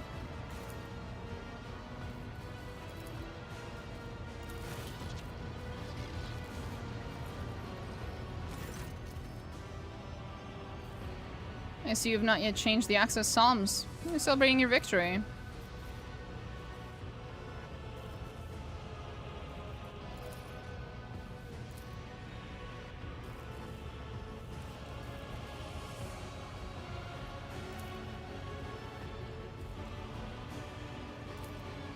Does this primitive piece of technology give you a good view of your precious monster's corpse?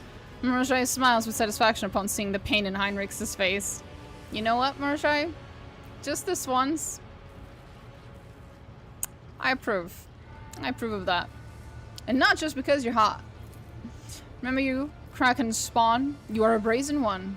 I will compose a fine verse about this day, about the bloody battle and the victory over your abominable master. But you, spouter of lies and betrayer of mankind, there wouldn't be a single line about you.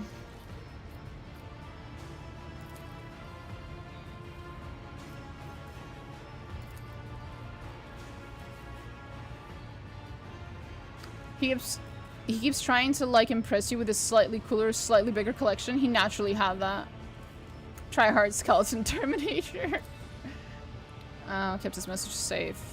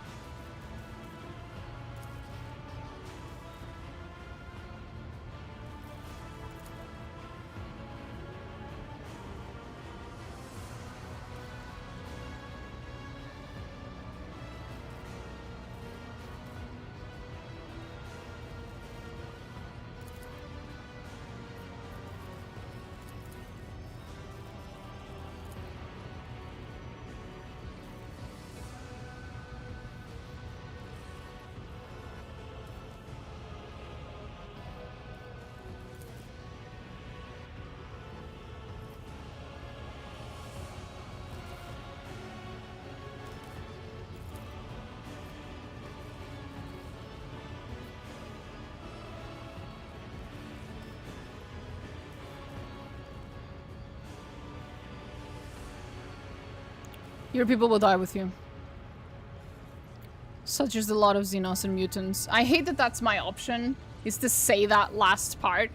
I will have his people die with him because I don't want to, you know, risk another infection and like any of this fucking bullshit again. I don't want to risk any of it, obviously. But I hate that the only option is to be a massive fucking racist about it.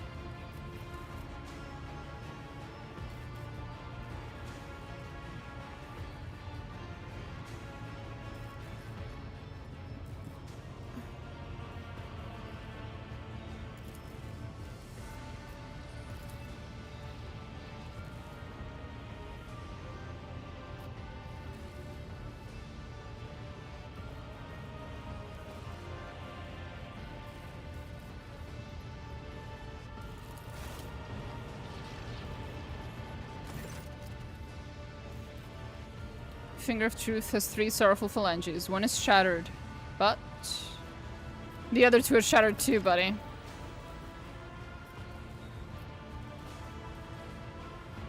Wish I could have finished them off in my own hands.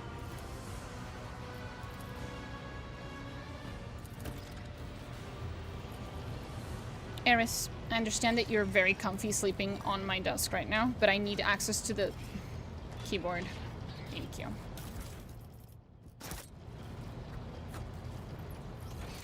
I always keep my options open.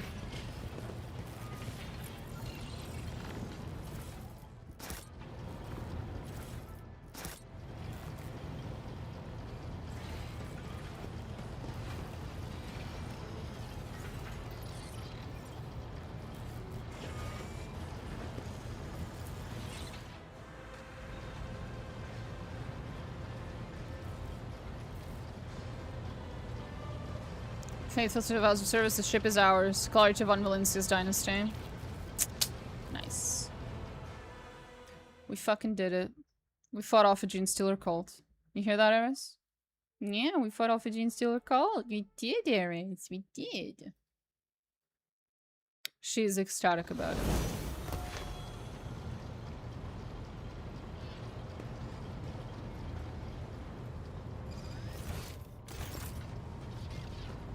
Rogue trader. I find our...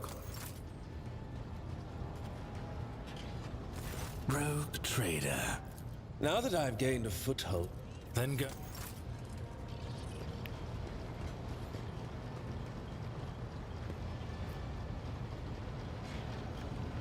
Why is Glato over here? What can I do for you? The cleanup crew works fast. They're probably all servitors. Probably, yeah. Lord Captain. Lord Captain. Lord Captain. Can I just kill Severian?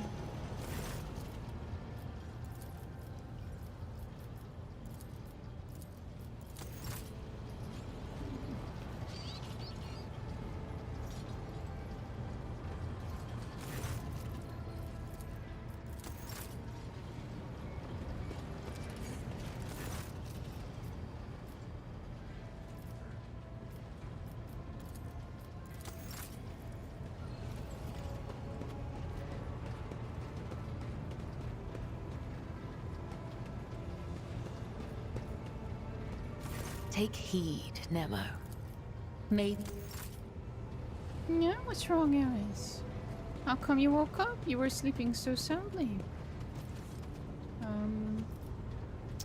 Oh, that's a big stretch. Oh.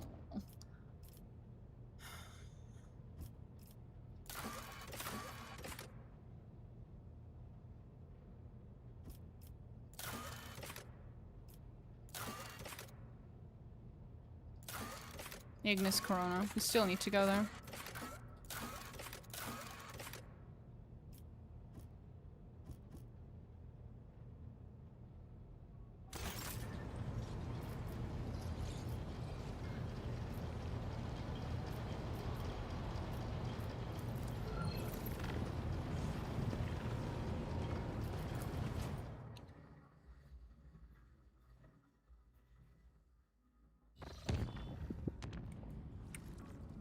Big baby.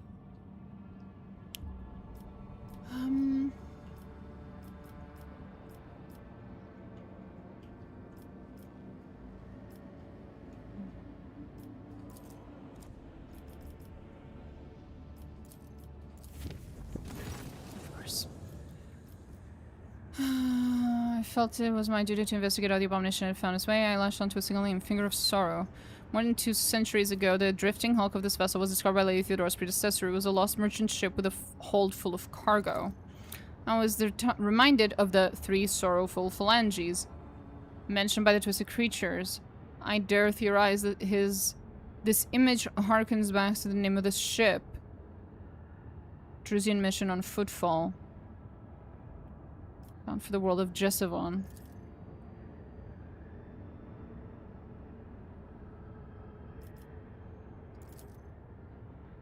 Somewhere in Calixis. Someone in Calixis! We might be meeting Gene Stealers in Dark Heresy. Had an old man nap throughout the whole Gene Stealer mutiny? I'm guessing, yeah. Hi, Ares.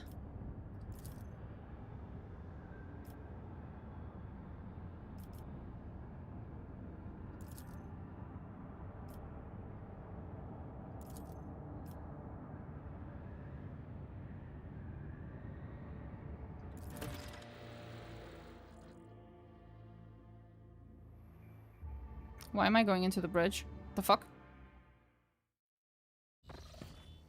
Oh, Cassie wants to speak.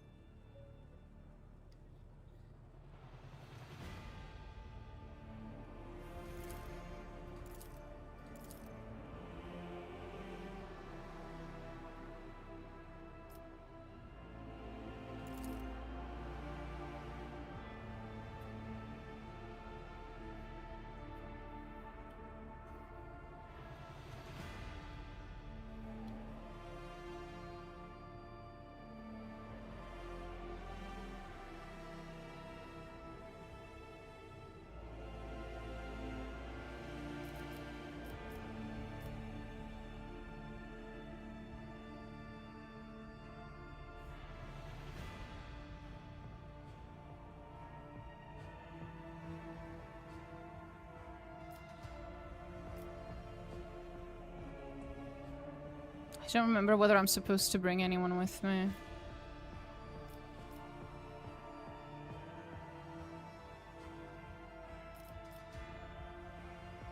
One second. Don't recall this anymore. Act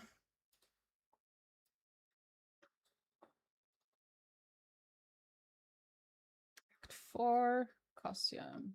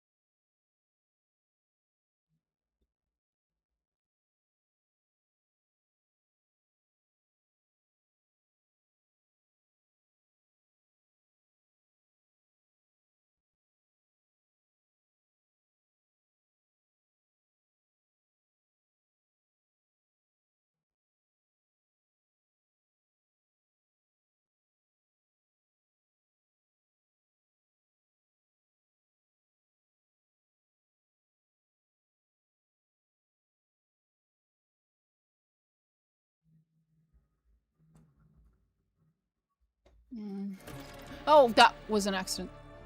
Oops.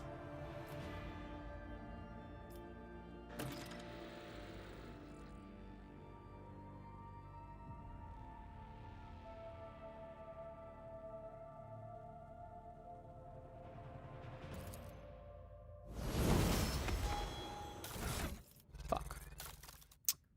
That was an accident.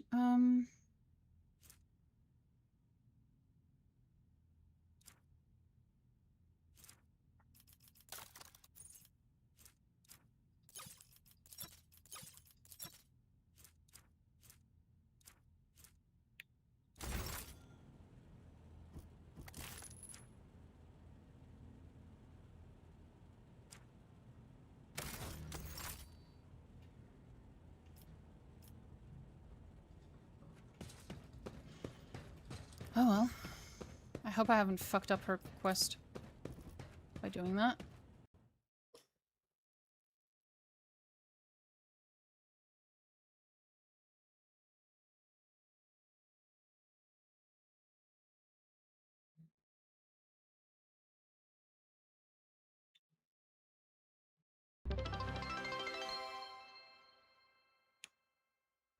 Ushred Gornik, thank you for the follow.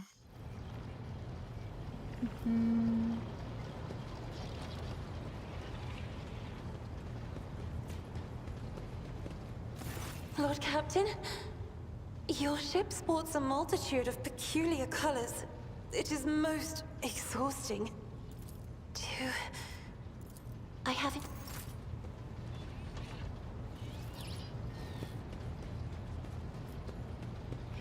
Rogue trader.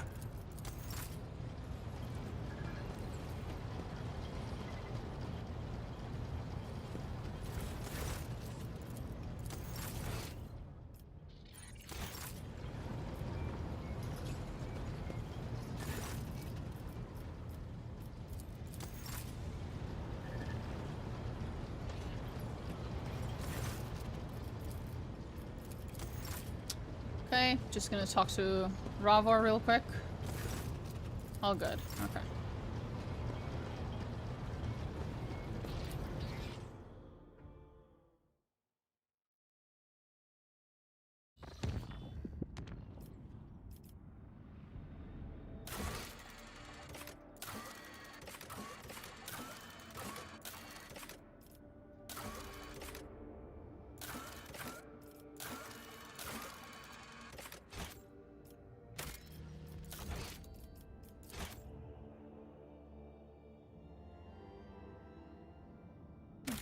I'm gonna go now because it's really late for me.